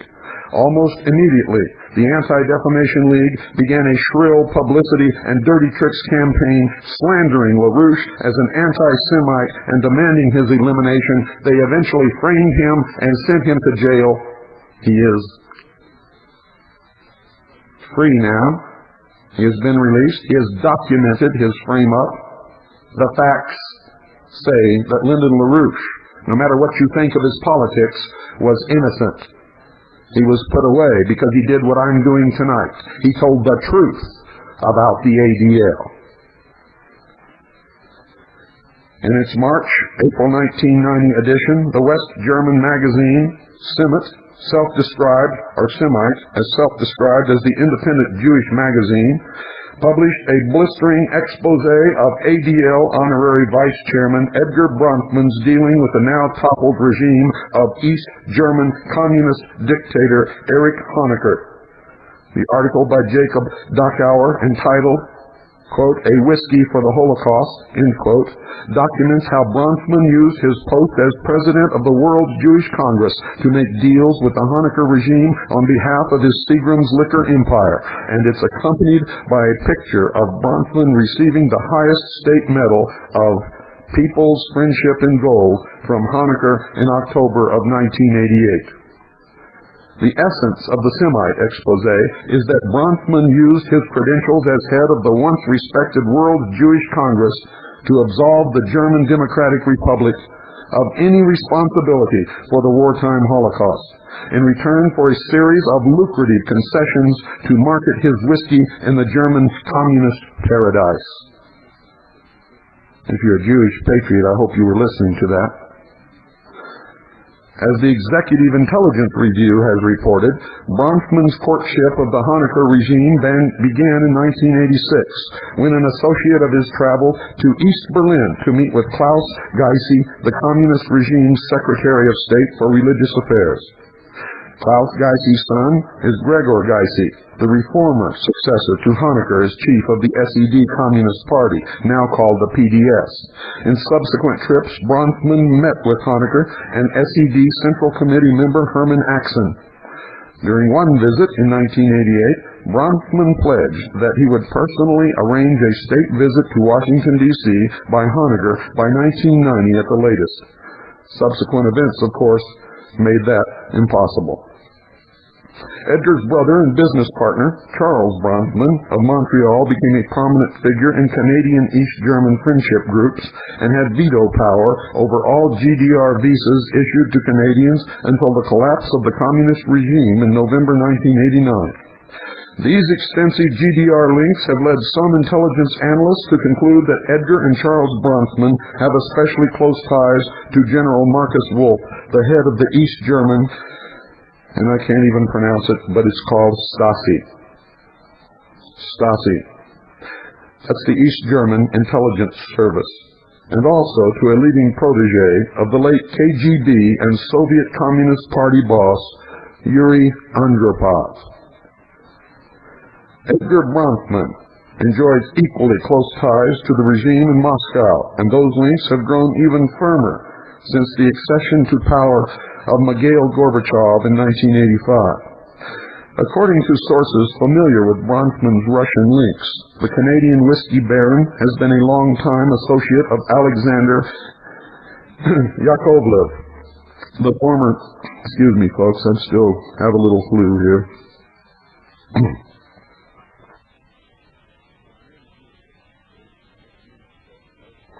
That's better. Had to take a drink. A longtime associate of Alexander Yakovlev, the former Soviet ambassador in Ottawa, who is now one of Gorbachev's closest advisors. Was one of Gorbachev's closest advisors. Gorbachev is now in San Francisco at the Presidio, trying to bring about the one world government. Yakovlev sits on both the Politburo and the newly formed Presidential Council.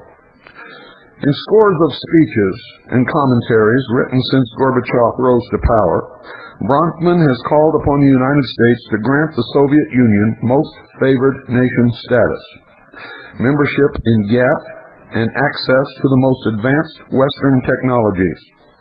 In a press release issued by his office on March 22nd, 1989, for example, Bronfman hailed Gorbachev for overturning socialism in one country, declaring, "It is in the United States' interest to prevent even a partial reversal of perestroika." Bronfman is a board member of the United States Soviet Trade and Economic Cooperation Council called USTEC, a collection of American Fortune 500 executives and Soviet trade officials actively pushing expanded trade between the two superpowers. According to a United States State Department document, the Soviet delegation to USTEC is known by the CIA to be dominated by KGB and GRU, which most of you don't know about. It is the Soviet military intelligence operatives. Up until recently, the Soviet co-chairman of the group was KGB General Yevgeny Petrovich Petrovanov, a longtime Stalin ally who survived the post-Stalin shifts and became the head of the Soviet Chamber of Commerce. On January 23, 1989, syndicated columnists Evans and Novak reported on a secret meeting at Edgar Bronfman's New York City apartment, which also involved USTEC officials Dwayne Andreas and James Giffen, together with Morris Abrams and Simak Dinitz.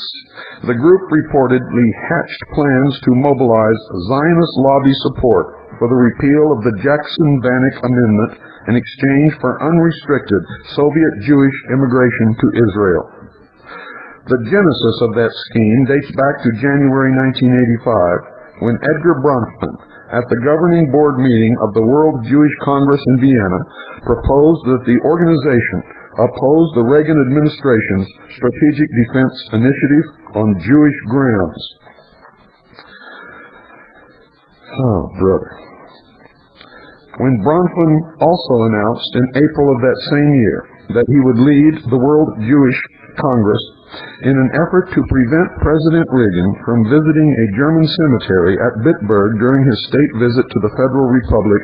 Moscow reciprocated by inviting him to the Soviet Union in his official capacity as World Jewish Congress chairman.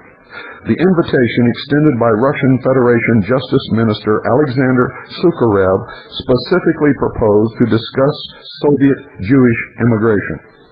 In similar gestures of support for Gorbachev, Bronfman has taken the point in forcing the resignation of the head of the West German Parliament, Philipp Ginninger, for a speech delivered in November 1988 on the 50th anniversary of Nazis' Night of the Broken Glass anti-Jewish pogrom. In addition, at a widely publicized press conference in Budapest, Hungary, on May 4, 1987, Bronfman branded Austrian President Kurt Waldheim an essential component of the Nazi killing machine. Now, the charges against Waldheim were based largely on Soviet-forged documents and perjured testimony and were part of a major destabilization of Austria and the Vatican. No wonder Bronfman became a frequent commuter between New York and Moscow. You see, weeks after Bronfman's secret New York City planning session on February the 11th, 1989, Edgar Bronfman led the largest delegation of Jewish leaders to ever visit Moscow. On December 13, 1989, Bronfman was back in Moscow again, this time heading a delegation of 100 Western Jewish leaders to attend the opening of a Jewish cultural center. 1 week later, Kenneth Jacobson, the International Affairs Director of the ADL, announced that an ADL delegation would also visit Moscow in early 1990 to pursue President Gorbachev's offer to open an office in the Soviet capital.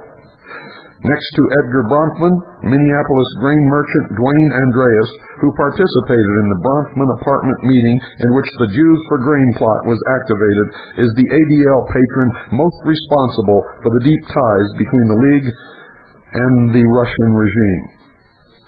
Although Andreas is not Jewish, he is one of the ADL's most generous donors.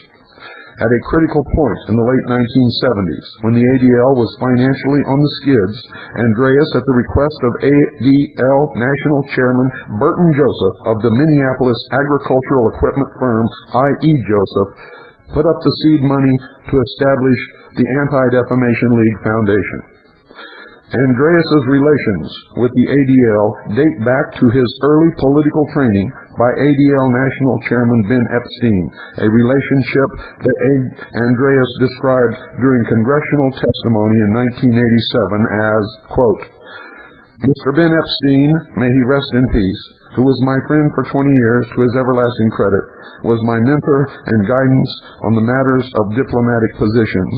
I worked with him for weeks on this problem of how to expand trade with the Union of Soviet Socialist Republics," end quote.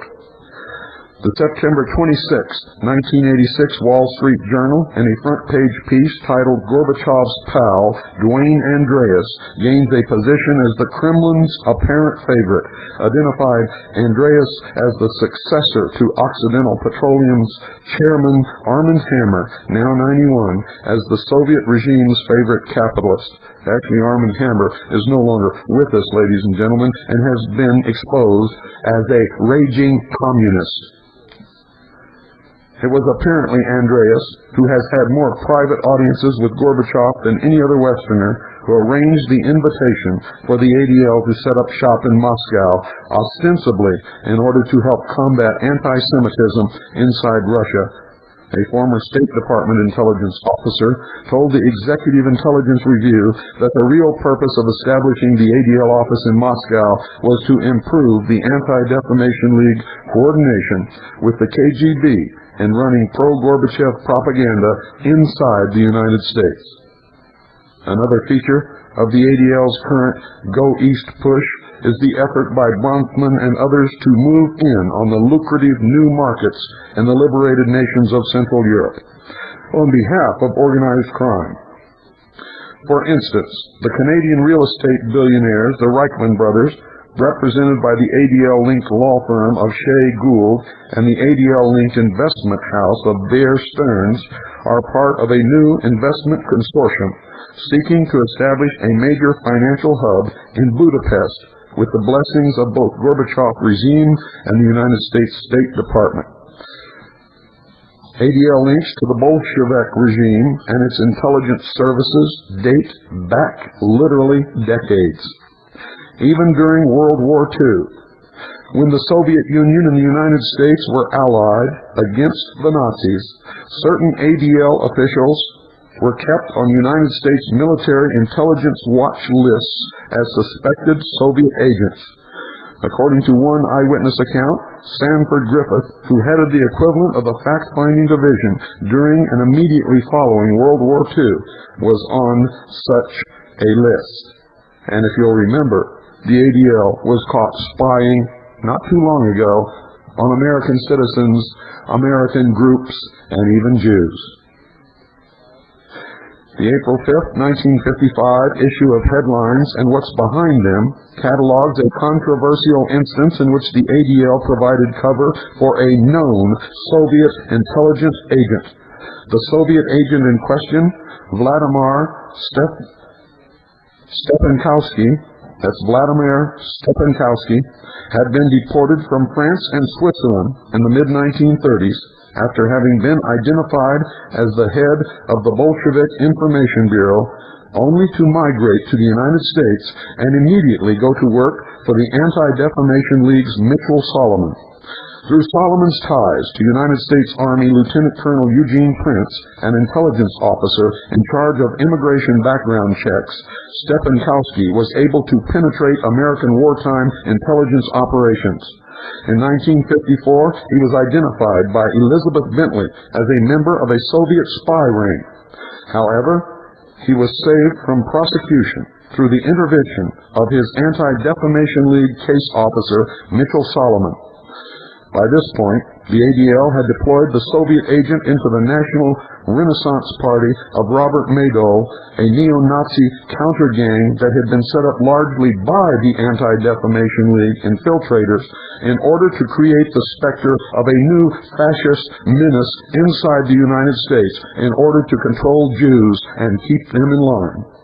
According to the Headlines account, the Madoff group attracted a small core of members, principally on the basis of the Anti-Defamation League providing NRP founder Madoff with a stable of prostitutes from the Mickey Jelke Vice ring.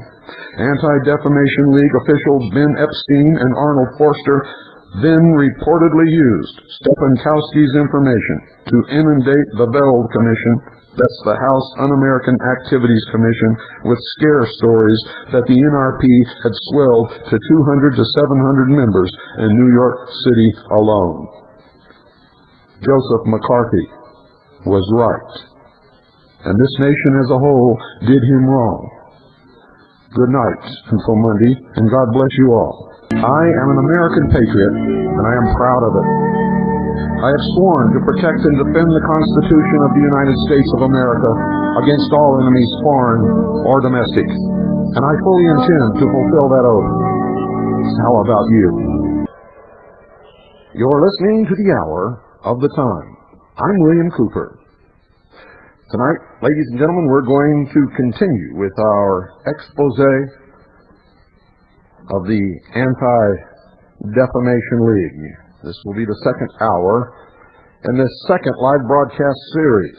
You can remember, if you are a long-time listener, that we did something similar to this months ago, and a lot of this information you're hearing in this series is new. It was not included in the last one. So, get your pen and paper ready, and don't go away. I bet you didn't know that post-World War II, the Anti-Defamation League was on the United States watch list. Watch list, you say? You don't even know what that is, do you? The Anti-Defamation League links to the Bolshevik regime and its intelligence services date back decades. Even during World War II, folks, when the Soviet Union and the United States were allied against the Nazis, certain ADL officials were kept on United States military intelligence watch lists as suspected Soviet agents. According to one eyewitness account, Sanford Griffith, who headed the equivalent of the fact-finding division during and immediately following World War II, was on just such a list. The April 5th, 1955 issue of Headlines and What's Behind Them catalogs a controversial instance in which the Anti-Defamation League provided cover for a known Soviet intelligence asset. The Soviet agent in question, Vladimir Stepankowski, had been deported from France and Switzerland in the mid-1930s after having been identified as the head of the Bolshevik Information Bureau, only to immigrate to the United States and immediately go to work for the Anti-Defamation League's Mitchell Solomon. Through Solomon's ties to United States Army Lieutenant Colonel Eugene Prince, an intelligence officer in charge of immigration background checks, Stepankowski was able to penetrate American wartime intelligence operations. In 1954, he was identified by Elizabeth Bentley as a member of a Soviet spy ring. However, he was saved from prosecution through the intervention of his ADL case officer, Mitchell Solomon.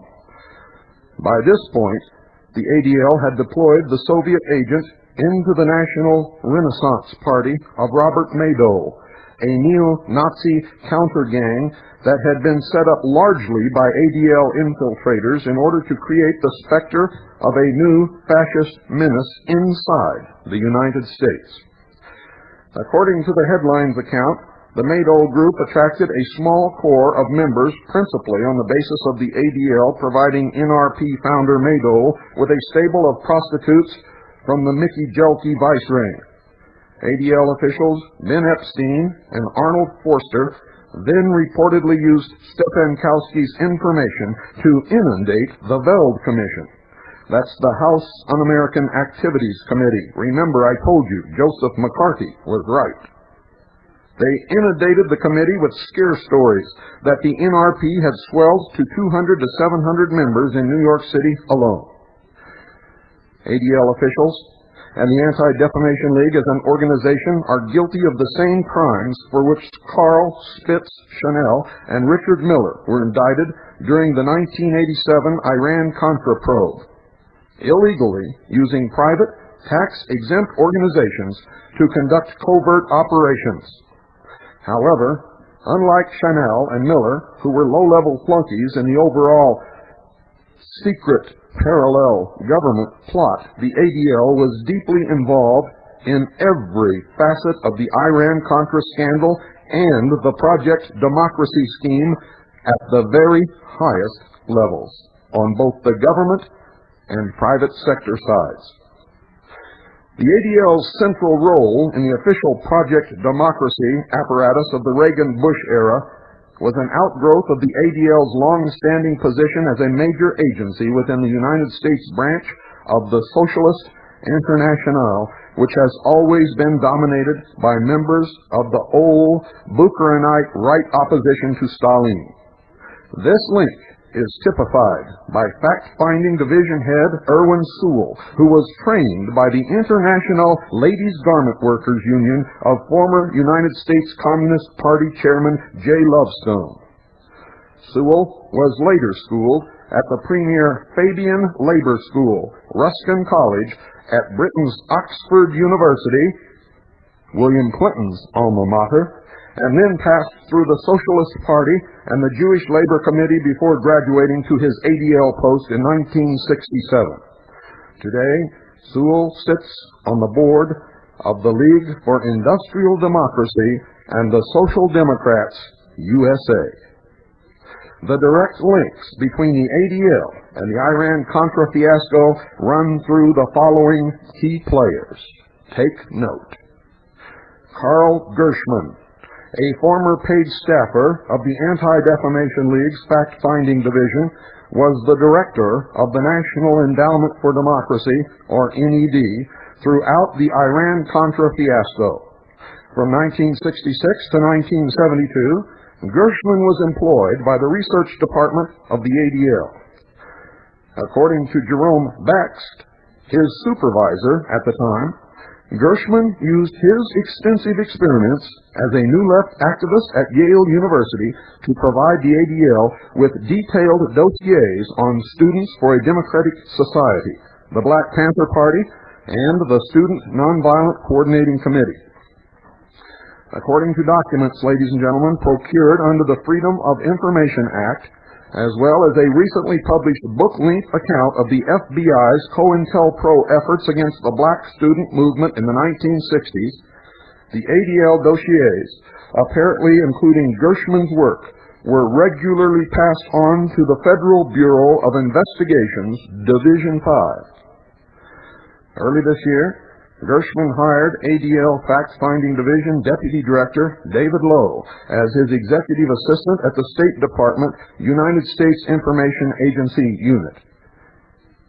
NED was a major government funding conduit for Lieutenant Colonel Oliver North and for the White House Deputy Walter Raymond's Public Diplomacy Project, a black propaganda and active measures effort launched to shape media coverage of the Sandinista regime in Nicaragua. Anti-Defamation League Latin American Affairs Director Rabbi Morton M. Rosenthal was directly financed by the NED in 1985 to conduct an electoral fact-finding trip through Central America.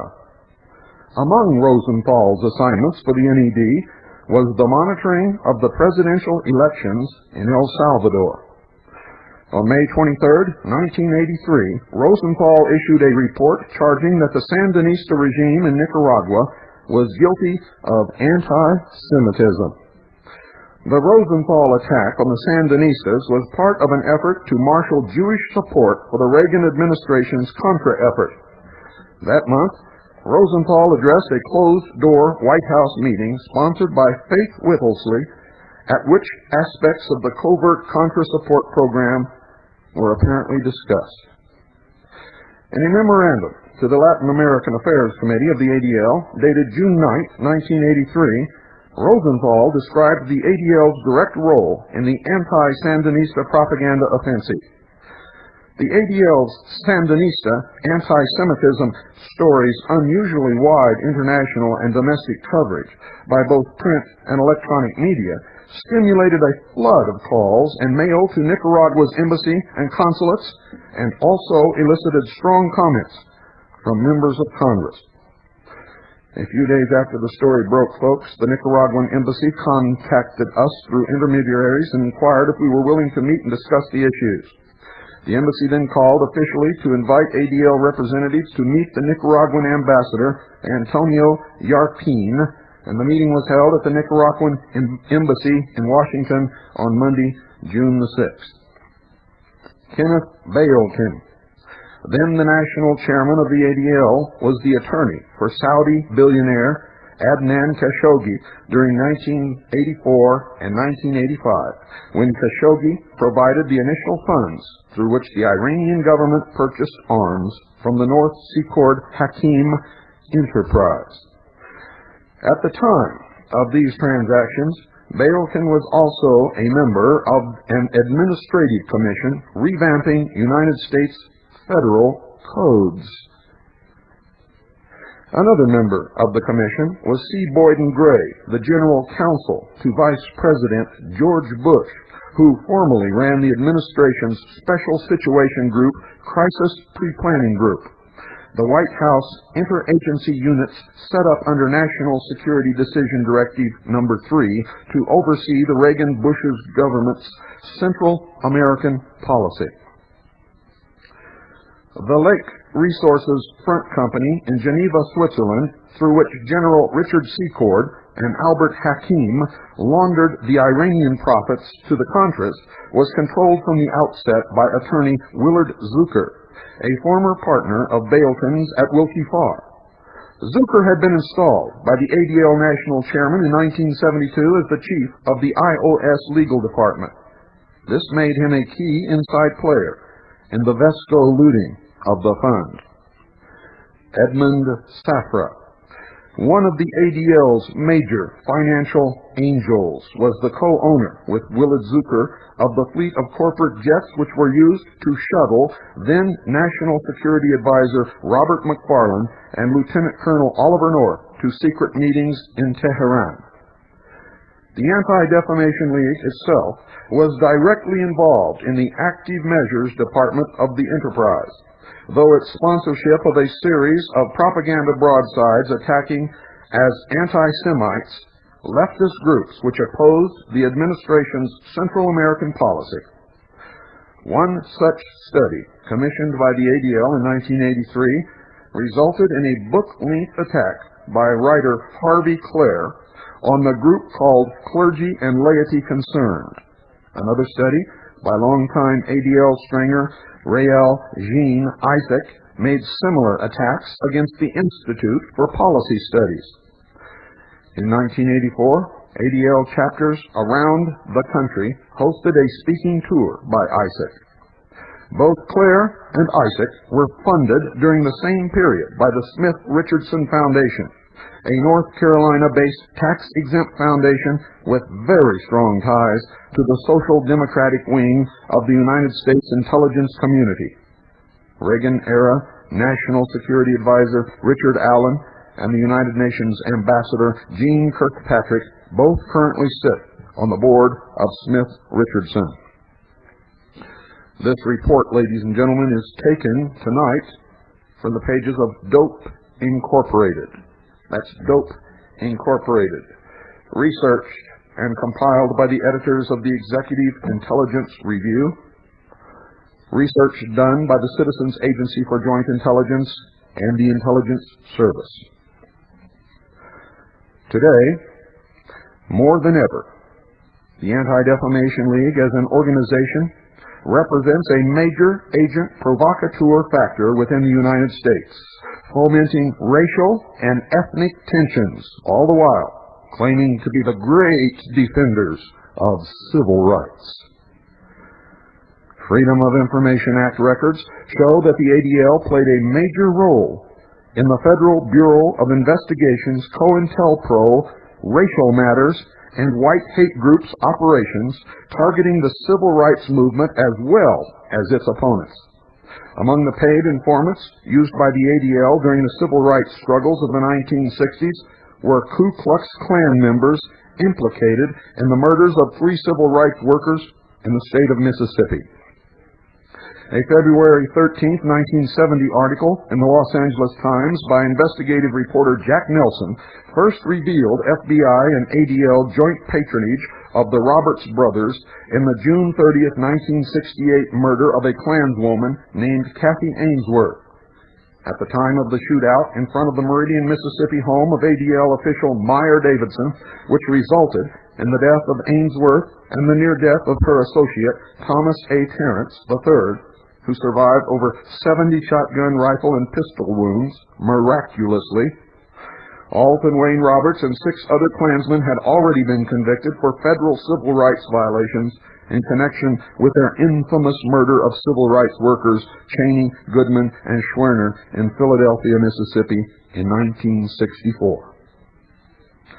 Roberts' case, ladies and gentlemen, was under appeal when, according to various newspaper accounts and local police reports, the brothers were approached by Adolph Sam Botnick, who is still the ADL's regional director in New Orleans, with the proposition that they would be paid $69,000 to act as agents, provocateurs, in setting up a Klan bombing of Anti-Defamation League official Meyer Davidson's home.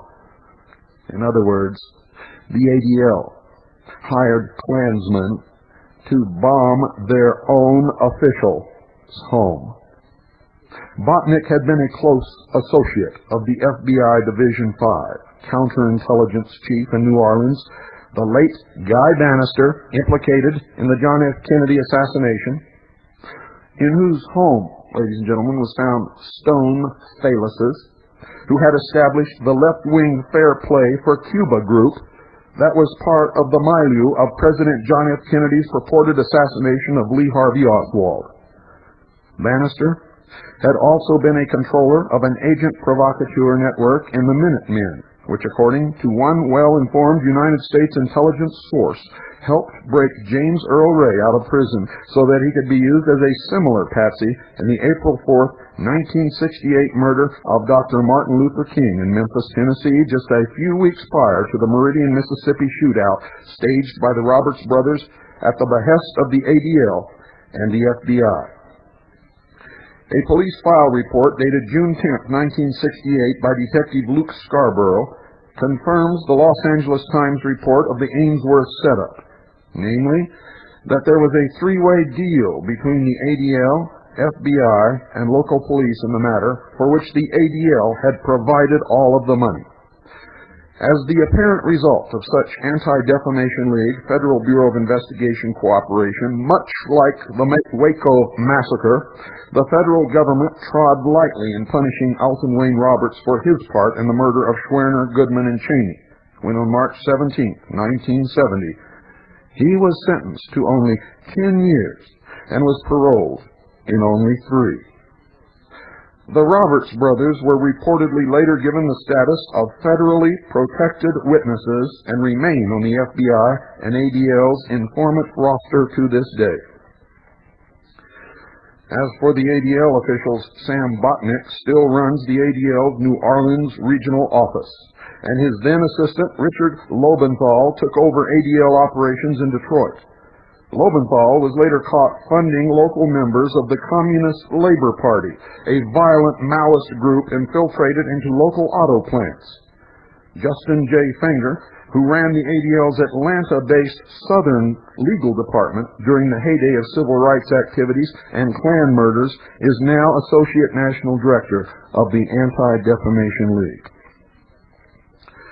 The ADL dirty tricks, in collusion with the FBI, were later run against segments of the anti-war movement during the late 1960s and early 1970s. Freedom of Information Act documents released by the FBI, CF 100-530-X, from the special agent in charge, Los Angeles, to FBI Director Hoover on the subject, entitled Black Panther Party, Racial Matters, points to ADL FBI collusion against the Black Panther Party as well. The document in question is an October 22, 1968 ADL report on the Black Panther Party by Carl Gershman and Jerome Baxt, which concludes, and I quote, "For the present at least, increasingly frequent and increasingly violent encounters can be expected between the Panthers and the police," end quote. The discovery of this inflammatory report in FBI files corroborates a passage in the recent book entitled Racial Matters by Kenneth O'Reilly, and a chapter titled The Only Good Panther, which says, quote, "Division 5 tried to disrupt the Panthers by manipulating Rabbi Meir Kahane and the vigilante-type Jewish Defense League, JDL, leaking information to college administrators and sources in the Anti-Defamation League, and working with newspaper columnists. The FBI compared Panther ideology with the traditional anti-Semitism of organizations like the American Nazi Party and the even more traditional anti-Semitism of the late Adolf Hitler.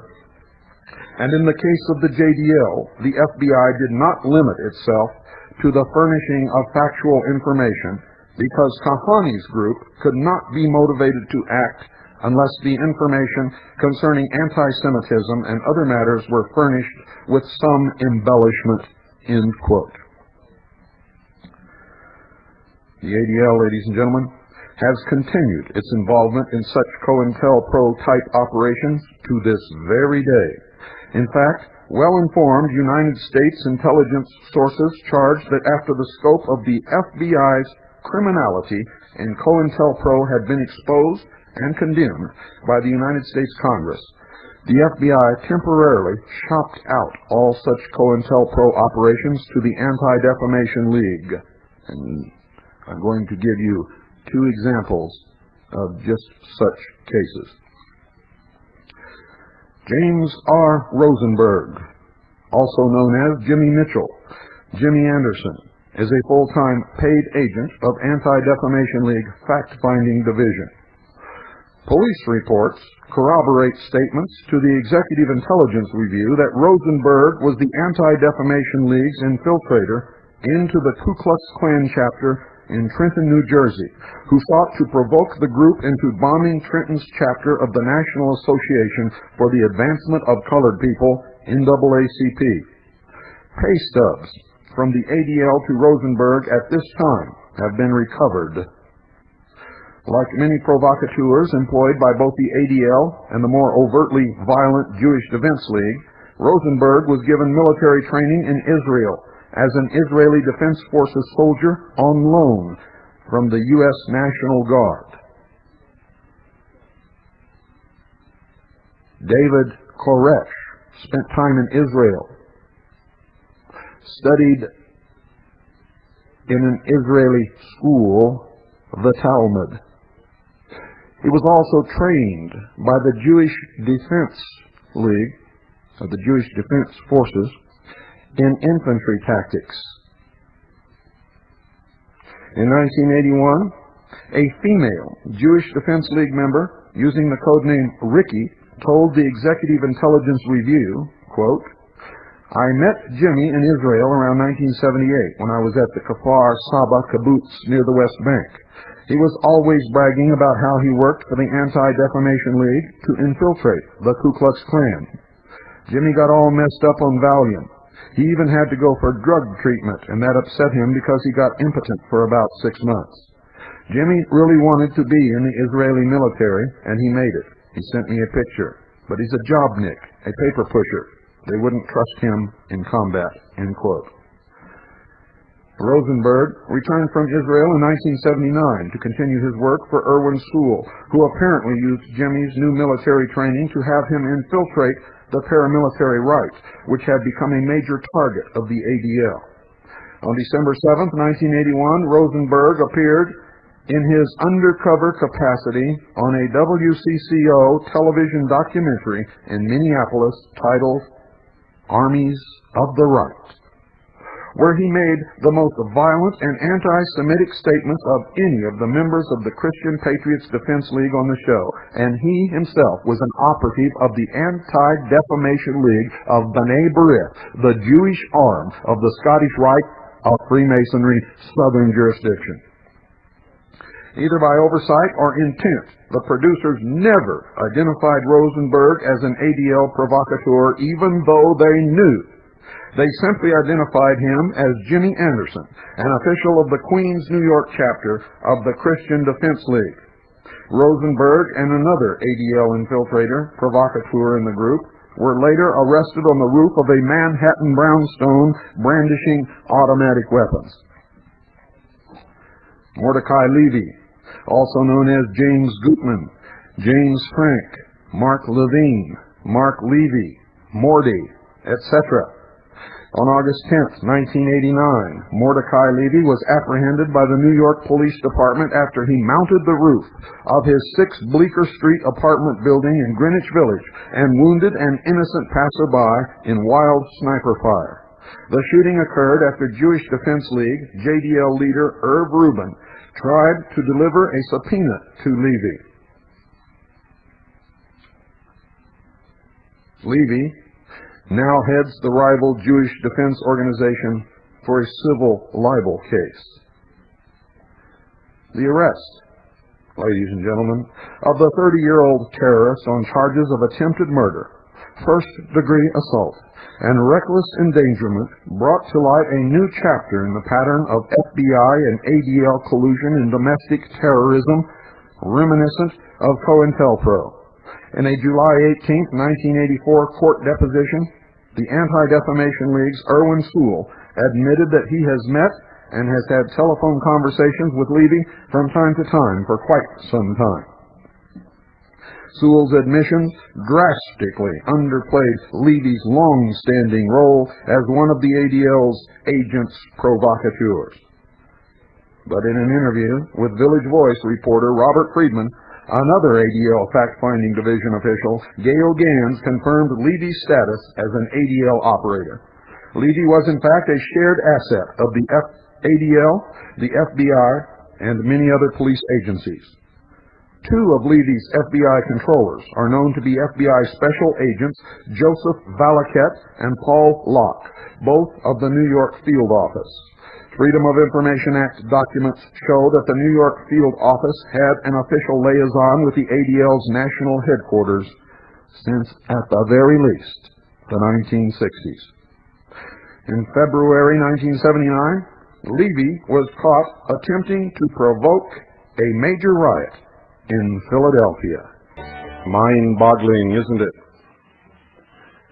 When you heard me tell you, ladies and gentlemen, that this is the age of lies and deception, you haven't got the faintest idea in your wildest imagination.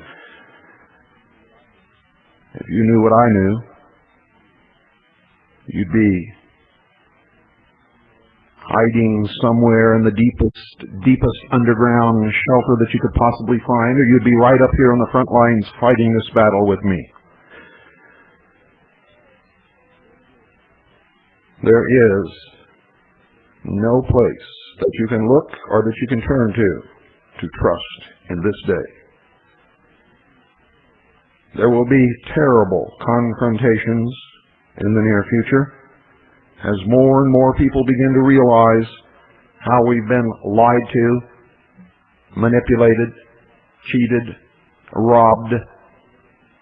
Our children have been sent off to fight wars in god-awful places, supposedly in the best interest of the United States of America, but in reality filling the agendas of people like the ADL. Times are going to get tough. They're going to get hard. They're going to try your very soul.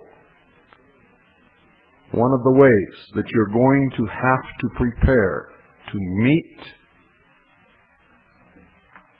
these challenges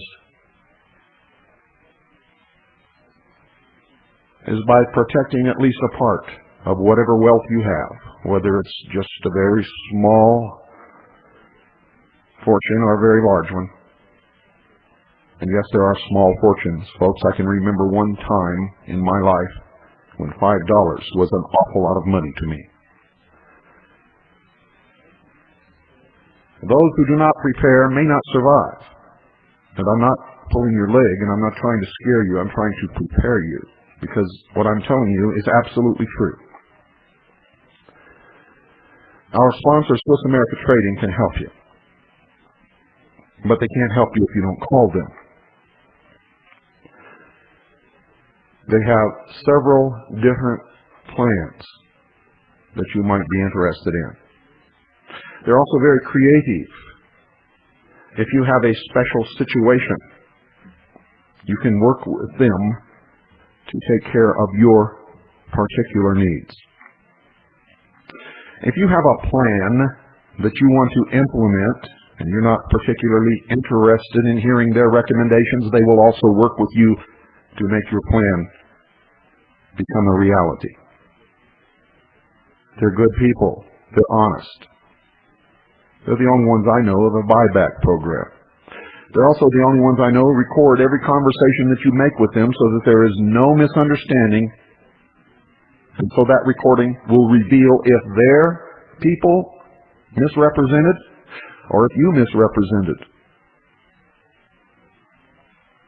You see, they've made it impossible for them to cheat you because they don't want to cheat you. And it's also possible that a very zealous salesperson, eager to earn a commission, could stretch the truth just a little bit. They've made that impossible at Swiss America Trading. Everything's on tape. Everything is recorded. It's absolutely impossible, folks. And not only that, but you have my personal guarantee that if you feel that the slightest thing in your dealings with Swiss America Trading was not right, I don't care what it is, if you let me know, I'll get with Craig Smith, who's become a very good friend, and he's an honest, very good man. I've seen him do flip-flops and bend over backwards to make people happy. I'll get with him, and I guarantee you it'll be straightened out. And if it can't be straightened out, you'll get every penny of your money back. Now, you can't get that from anybody else. I don't care how hard you look or how far and wide you look, you cannot find that kind of a situation. Now, precious metals in their various forms have been the only commodity throughout the history of the world that's ever maintained its value no matter what has happened with the economies, whether they fluctuated up or down or just flat disappeared. And today you can buy the exact same numbers of loaves of bread with 1 ounce of gold or 1 ounce of silver that you could in 1850 or 1750 or 1650 or in 300 BC. Give or take 2 or 3 loaves. So call now 1-800-289-2646 and protect some of what you have. Now, I'm not giving you a means to get rich quick, and I'm not telling you you're going to make any profit. I'm telling you you're going to protect what you have. If you make a profit, that's fine. But that's not the purpose of our accepting Swiss America Trading as a sponsor, nor is it the purpose of their sponsoring this broadcast. They stick with this broadcast because they care about the message that's delivered over these airwaves through the hour of the time. And they know that they can help you prepare for what's coming. And I also know that they can help you. I've investigated them, I've worked with them, and I know that they're probably the best, most honest sponsor that we could ever have, and who can help you in one of the areas in which you need to prepare. We also have Tim on here from Surplus and Stuff because he can help you in another area. We also went out of our way to carry food storage items, knowing that you would need those things also. And in one memorable recent period, we gave them to you. Literally gave them to you. So if you doubt our sincerity, folks, look at our record. And if you want to be one of the survivors in the coming tribulations, call Swiss America Trading right now, 1-800-289-2646. That's 1-800-289-2646. Do it, folks, and do it now. You know that you tend to procrastinate, as we all do. Get that burden off your shoulders. You'll feel a whole lot better. 1-800-289-2646. And now, folks, back to the ugly, stinking, rotten, putrid truth of the ADL. Something, many things, that most of you have never dreamed possible in your wildest imagination. In February 1979, Mordecai Levy, also known as James Gutman, James Frank, Mark Levine, Mark Levy, Morty, etc., was caught attempting to provoke a major riot in Philadelphia. Using the pseudonym James Gutman, Levy obtained a rally permit for a neo-Nazi rally, at which he planned to display banners reading, quote, "Hitler was right, gas the commie Jews," end quote. Working out of the Philadelphia offices of the JDL, Levy, under his phony neo-Nazi cover, was in the process of contacting all of the local Ku Klux Klan and Nazi groups to draw them into the event. Simultaneously, he was working with local left-wing and Jewish groups and black churches to organize a counter-demonstration. When some local reporters learned of Levy's scheme and informed the National Park Service, the rally permit was canceled. Local press headlines exposed the plot with headlines such as in the Journal, quote, "Jew applied for the permit for Nazi rally," end quote, and the Philadelphia Bulletin, quote, Nazi rally rouser really Jewish, end quote. At the same time, the Anti-Defamation League ordered Levy to conduct a harassment campaign against associates of Lyndon LaRouche, which involved scores of death threats phoned into the offices of campaigner publications in New York City. By Levy's own admission, that effort culminated in an attempted JDL armed assault against Lyndon LaRouche's Riverdale, New York apartment and a menacing demonstration of JDLers and Yippies, which is the Youth International Party, in front of the campaigner offices. The ADL's direct use of Levy in criminal activities came to light in an affidavit submitted in October 1984 during LaRouche's civil libel suit against the National Broadcasting Corporation and the Anti-Defamation League of B'nai B'rith in the United States District Court in Alexandria, Virginia. Levy admitted to a California LaRouche associate that he had been ordered by the ADL to launch a telephone harassment campaign against the Alexandria jurors, which would be blamed on followers of LaRouche. The Anti-Defamation League, according to the affidavit, provided Levy with the names and addresses of the jurors. FBI Special Agent Richard Wade of the Alexandria Field Office was ordered by federal judge James Kacharis to investigate the Levy jury tampering evidence, but the investigation was quashed. On November 20th, 1984, Levy fired a .45 caliber bullet into the Los Angeles house of a LaRouche associate who was investigating this jury tampering incident. In 1985, Levy also emerged as a suspected accomplice in several of the most significant domestic terrorist acts in years. On August 15th, 1985, Sherem Subzokov, a leader of the Circassian Muslim community in Paterson, New Jersey, was the target of a bombing of his home, which caused his death on September 7th.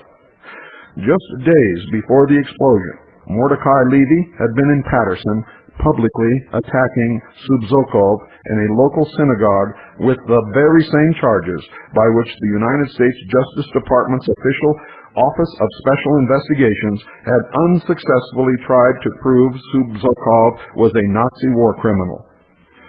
A few days after the bombing, Levy held a press conference in Paterson applauding the attack, but denying responsibility. 1 week prior to the bombing, Levy had phoned a death threat to Subzokov's attorney in the OSI case, Michael Dennis Esquire, during which Levy also vowed to kill Subzokov.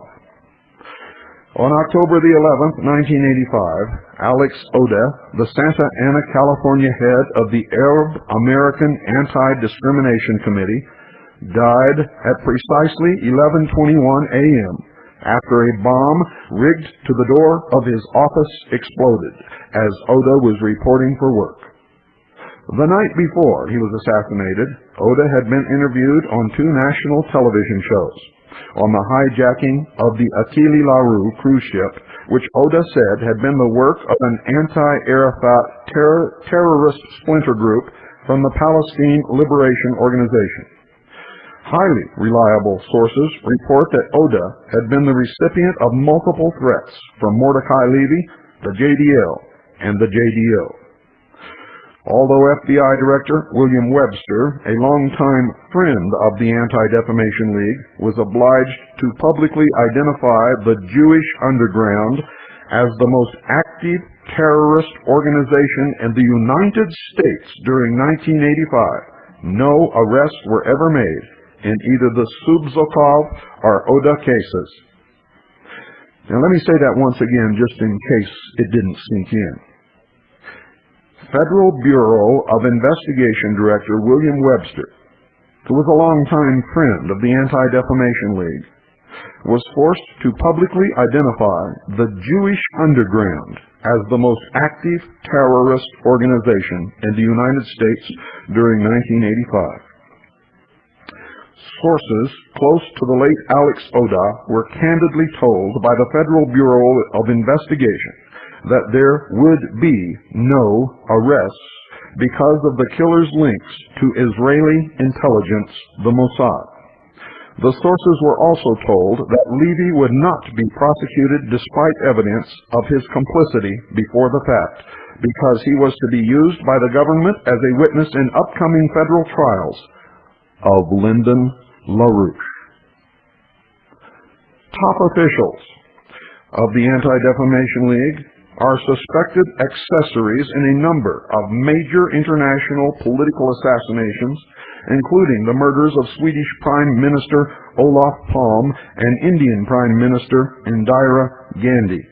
While no evidence is known to exist linking the ADL to the actual executions, very strong evidence does exist in all three cases implicating top Anti-Defamation League officials in the preparation or the cover-up of those crimes.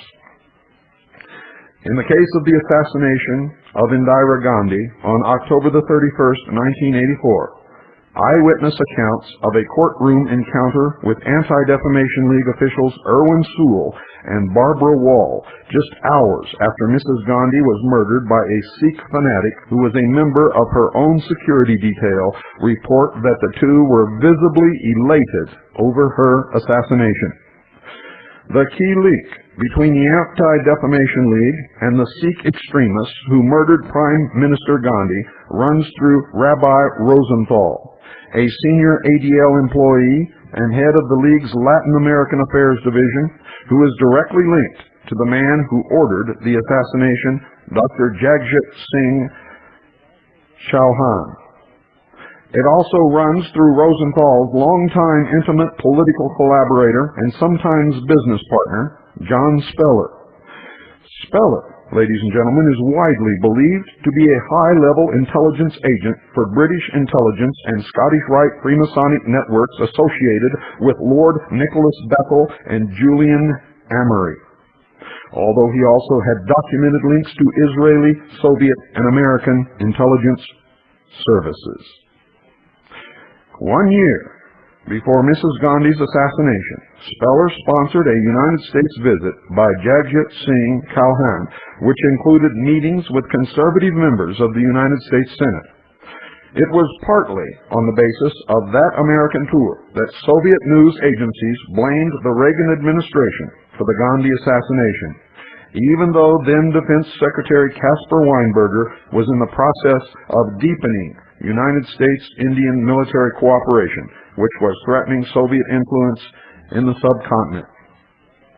After Mrs. Gandhi's death, Rabbi Rosenthal and Speller, operating through a front company they had jointly established called Trans-Global Resources, arranged a series of secret meetings in Washington, London, and Quito, Ecuador, which resulted in the Ecuadorian government offering Chauhan a large tract of land on which to establish a Khalistani home as the ADL's full-time director of Latin American Affairs.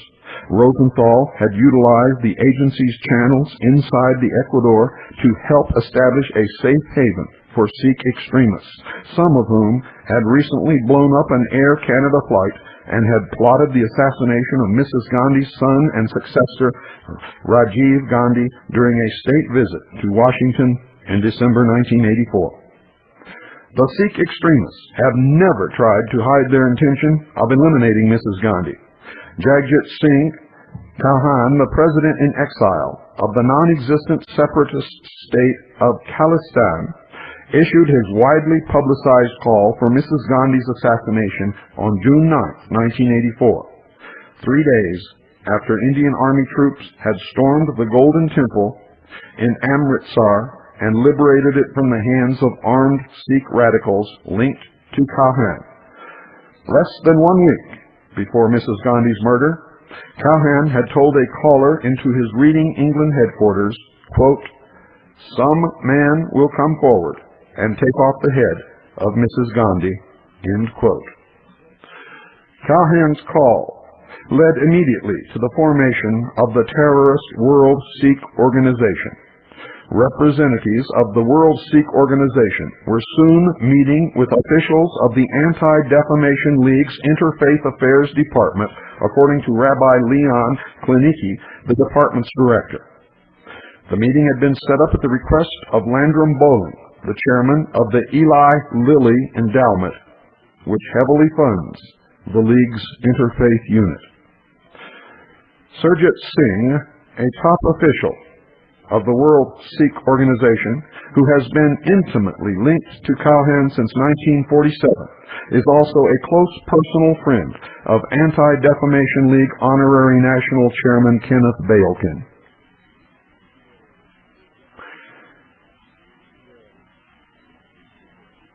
We will continue with this next week, ladies and gentlemen. And I don't know how much of it will be live. And you may hear some reruns next week because I have to go on a trip. But if your eyes are beginning to be opened, if you're beginning to have an inkling of understanding of the lies and the deception and the way that all of us have been manipulated, Orientals, Jews, blacks, American Indians, Caucasians, different religious organizations, churches, congregations, and yes, folks, even nations. Listen to everyone. Read everything that you can lay your hands on. But if you are really intelligent, if you want to be a real people and not a sheeple, you will never believe any of it, not one single word, including what you hear on this broadcast, unless you yourself can validate it with facts in your own investigations. And if you're too lazy to do that, or if you're unwilling to do that, or if you're in some situation where you cannot do that, then it's best that you just never believe anything at all. For to believe one word without validation is to place yourself in the control of the person who uttered that word. In effect, you become his or her puppet, and when they pull the strings, you will dance. As all puppets dance when the puppeteer pulls the strings. Read Pinocchio again. Read it again. It's about a dummy that grew up. That's right, folks. Walt Disney was an initiate of the Illuminati. He's been pulling your strings all your life. Pinocchio represented the sheeple. Pinocchio, unlike most sheeple, became a real boy who could think and who became worthwhile. How about you? Are you going to stay a wooden head all your life? A bunch of sticks and string and glue and paint? Or are you going to become a real person? Good night, ladies and gentlemen, and God bless you all. I know, folks, that I said I would continue this next week. Take that back. We'll continue this tomorrow night. You see, even I can sometimes have a wooden head. Don't miss the hour of the time. Tomorrow, Friday night. Or any night, for that matter. You're listening to the Hour of the Time. I'm William Cooper. Ladies and gentlemen, I'll be speaking in Phoenix pretty soon. I guess the main event is December the 10th. It's over a weekend, December the 9th, 10th, and 11th. It's called Campaign USA, presented by the Foundation of America, a mainstream political forum addressing the important issues that affect us all. Main event, December 10th, 1994, from 2 p.m. until 8 p.m. at the Mesa Amphitheater, 210 North Center Street, Mesa, Arizona. That's 210 North Center Street, Mesa, Arizona.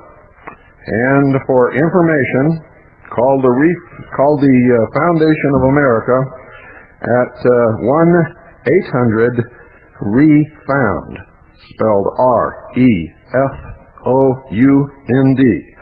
1-800-REFOUND. Easy to remember, folks. The guest speakers, remember, folks, I'm not presenting this. I have nothing to do with who's invited. I'm just going to speak because there's going to be a lot of people there who need to hear what I have to say. And of course, you know me, I'm going to say it. Red Beckman will be there. Mr. Beckman is a highly respected author, speaker, and researcher who for many years has championed the importance of the Constitution, and in his book, which you should all read, entitled The Law That Never Was, he proves the 16th Amendment was never properly ratified. He's going to be discussing those fundamental principles upon which this nation was founded so that you can discover what's great about America, if you don't already know. Dr. Gene Schroeder will be there. Dr. Schroeder is a driving force for the American agricultural movement, and he's going to present a precise and powerful overview of perhaps the most shocking legislative events in our nation's history. Learn how Franklin Delano Roosevelt used the war and emergency powers to undermine the Constitution and enslave the American people.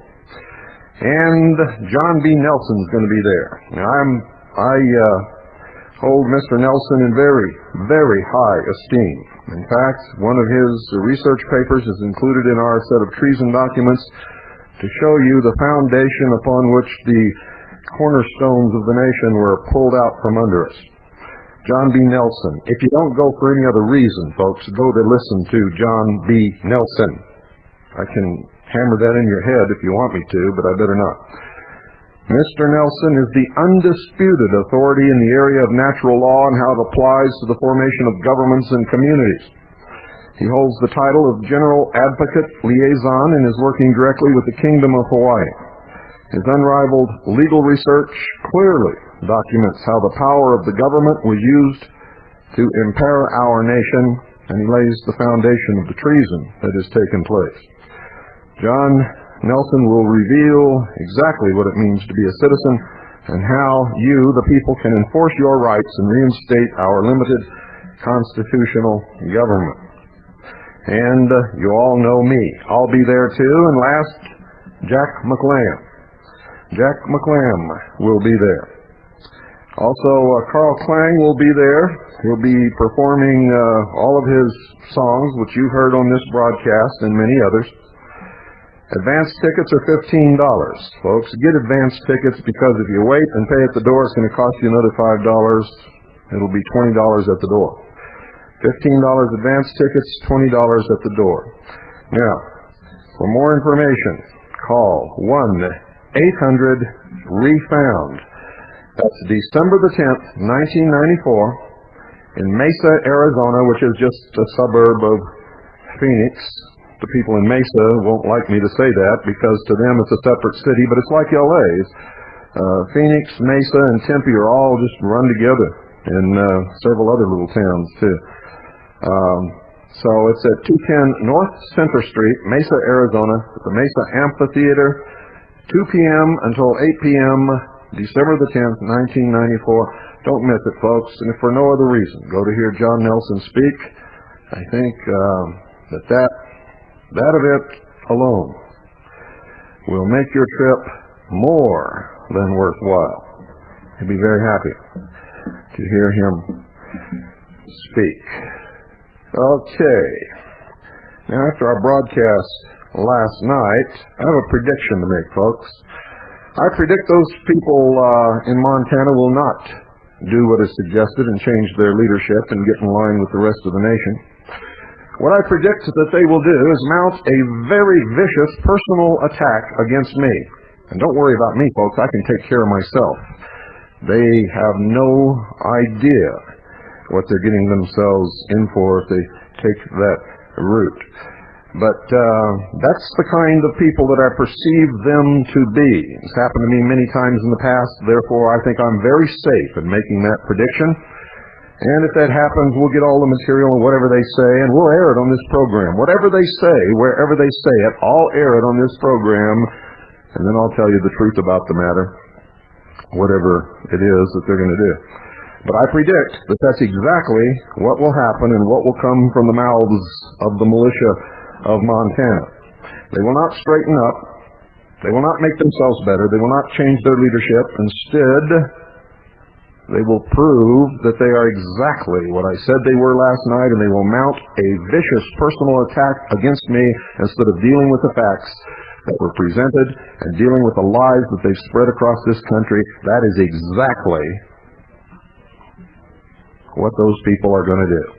Don't go away, folks. I'll be right back, and we'll start hour 3 of our expose of the Anti-Defamation League of B'nai B'rith, a branch of the southern jurisdiction of the Scottish Rite of Freemasonry.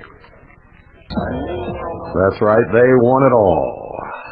They get the money, you get the shaft. Don't ever forget that, folks. That's the way it's been for hundreds of years, thousands probably. The information in tonight's broadcast comes from the ugly truth about the ADL, a report published by the Executive Intelligence Review, from Dope Incorporated, published by the editors of the Executive Intelligence Review, from the research of the Citizens Agency for Joint Intelligence, and of course, the premier organization, the Intelligence Service. Recently, the San Francisco Chronicle, ladies and gentlemen, shocked the nation with the revelation that the office of the Anti-Defamation League in San Francisco was at the center of a scandal involving a San Francisco police officer and a Bay Area art dealer, self-described Private Eye, who were suspected of selling illegally obtained information to agents of the South African government. This scandal quickly spread across the nation as it became evident that this was not the only or the first, nor does it appear that it will be the last incident of the ADL spying upon American citizens, groups, organizations, churches, and as you will see, many others.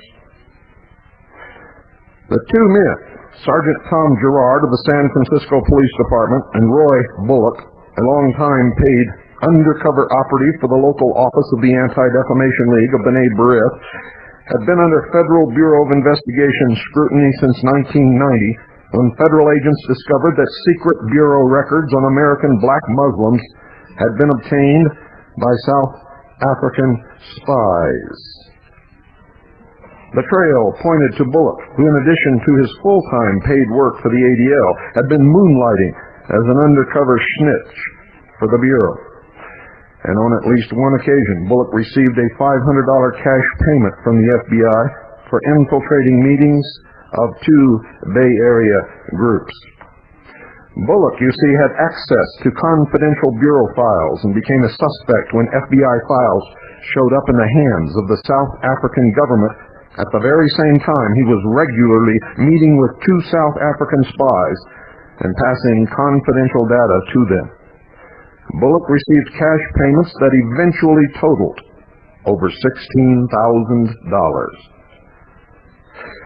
The early meetings between Bullock and the two South African agents, identified as Humphreys and Louis, included policeman Gerard. Later, Bullock would meet with the South Africans alone. According to one version of the Bullock South Africa story, it was Anti-Defamation League officials who put him in touch with the foreign agents. Nearly 3 years later, the FBI probe of South African spying mushroomed into one of the biggest espionage scandals in many years, and the center of the scandal shifted from cops and art dealers to an alleged command center. The central target became the Anti-Defamation League. On April 1st, 1993, San Francisco Assistant District Attorney John Dwyer told reporters, and I quote, The ADL is the target. Their involvement is just so great. People have called this the Girard case. Now it's the ADL case. Girard is just their guy in San Francisco. The ADL is doing the same thing all over the country. There is evidence that the ADL had police agents in other cities. The case just gets bigger every day. The more we look, the more we find people involved, end quote. The San Francisco probe soon proved that the profile of the ADL contained in this broadcast is right on the mark.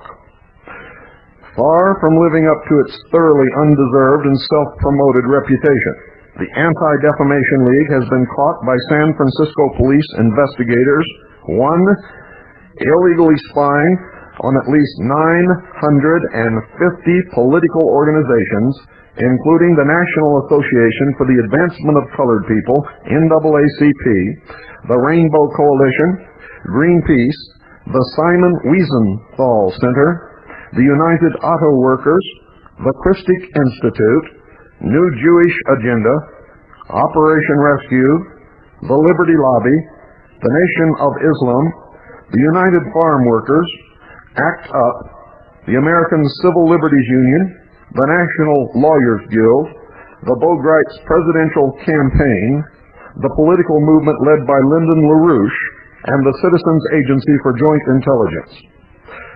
2, infiltrating countless police and sheriff departments across the country, bribing police officers, and illegally obtaining classified government data on at least 20,000 American citizens. 3, selling information on anti-apartheid groups to agents of the South African government. 4, passing surveillance and classified police data on Arab Americans to Israeli authorities, who then used the ADL data to illegally detain American citizens visiting Israel. 5, passing off Israeli intelligence propaganda as Anti-Defamation League generated research in an effort to sway American public opinion and government policy while never being forced to register as foreign agents and while even enjoying tax-exempt status with the Internal Revenue Service, the IRS. The San Francisco District Attorney and police investigators, ladies and gentlemen, have concluded that the pattern of illegal spying that they unearthed in California is but a small part of a large nationwide spy operation run centrally out of the Anti-Defamation League's national headquarters in New York City, under the direction of its fact-finding director, Erwin Sewell, who is a member of the Marxist Socialist Internationale. In the San Francisco probe alone, police uncovered evidence that the ADL had illegally penetrated 20 different police agencies in California alone and had also gained access to classified police files in Chicago, St. Louis, Atlanta, and a half-dozen other cities across the nation. On April 8, 1993, San Francisco police released nearly 800 pages of documents providing previously classified details of the Anti-Defamation League's nationwide criminal operations. Those documents were released as attachments to a search warrant affidavit, which police executed the same day. In raids on the San Francisco and Los Angeles offices of the Anti-Defamation League, police obtained a mountain of new evidence of the spying and agent provocateur operations of the League. The April 8 search warrant actions, which garnered financial records and internal ADL correspondence between Sewell and West Coast regional ADL officials, were the second raids on Anti-Defamation League offices in but 4 months. On December 10, 1992, San Francisco police raided the San Francisco and Los Angeles ADL offices as well as the residences of Bullock and Girard. Now, shortly after the April raids and document disclosures, the Anti-Defamation League launched what local San Francisco newspapers labeled a massive damage control effort. They sent out several delegations of national officials from New York and Washington, D.C. to try to derail the probe. Leading these delegations were Anti-Defamation League National Chairman Melvin Salberg, ADL Executive Director Abraham Foxman, who is now the head of the ADL, and ADL General Counsel Barbara Wall of the Washington, D.C. law firm of Arrett Fox. In San Francisco, Richard Goldman, the city's chief of protocol and a longtime Anti-Defamation League ally, was caught arm-twisting Chief of Police Tony Rivera into bringing the investigation to a halt. Now, although the city's police commission did bend to the ADL pressure and dropped its own probe of the League's interference in local police operations, District Attorney Arlo Smith vowed to continue his criminal investigation despite the pressure and subsequently identified the ADL's National Fact-Finding Director Sewell as a prime target. In behind-closed-door meetings with publishers, editors, and reporters from the Los Angeles Times, the Anti-Defamation League tried to silence the press through cajoling, arm-twisting, and not-so-very-subtle allegations of anti-Semitism, their old fallback main battery weapon. But the ADL-run Jewish weekly, called the Heritage Southwest Jewish Press, more openly expressed the ADL's true feelings about the probe. Publisher Herb Brin just returned from a trip to Belgrade, Serbia, where he gave his unabashed editorial endorsement to the Serbian slaughter of Bosnian Muslims and Croats, wrote on April 16th, Lyndon LaRouche from his federal prison cell must be gloating. Calypso Jean Farrakhan is singing away at the chagrin of Anti-Defamation League. These, among a host of skinheads, pinkos, and nuts, are dancing because San Francisco cops are on a vicious hunt to embarrass the Anti-Defamation League for doing what ADL has always done and must do to serve mankind after Hitler. And the bastard decision by some idiotic editors of the Los Angeles Times to play into the game, and Heritage will find out what prompted the malicious hunt into the fact-finding efforts of ADL. Better believe it. Speaks for itself as the Times played the trumped-up ADL investigated story on page 1 on Good Friday. Hardly a week passes that I don't supply Jewish defense material to David Lehrer, head of ADL in this region. A people must have the will and moxie to defend themselves, and that, to me, is what ADL is all about. The San Francisco police charge that ADL maintains political intelligence operations in some 7 U.S. cities, in which case I say, hooray for ADL. It also, ladies and gentlemen, says an awful lot about the Jewish motto, Holocaust never again. Remember, this man, ladies and gentlemen, was in Serbia to give his endorsement to the slaughter of Bosnian Muslims and Croats. And he continued here. Brin, a promoter of the terrorist Jewish Defense League and gutter-level Anti-Defamation League snitch for 40 years, was openly threatening revenge. Now, soon after Brin's diatribe, some local news outlets experienced nastier treatment than the name-calling directed against the Los Angeles Times. KPOO-FM, a local black community radio station in the Bay Area, began receiving threatening calls after they aired a series of interviews with victims of Anti-Defamation League spying. The calls left messages are flatly stated to those who answered the phones the following remarks, quote, Jew-hating nigger, end quote, quote, nigger Nazi, end quote, and other similar epithets bombarded the station's phone lines.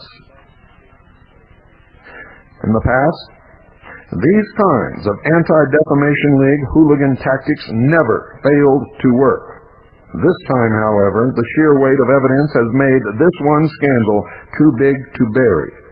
And every time they've tried it with William Cooper, the Citizens Agency for Joint Intelligence, the Intelligence Service, or the Hour of the Time, it has never worked and never will. These kinds of hooligan tactics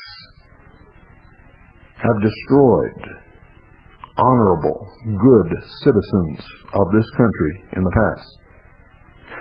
By late April, after police publicly released the inventory of documents seized from the Anti-Defamation League, the League's fact-finding director, and also, as I have stated in the past, member of the Marxist International Socialist, or Socialist International, I should say, Erwin Sewell, hired a top criminal defense lawyer in San Francisco.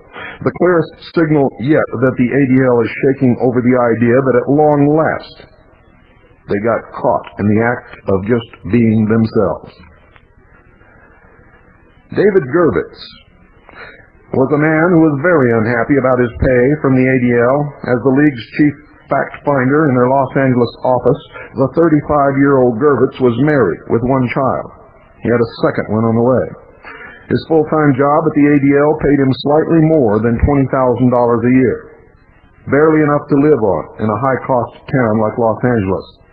So in June 1992, Gervitz went to the Los Angeles Simon Wiesenthal Center, another Jewish group involved in monitoring the activities of so-called hate groups, to ask them for a better-paying job.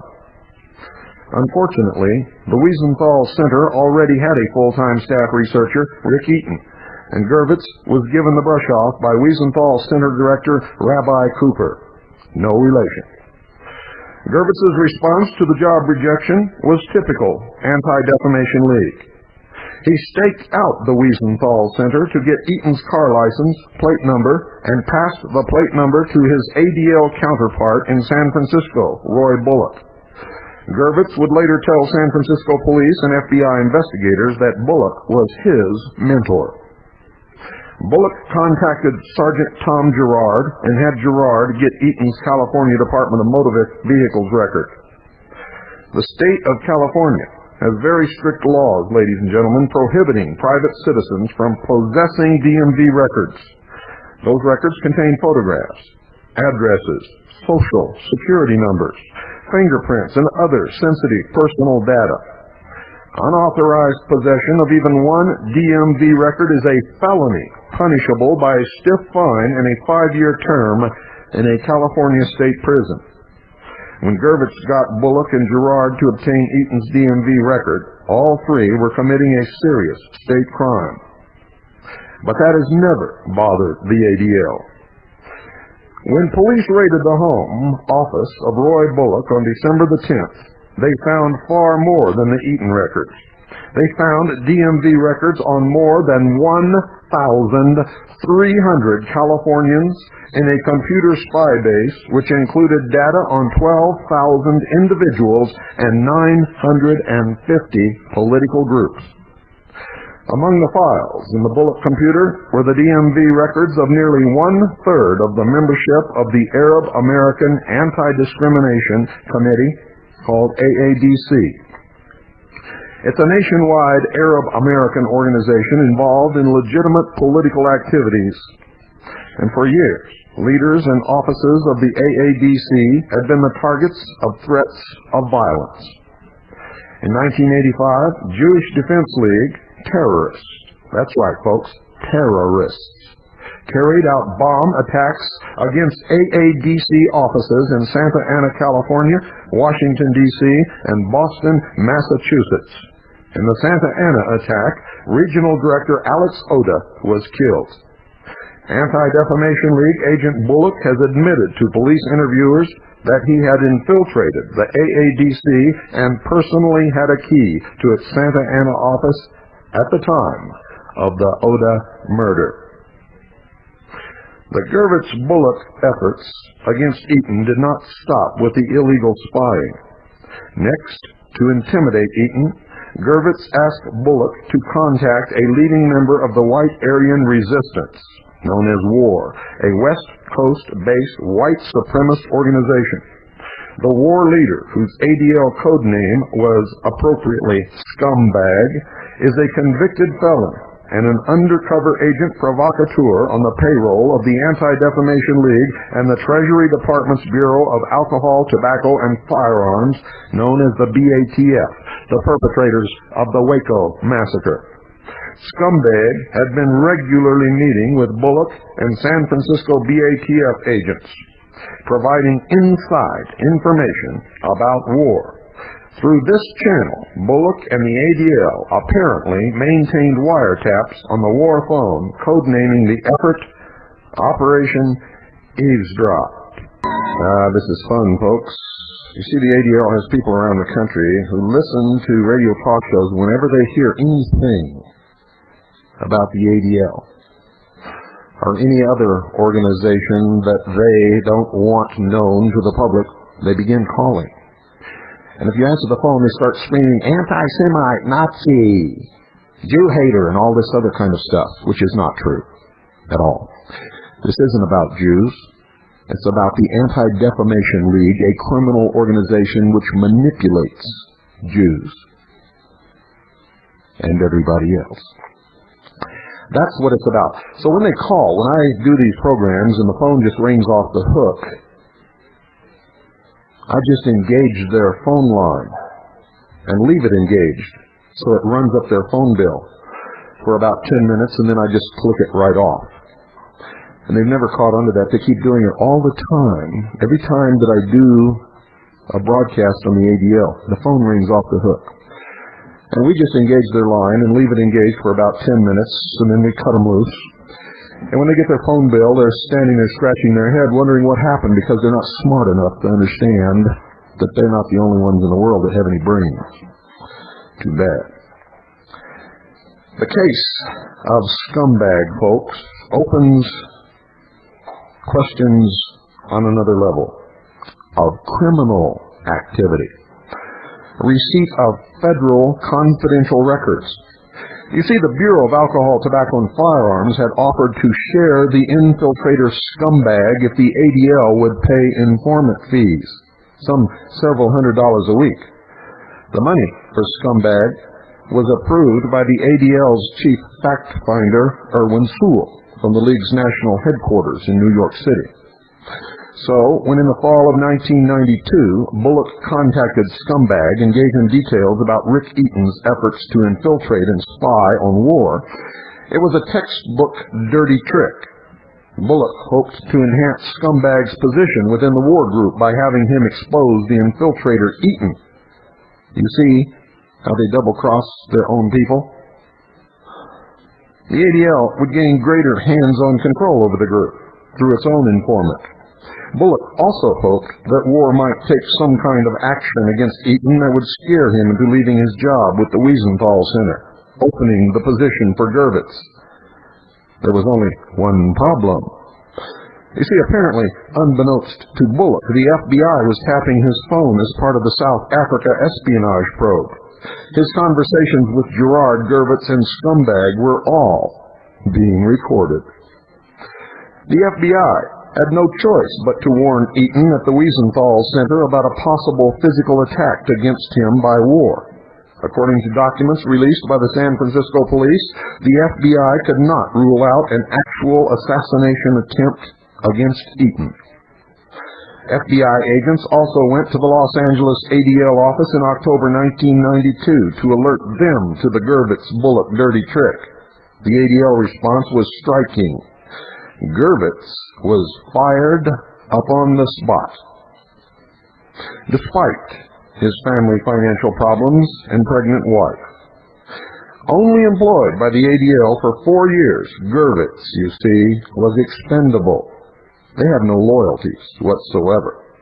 Bullock, however, a 40-year employee of the ADL, was too valuable to fire. He knew too much. Otherwise, he would have been gone with the boot just as quickly. At that very moment, Bullock, just caught running a possible assassination through white Aryan resistance, was in Germany as part of a high-level ADL delegation meeting with the government, officials, and top German law enforcement to peddle their credentials as experts on extremist groups. You see how they manipulated their own people? An organization that says it exists to protect Jews from slander and libel and hate groups sacrifices Jews in the process of committing illegal and criminal acts and in the process of spying on American citizens and groups for foreign nations. And they manipulated the white Aryan resistance to do their bidding. And you all think you're so secure and so smart in what you do. You're manipulated by so many groups, organizations, governments, and people on a daily basis. You have no idea the extent of it.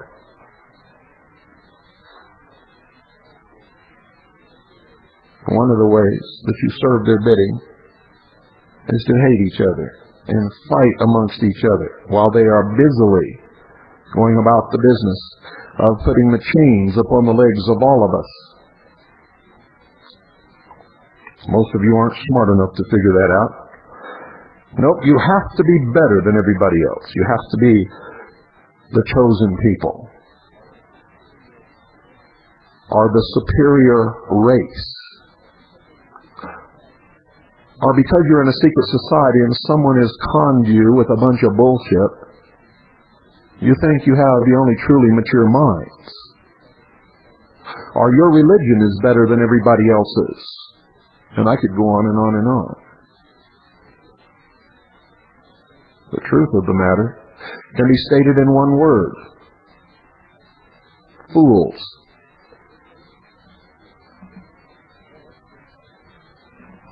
Bullock personally met with the head of the German Constitutional Protection Office, Germany's equivalent of the Federal Bureau of Investigation, to receive and pass on information about United States skinhead and neo-Nazi activities. Needless to say, Bullock did not report on his own role in running agents provocateurs inside those very circles. When Bullock did return to San Francisco, and the prospect of being dumped for his antics with war, he did not lose his job.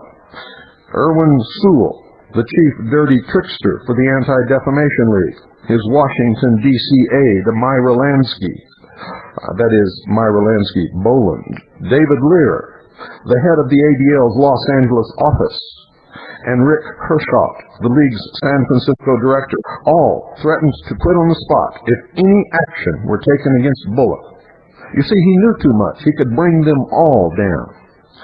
Sewell even wrote a memo, which police uncovered in their searches of the San Francisco ADL office, lauding Bullock as the ADL's #1 investigator. The impromptu rally in support of Bullock by top ADL officials speaks volumes about the real nature of the Anti-Defamation League. Bullock's dirty tricks with war were not restricted to the targeting of Eaton. Bullock regularly tried to recruit white supremacists, KKKers, and others from the radical racist right to join AADC and other Arab American groups in order to later expose those groups for their alleged anti-Semitic ties. Usually by submitting a plan to these groups through Jewish ADL agents to commit some atrocious violent act, which these stupid people usually did. Eaton wasn't the only Jewish activist, ladies and gentlemen, targeted by the ADL. Stuart Alpert, a national leader of the New Jewish Agenda, and other members of the group were ADL targets. Vera Katz, the mayor of Portland, Oregon, who lived for years in a kibbutz in Israel, discovered that her sister city program was spied upon by the ADL. You see, the ADL has no allegiance to Jews, despite what they preach. They manipulate Jews and use them in their efforts to bring about the New World Order.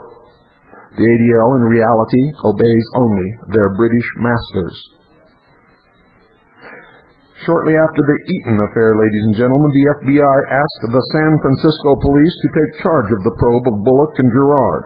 Once the investigation had turned into a probe of the ADL, the Bureau ran up against a very embarrassing dilemma. The most serious was the record of FBI collusion with the Anti-Defamation League. On February the 4th, 1985, then Director of the FBI, William Webster, wrote a priority cable to the special agents in charge of the FBI's 25 largest field offices, ordering them to establish permanent local liaison to the ADL. The Webster order coincided with a major effort by the Anti-Defamation League to solicit a federal prosecution of Mr. Lyndon LaRouche, a long-standing target of ADL spying and dirty tricks. Ironically, this FBI order came precisely when the Jewish underground, which FBI Director Webster later identified as the #1 terrorist threat in the United States, was on a terrorist spree that covered New York, New Jersey, and California. Terrorist activities had left 2 people dead, including Alex Oda, the American Arab leader. By December 10th, 1986, documents obtained under the Freedom of Information Act showed Anti-Defamation League National Director Nathan Perlmutter writing to Webster to work details for the ADL to give annual training lectures at the FBI Academy in Quantico, Virginia on, and I quote, directly from the FBI files, hate crimes, end quote. On November 21st, 1989, Thomas F. Jones, Deputy Assistant Director of the FBI in charge of the Criminal Investigations Division, wrote to Erwin Sewell to invite Sewell and his ADL associates, Alan Schwartz and Michael Lieberman, to lecture the top 50 FBI agents on, quote, civil rights law, end quote. The marriage between the FBI and the Anti-Defamation League since February 1985 raises many serious questions of legality. Was the ADL handed authority to run a revised parallel COINTELPRO program after the United States Congress had essentially outlawed the FBI spying on non-criminal political groups in 1975? That's exactly what it was, ladies and gentlemen. The ADL's intimate ties to the Treasury Department's Bureau of Alcohol, Tobacco, and Firearms rang similar alarm bells. When the San Francisco Anti-Defamation League office was caught in possession of dozens of police intelligence reports on skinheads prepared by the Portland Police, ADL Northwest Regional Director Marvin Stern told reporter Phil Stanford that perhaps the files show ADL's, quote, work for the government, end quote. Under the Reagan administration's Executive Order 12333, which spelled out guidelines for domestic and foreign spying, the FBI was given broad latitude to use non-government personnel as, quote, assets, end quote. No wonder the FBI dropped the probe of Bullock Gerard on the grounds that it might jeopardize FBI secrets, methods, and procedures. Can you imagine, ladies and gentlemen, if all of this dirt had come out in the court records?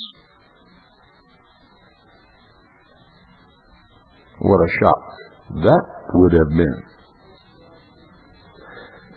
With the Bullock Gerard case in its hands, the San Francisco police launched an ambitious investigation late last year under the supervision of Captain John Willett, head of the Special Investigations Division. On November 1992, shortly after being interviewed by the FBI, Tom Gerard fled to the Philippines, which has no extradition treaty with the United States. From his retreat on a remote Filipino island, Gerard formally submitted his resignation from the San Francisco Police Department. Ironically, Gerard's very last assignment was in the Special Intelligence Division offices. That's the division that was later broken up due to its own illegal and criminal activity. You see, some people in this country have a feeling that there are more criminals in the police departments than there are on the streets. And occasionally, that proves to be exactly the case. On January the 22nd, 1993, Gerard told the San Francisco Examiner from the Philippines that he had first met Bullock at the San Francisco Anti-Defamation League office in 1985. And he said this, quote, "We sat there one morning with everyone in the office, shook hands, and made friends," end quote. Gerard freely admitted he funneled classified police data to Bullock with the full understanding that it was for the ADL. And he said, quote, "The guy had no criminal record. It's like we're talking to someone in the neighborhood community watch organization," end quote. Gerard had just returned to the San Francisco Police Department after a 2-year leave of absence in which he worked for the Central Intelligence Agency, ostensibly as a bomb expert. You see how these organizations interlock exactly as I said they did over 4 years ago in my book entitled Behold a Pale Horse. Many people said I was wrong.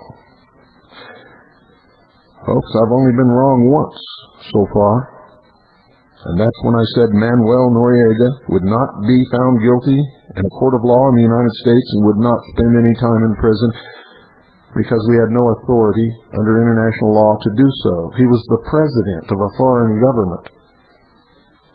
He was taken prisoner after we illegally invaded his nation. But I was wrong. I had no idea that the New World Order was so far in its advanced stages, and neither do you.